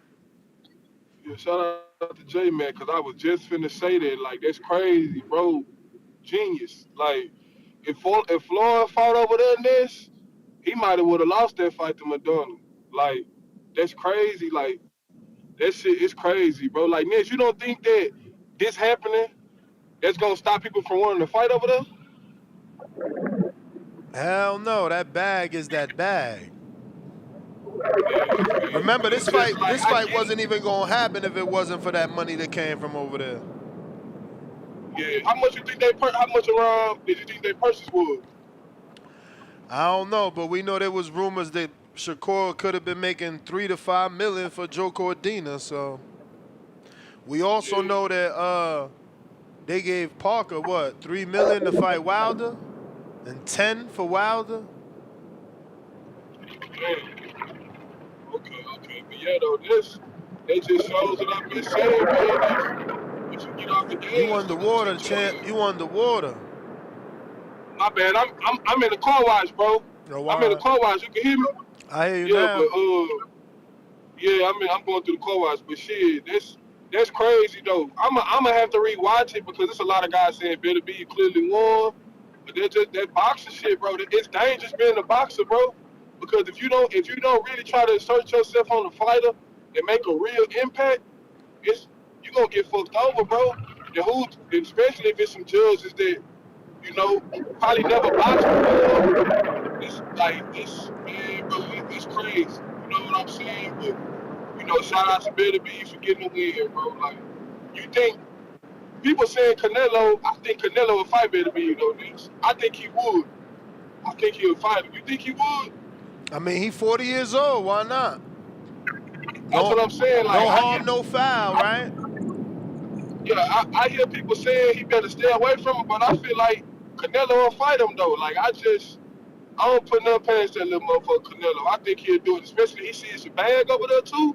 They gonna give him a bag to fight him. I believe he'll fight him though. But now, like I said, I appreciate you, man, for giving us 7 days this week. I'm out. All right. DC3. We got the king counter, Profound Dreamer. Man, what's poppin', Ness, man? They say they don't know what type of boxing fan Profound Dreamer is because he don't want to see the rematch. I'm a boxing fan that don't want to get my time wasted. Like I said, these guys waited 7 years to give us this fight when they could have been had a trilogy by this time. That clearly would have been amazing. But right now, it's time for the American stars at 175 to get their opportunity. It's time for David Benavidez and David Morrell to get their shot at 175. It is what it is. And if you notice on my call, I never call in talking about, oh, Beterbiev won because of his activity and work rate and because of the CompuBox numbers. Like, any real boxing fan knows CompuBox is damn near a joke. It's a guy sitting there with a button, clicking when he think he see a punch land and clicking when he think he see a punch miss. There's no accuracy. There's no legitimacy to those numbers. I never use those numbers. I go by what I witnessed and by what I saw. All right. And case in point, Ness, you always talk about how Bivol hit Beterbiev with shots that had him off balance, right? Yep. Exactly, right? And my thing is that I point out to let me know who was the general in those situations is while Beterbiev was off balance, was Demetrius Bivol's, was his priority to land more shots while he got this man off balance, or was his priority to get out the way and keep moving? And most of the times in those situations, his priority was to keep moving and to get out the way. If you got a man like that off balance, that means your lateral movement is working. So why not take advantage and step on him when you got him off balance? No, he opted to move out the way. All right, and Beterbiev when he landed power punches, what was Bivol's response? He was covering up. So again, you got two scenarios where you're choosing to survive. The scenario where you got the offensive leverage, where you got the man off balance, you opt to survive. The scenario where that man hit you with shots that hurt you, you choosing to survive. You can't have it both ways. If you're gonna move, you gotta hit when it counts. You gotta make him miss and make him pay. So everybody comparing Bivol Stevenson to Floyd Mayweather, saying Mayweather would have got robbed, y'all need to go back and check them tapes, man. Floyd is the GOAT for a reason. When he made dudes miss or had you off balance, that right hand was firing like a piston to tear you up. Floyd was making you miss and making you pay. And B-Wall ain't do enough of that. It is what it is, man. We just gotta accept it. Like I said, if they do the rematch, cool. I get it, right? Turkey, he keep putting the bag up You may and feel like it's your he can make the rematch happen. But to me, they wasted too much of our time, and it's time for the American stars to get their turn at 175. I'm tired of people keep giving David Benavidez reasons why he gotta wait. He gotta wait for Canelo. He gotta wait for the WBC to call the mandatory. Now he at 75. It's his time to get a shot. All right, it is what it is. What else I needed to rebut, man? Oh yeah, shout out to DC3, man, because it's so funny, man. I was just getting ready to take the 5-0 to the car wash myself. So that's what players do on Sundays, man. We got to get our whips cleaned up on Sundays. But that's my call for now, Ness. I'll call back in if it get crazy, man. Peace. You the man, champ. Let's see if we can finally get to see Dub here. RB the ball of $5 rematch plays into Beterbiev favor. Next time he won't play with his food. See Dub.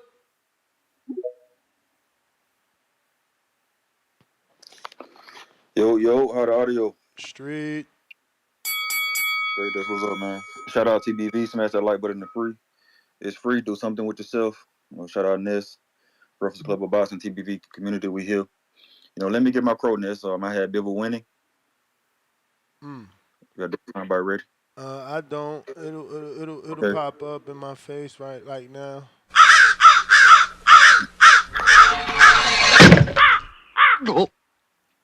That's what's up, man. You know what I'm saying? I had Bivol winning, needed more action. I don't think the fight, it didn't live up to the build-up, in my opinion. It needed more action. I had Bivol winning the fight 8-4 when I scored it. I wish Bivol worked the jab more or stopped and popped more in the later rounds like he did in the first half of the fight. Kind of similar to how Lara let Canelo come back. I guess all that moving kind of takes its toll. Beterbiev was in a sparring mindset. and he remembered to fight after round 8. It was a lot of swing rounds. 7-5 either way is you don't got to call a person crazy, But I still feel it was a robbery because Bivol won the fight more rounds convincingly to me. He obviously thought that he was up 8-2 after round 10. That's why he took the last 2 off and just survived. He still held his hands up at the end of the fight because he thought he had the fight in the bag. B2B was not cutting the ring off consistently. He was following him, chasing him until the last 3 rounds. That's just what it is. And most of his shots landed on the glove. All the activity that Beterbiev had was not effective, and it showed in the company box. And the company box just confirmed what I thought when I watched the fight, that Bivol landed more. Bivol had the more clean punches landed. And then he had the better defense. Beterbiev throw almost 200 more punches than Bivol. And I try not to be biased. I really do. I try to take it fight by fight. For instance, I scored it for Paulie in the AB fight, which was the come forward fighter, the more active fighter. I scored it for Casemiro against Regendow. But unlike Regendow and AB, Bivol had combinations. Bivol was working the jab in combinations. Bivol had defense. It was just better work from the boxer, the boxer style. So yeah, man, I had Bivol winning the fight. But we move on. We move on. I got David in the next one against Beterbiev. Just think that age caught up to him. He didn't knock him out. And people saying that he wasn't. Some people could say that he wasn't the Beterbiev that we're used to seeing. So I think he losing a step, and I think the Mexican monster will get him after he beat Morel. Shout out to TBV. Smash that like button. It's free. Do something with yourself. All right, champ. We got Jay. Well, hold up. You may feel like it's your time, but Yeah, it's we not got your J time. Mac counterpunch.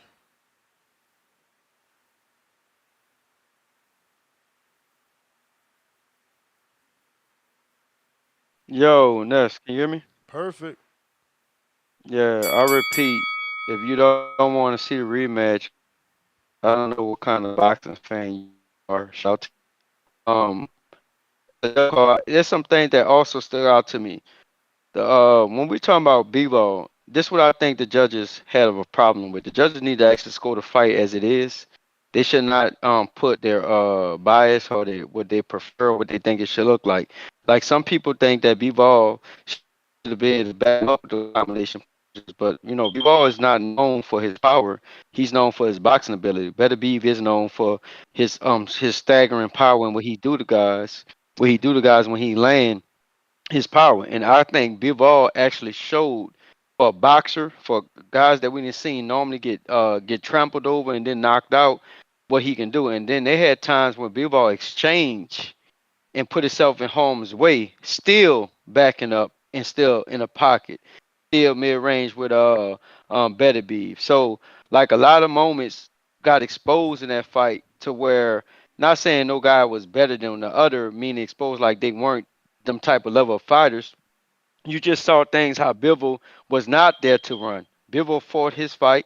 He stayed in the pocket at times. He backed up, closed the distance, and then returned fire. Where most fighters won't dare ever do that against a power puncher like Beterbiev.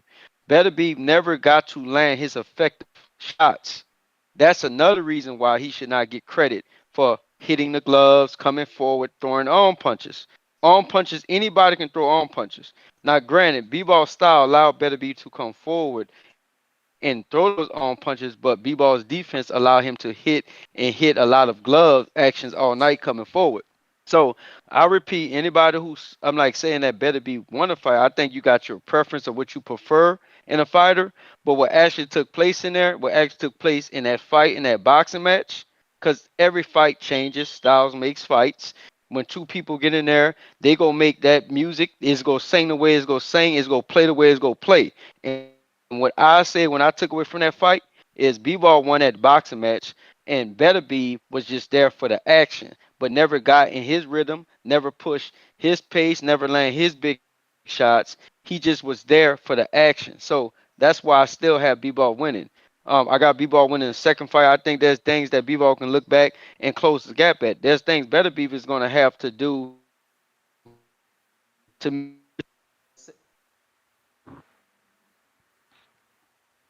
Champ, we losing you. Yo, can you? Well, you Yeah, I had back. a You call. I back. had a You call. back. There's things that call your mama back, Ryan. There's things that that Better Be will have to do and do to even be effective like he was in the first fight and do way more than You may just do a feel lot of like it's arm your punches. time, If you go back and watch the fight, but it's You just turn the running beginning. it? volume down and not listen to no. Let me give me 2 more seconds. That's and not listen to no biasness, nobody. Talk, I just told you to call her. Champ, I got your today's nemesis over here, so I got to get to him. Profound dreamer, counter.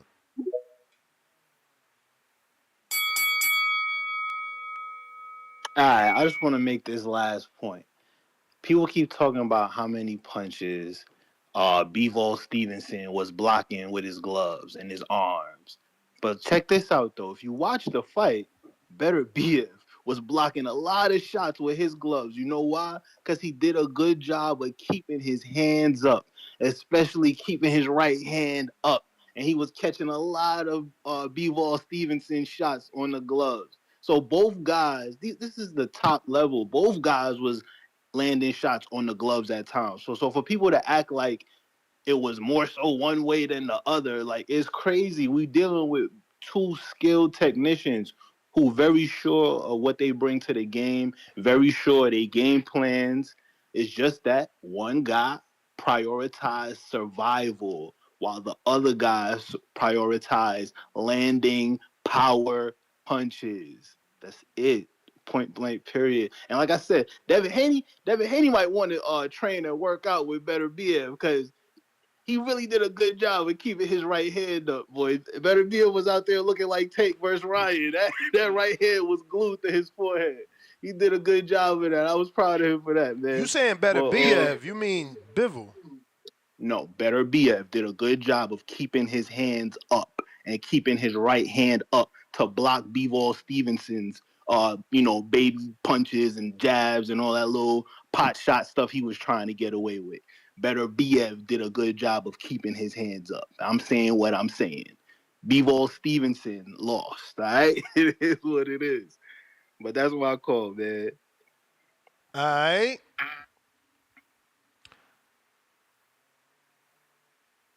We got Arthur. What up?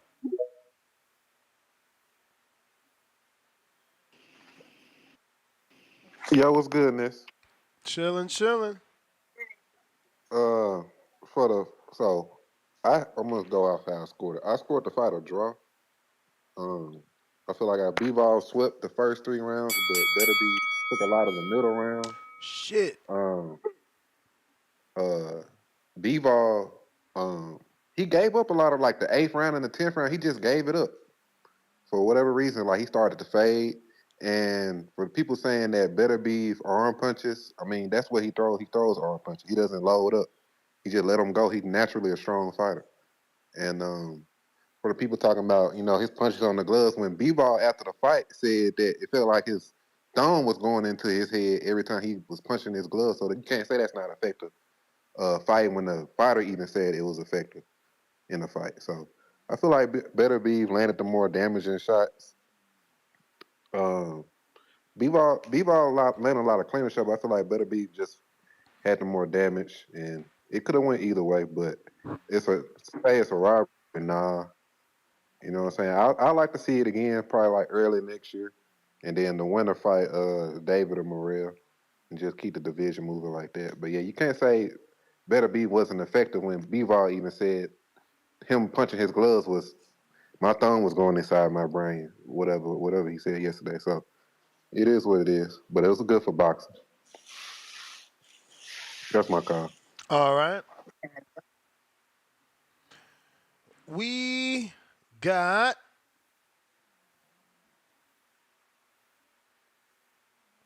A bunch of people on YouTube and not enough thumbs up. If you are watching, smash the thumbs up. It's going to help with the visibility of the show. If you haven't subscribed, stop being stingy. I need about 200 more. We had 232,807. So I need 200 more subscribers to get to the next goal of 233,000. We got Counterpunch, J-Mac.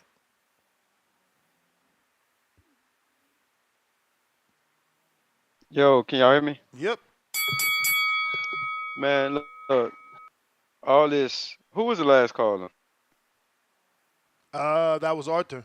Yeah, yeah, man. Look, Arthur, man, your interpretation, man, like you can't be take things literal, bro. Like effective doesn't mean just because that's what you took away from what Bivol said, that doesn't mean it's being effective for is winning the fight. Just because a power puncher lands on your gloves, when your gloves is in between your face and they're blocking punches from the power puncher, the effect of what he's doing doesn't make it effective. That means he's still in defensive position and posture to take away what you're doing. And you just said because how he felt the punches mean they were effective. That's not the same thing, bro. That means effective punching. Effective punching is when you score and you land and you hit somebody and your glove don't interfere in it. That's effective punching. So when I say effective, that's what I mean by that. If you need the whatever, just for the to help your understanding far as the I think it was Patron that called back in, man. He keeps saying survival mode and aggression. Yes, That's Better B Profound does throw Dreamer. on punches. Who? Profound Dreamer. Who? Profound Dreamer. Whoever. Yes, Better B does do the on punches a lot. So the other guy, Arthur, was right about that. But at the same time, Better B does land his power punches very effective, which he did not do because he could not put his power punching ability together because he still was being timed, he still was being countered. All that took place in the counter punch. Like I said, B-Ball did a good job in the midst of still blocking a lot of his punches and effective with his defense, taking away Better B's ability to land his power punches, which he never did. He never put his stuff together. He just was throwing on punches. That's why you give the edge to Bivol's defense, not Better B's work rate and pace because it wasn't effective. Not with the effect that Bivol felt from the punches. That don't make it effective. He said B-Ball was in what he said survival mode. B-Ball Yeah. fought a devastating puncher, and he took his power punches away from him, and at times exchanged, at times was at the line of the end of a counter punch, pull counters, stepping up and hit and landing certain shots that most boxers won't dare do against Beterbiev. And he got in there and done it, showed his level of fighting. And I think he done enough with the effective punching he landed with his boxing style, with Beterbiev not being able to be effective like he normally is, done enough to win the fight. I don't know what survival mode looks like to you. I saw a boxer in there boxing and had his defense up on 1,000, and I saw power punch in there You may not feel being like able to it's your land time, his power but punch it's and his not your effective time. shots. That's why I had B-Ball edging the fight. I got Big Gucci Nick. Big Gucci Nick.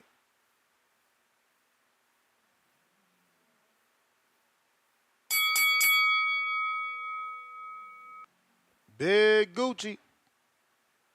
Yo, could you hear me? Loud and clear. Ah, there we go, man. Who was that last caller? J Mac. J Mac. Yeah, man. Shout out to J Mac. Shout out to Ness. Everybody smash that like, hit that subscribe, man. I had Bivol etching it out too, man. Um, uh, Yeah, Beterbiev had his guard up the whole time, but my man had no head movement. Bivol was going right around the guard with that right hook landing, making his fuck side of his face all red and shit, man. Bivol was peppering that man. He had no head movement, and when Bivol would go around the guard, he would open up his guard a little bit and it'd make it a little bit easier for Bivol to split the guard with that 1-2. Bivol was touching that man up, man. He was really getting past Beterbiev's defense, but god damn, man. That shit is crazy. 40-year-old man That's insane. I haven't seen conditioning, strength. Like this man looks like he just made weight. You see the striations in his muscles, like he just made weight, and he's rehydrated, man. That's how you know he's a big dude. Bivol looked tiny in there, man. I don't know if it was just me that noticed that, but Better Beef looked big, and he didn't look big like he rehydrated, bro. He looked big and shredded, like he just stepped on the scale, bro. This is a strong ass dude, man. He's a very lean guy, and that explains his strength. Um, in the rematch, I feel like, and I had Bivol. I picked Bivol to win, and I feel like he won that fight still by a very small margin. But I don't think he would win the rematch because we had this 40-year-old man coming off like two injuries, and shit like that. A little bit of a layoff while Bivol was active and shit like that, man. So, the rematch, I feel like Bivol will last all 12 rounds because he's just so disciplined with that 1-2 and moving his legs. He has amazing feet, by the way. But I just feel like Better Beef would be stronger in the next fight, and he would run away with the fight, man. He would just put down the damage on Bivol, man. But I would still, regardless, like to see the rematch. Bivol's still a young dude, and he's a smart boxer, able to make adjustments. So still would love to see that rematch, man. But yeah, that's my call, man. Shout out to y'all. All right, brother. Appreciate you calling in, Big Gucci. We got Profound Dreamer right back at it. Hey, shout out to J Mac, man. But I just had to respond to what he said because I never said that Bivol Stevenson fought the whole fight in survival mode. I gave Bivol Stevenson his credit. I said in the moments where Bivol Stevenson landed power punches on Beterbiev and it had Beterbiev off balance, he opted to survive in those moments and he continued his lateral movement and moved away instead of taking advantage of having Beterbiev off balance and landing more punches and asserting himself and coming forward.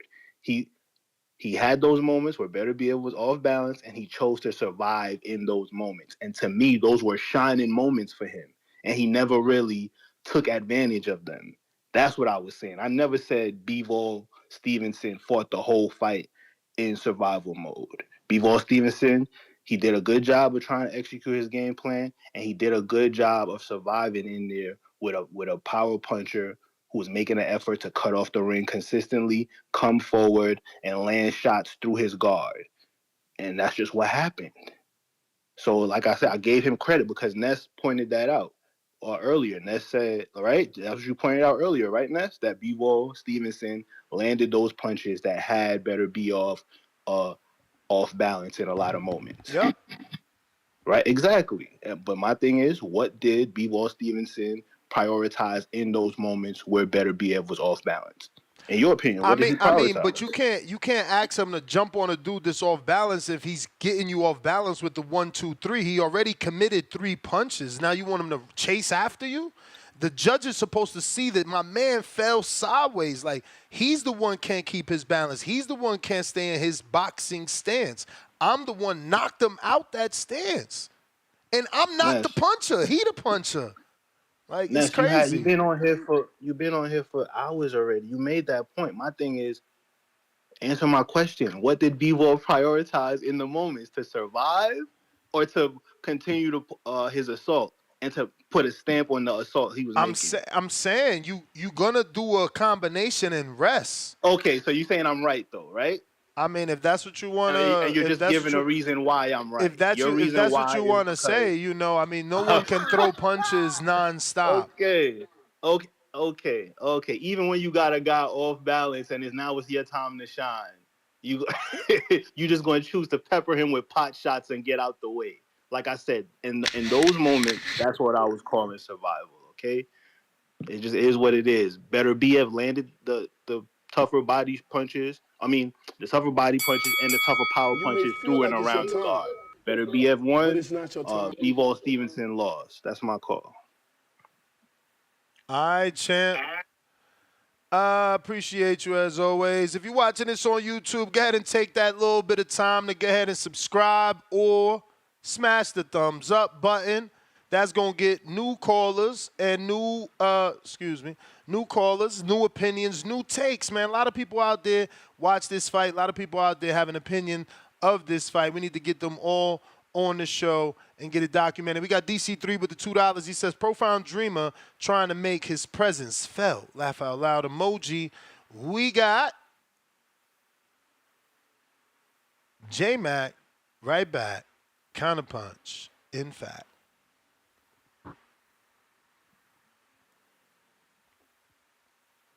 Yo, can you hear me? Yep. Hey, shout out to Profound Dreamer. Hey, look, but see, he's the example of what I'm just saying.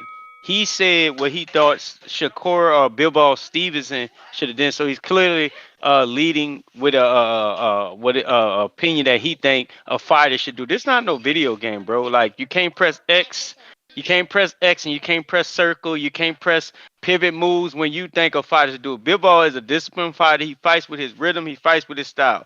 What he did was do what he should have done and knock the power puncher off balance and still got back on defense because the fact of the matter, the threat was always there for 12 rounds. Some of y'all get in here, and I told Tip this on the back call.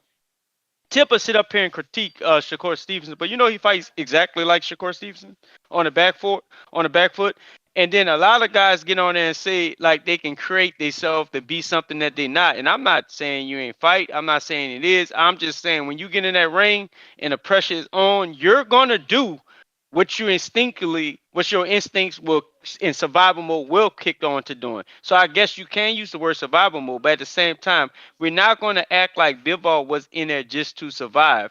Bivol still outlanded him. The compy box that showed the punches and effectiveness of the punches showed that Bivol still was, I guess in your words, surviving, but also still outlanding him and outboxing him in a match.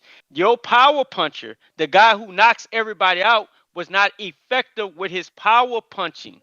So that's the point we're making out. So you can't say one guy survived due to his boxing style and preferred fighting style over the other guy who was not able to dominate what he does on a regular basis, on a consistent basis. So I can sit up there and say, well, damn, if you gonna say B-Ball was surviving, I'm gonna say, well, damn, Beterbiev could never set up his big shot, and he was just throwing punches. Oh, going back to those arm punches I was talking about he was throwing. Them arm punches that he normally throws and put together and times his guys and lands his big shots and get you up out of there.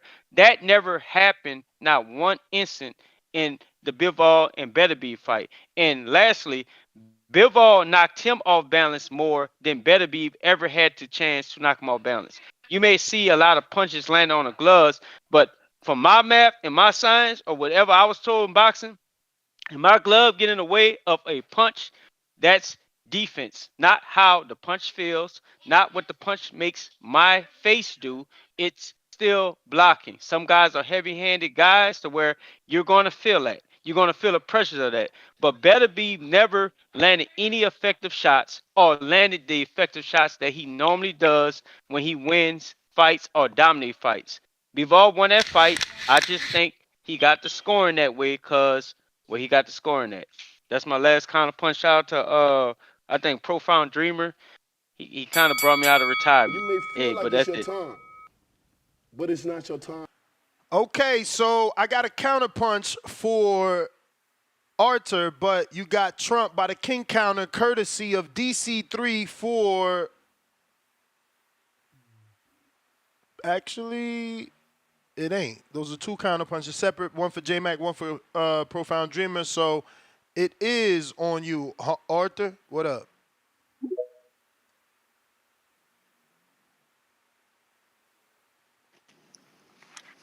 Yo, Yo. what's good, Ness? So answer this question for me. Do judges score damage in a boxing match? No. So if I hit you with a punch, hit swell your eye up, you hit me with the same punch, same straight right. We trade punches. Mine swell your eye up and yours don't. The judges don't score damage in that instance. Well, okay, yeah. In that example, hell yeah. Okay, Visible damage, so hell yeah. You know. correct. Okay, so regardless of what kind of punches Beterbiev was throwing, you can clearly see it on B-ball. B-ball, I was swelling up in what, like the 7th or 8th round. So we can't say he wasn't effective in his punching. You could see it on his face when Beterbiev looked like he didn't even fight nobody. So that's one thing. And I'm not saying Beterbiev won the fight. My thing is people saying that like he just got outclassed, outboxed. He did not get outclassed, outboxed. The punch that showed they were both close in the same amount of punches. If you want to use CompuBox or not, you can use your eye test. You can turn the volume down. You can still see the same thing.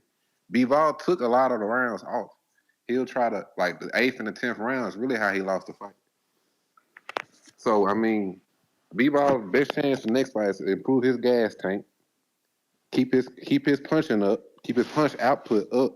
He was accurate, but he need to keep his punch output up so he won't look like he losing the round. And but that's my call. All right, champ. Appreciate you, profound dreamer. Counter, courtesy of DC3. Hey, shout out DC3, man.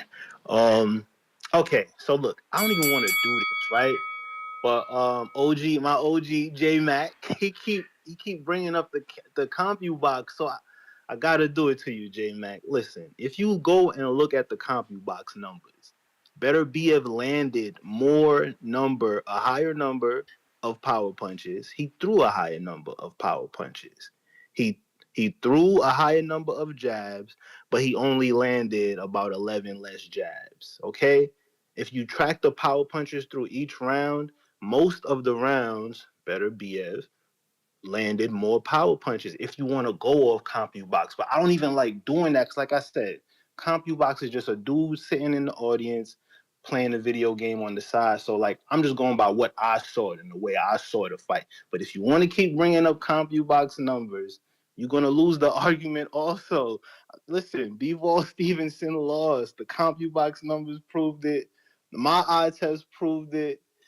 And I appreciate the fans calling this a robbery. I appreciate the fans getting so passionate about this fight because before this fight happened, the week leading up, it was no enthusiasm about this fight at all. And I was even surprised that we wasn't even hearing more from the David Benavidez fans about the opportunity he got ahead of him to fight for undisputed at 175.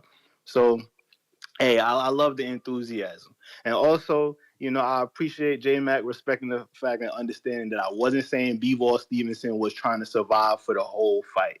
But in those moments where he had better BF off balance, he should have pressed the action to solidify himself in those moments.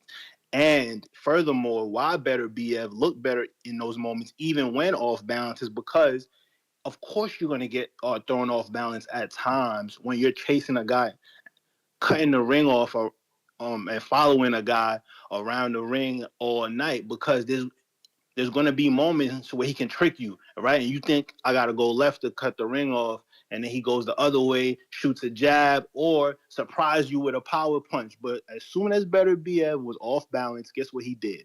Got right back in position and went back to tracking Bivol Stevenson down to cut the ring off against him. He was never off balance and then like, oh my gosh, I'm getting beat up in this moment. No, he got his feet back in position, continue to track him down, continue to cut the ring off, and continue to land the more effective power punches. Like y'all not giving Better BF enough credit for them uppercuts he was landing through the guard. Like especially with being the shorter man, like it was to me, it was beautiful. And my final point is, of course, people always going to harp on this because the power puncher, the knockout artist, he didn't get the knockout tonight, so he must have lost.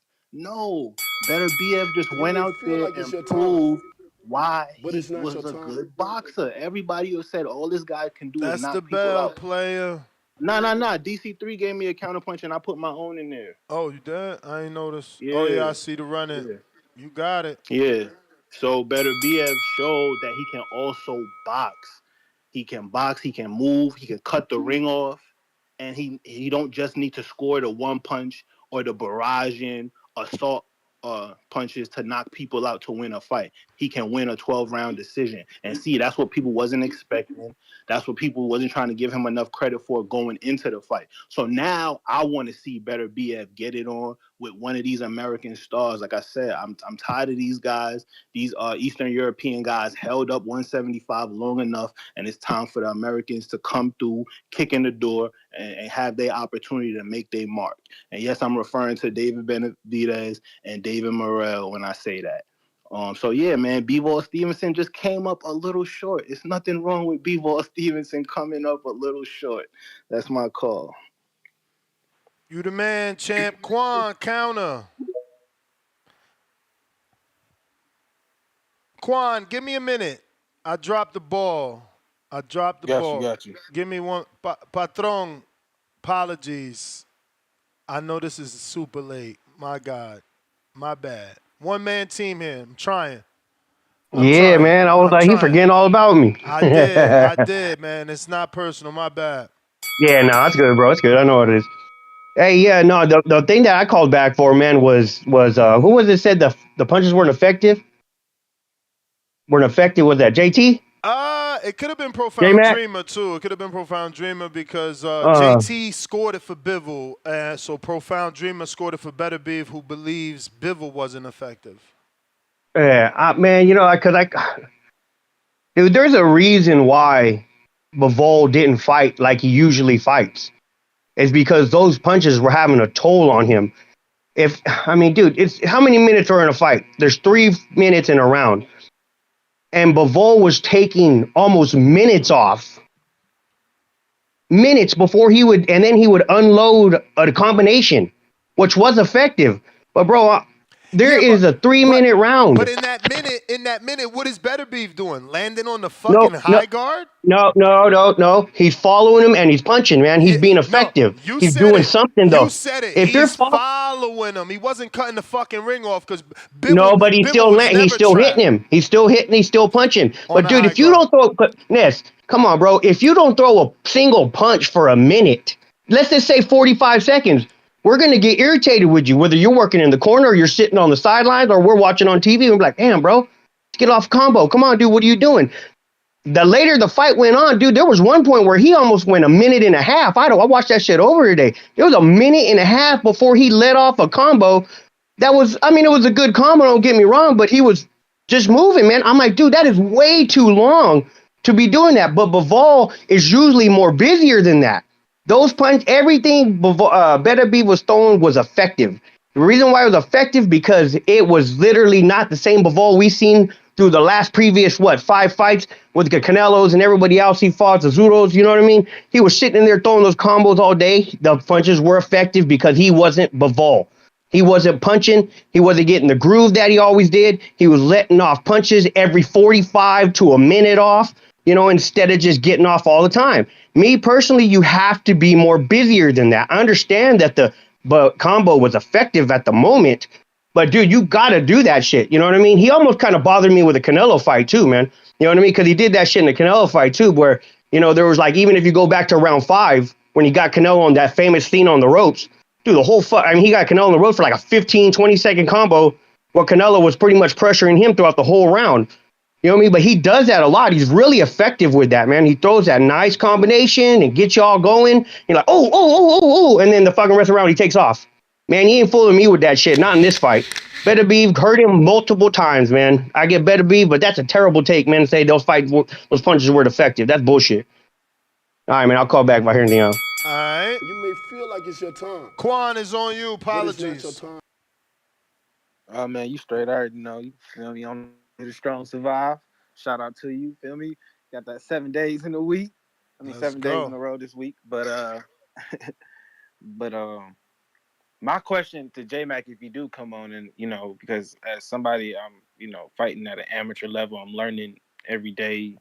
I'm learning different defensive styles, but also I'm watching the pros and I'm watching how the judges are scoring, but and also how the judges are scoring at the amateur level too, at nationals and stuff. I'm just thinking, what's more effective as a defensive fighter? Because they saying, oh, the defensive fighters is in their feelings. It's like, what's more effective? Is it better to catch all the shots, keep your hands up and catch, like catching and shooting, or do they want to see slipping and rolling? Like what's more appealing to the I judges? And mean, I to feel the like that's judges ultimately what slipping it and come down rolling. to.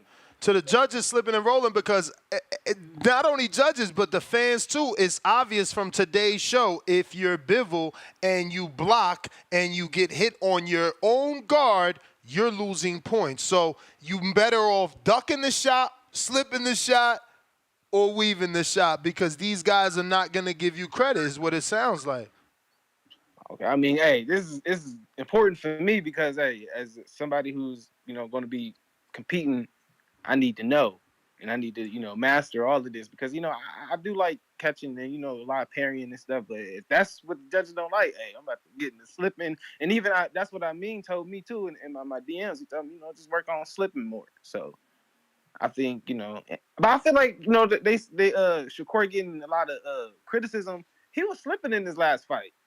So I mean, defensive fighters just gonna get slack. You just gotta. It's all about the output, and I feel like that's where Bivol might have went wrong in the last couple rounds because that's why I feel like he was in survival mode. Like, yes, he had his hands up. Yes, he was catching them shots, and it wasn't really landing really clear, but he wasn't really, throwing a lot. So that's why he lost them. And it's a close fight. Close fights are not rivalries. Yes, I thought Bivol edged it out, but close fights are not rivalries. So that's my call.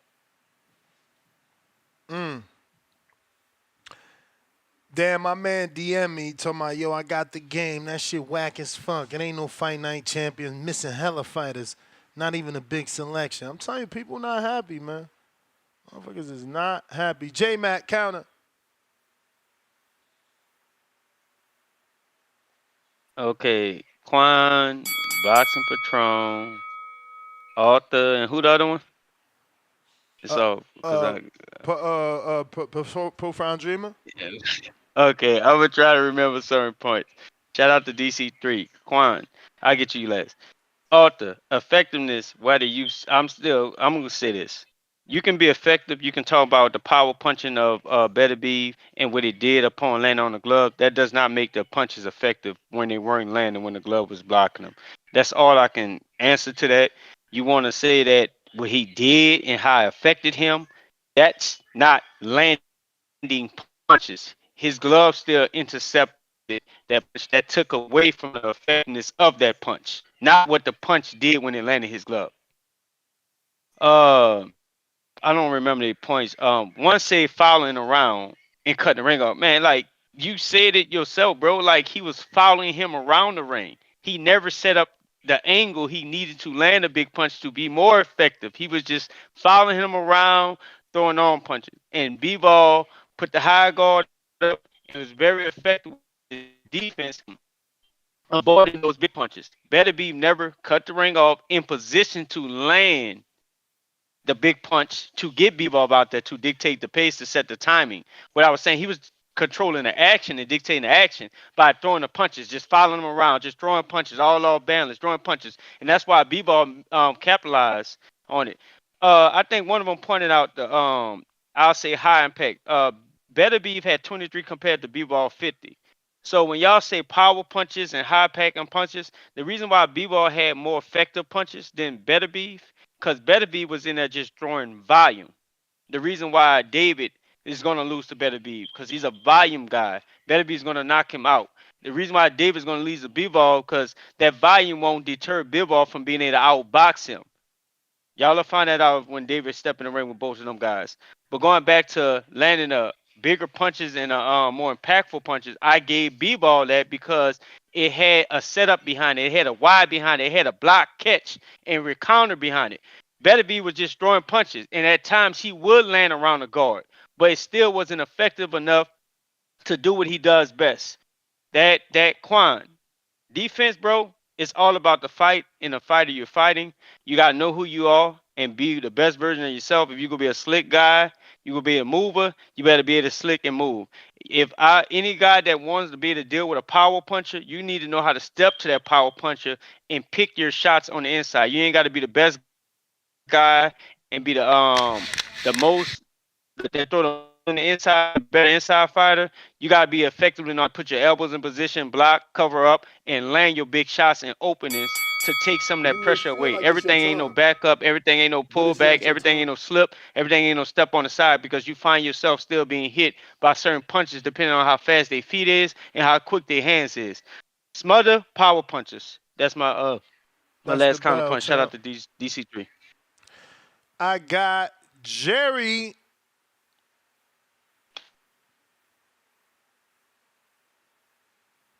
Jerry. Cook. Ness, can you hear me? Yes, sir. Calling you from a pool party in the Amazon jungle near Bogota, Colombia. Ness, I need to ask you a couple of questions. Was it you that said it's a little strange that our boy Beterbiev was curling 100-pound dumbbells in the week leading up to the most important fight of his life? I definitely thought that was strange. And I seen your article, but those testosterone Okay. levels was from the Callum fight. But yes, I thought that was strange. Little odd. Ness, is it a little odd? I don't ever recall a boxer doing two-finger push-ups, wrist push-ups, elbow push-ups. I know if he uses ass muscle on push-ups, it's a little strange that you're seeing this guy that seems like a goddamn android the week leading into the biggest fight of his life. Little strange. Is it a little strange when you figure he is 40 goddamn years old? And I don't use this term lightly, and I don't throw accusations around. But my guy better be already tested atypical for high levels of HGH and testosterone earlier this year. And he's also part of that MMA group, that Russian group. Those guys that seem like they're robotic, can't be hurt, can't be taken down, and from round 1 to round 12, they just keep coming. What I would tell you is this: there ain't no way in hell that at 40 goddamn years old, Benavidez is out here showing you that he is some sort of android robot, and everybody here is impressed by what he's displaying. To me, it's goddamn sorry. He is obviously juicing. But here, today, Sunday, October, what's today? 13th, 14th, whatever it is. My good friend CYP, today is the last day I will address you directly. Amigo, when I talk to my highly educated friends and we debate on the subject, we have a rule. If your vernacular includes, you're a weirdo, you're a liar, and then catch me outside, you don't ever deserve to share the same stage as me, Jerry Soriano, Yolanda for life. You are B-level competition. B for basura. You may feel like Say it's your time, good night to the bad but guy. it's not your time. This is Jerry Soriano. Yolanda for life. Let him cook. I did like that. I did like that whole catch me outside. You caught that. That was nice. That was pretty neat. If you're watching this on YouTube, Broken Record Time, smash the thumbs up. We got Lil Zooted, member for 44 months on that prospect level. Profound Dreamer, Strong Clown of the Year nominee. Flex emoji, clown emoji. Scuba Steve, $5. Yo, Ness, I'm on vacation in Miami. I logged into 2 different YouTube profiles of previous Airbnbers on the TV. Like and subscribe them to TBV. Salute emoji, man. You the man. You know you the man. Appreciate that, fam. Appreciate that. We got DC3 says, don't forget J-Mac. We didn't. Matt Bent, $100, $5. Daily dose of Tanquil. Beterbiev was so ineffective, he won a close fight. Arthur was better. B. That was funny.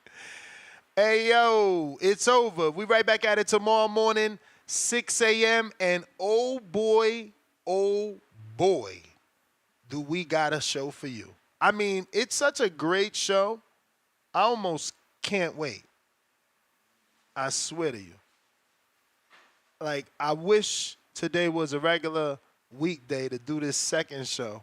This, believe me, when we get to talking to this, it's gonna be a lot of debating. Just know, y'all ain't gonna like what y'all hear. Nest GTO, Instagram and Twitter. Hasta la vista, baby.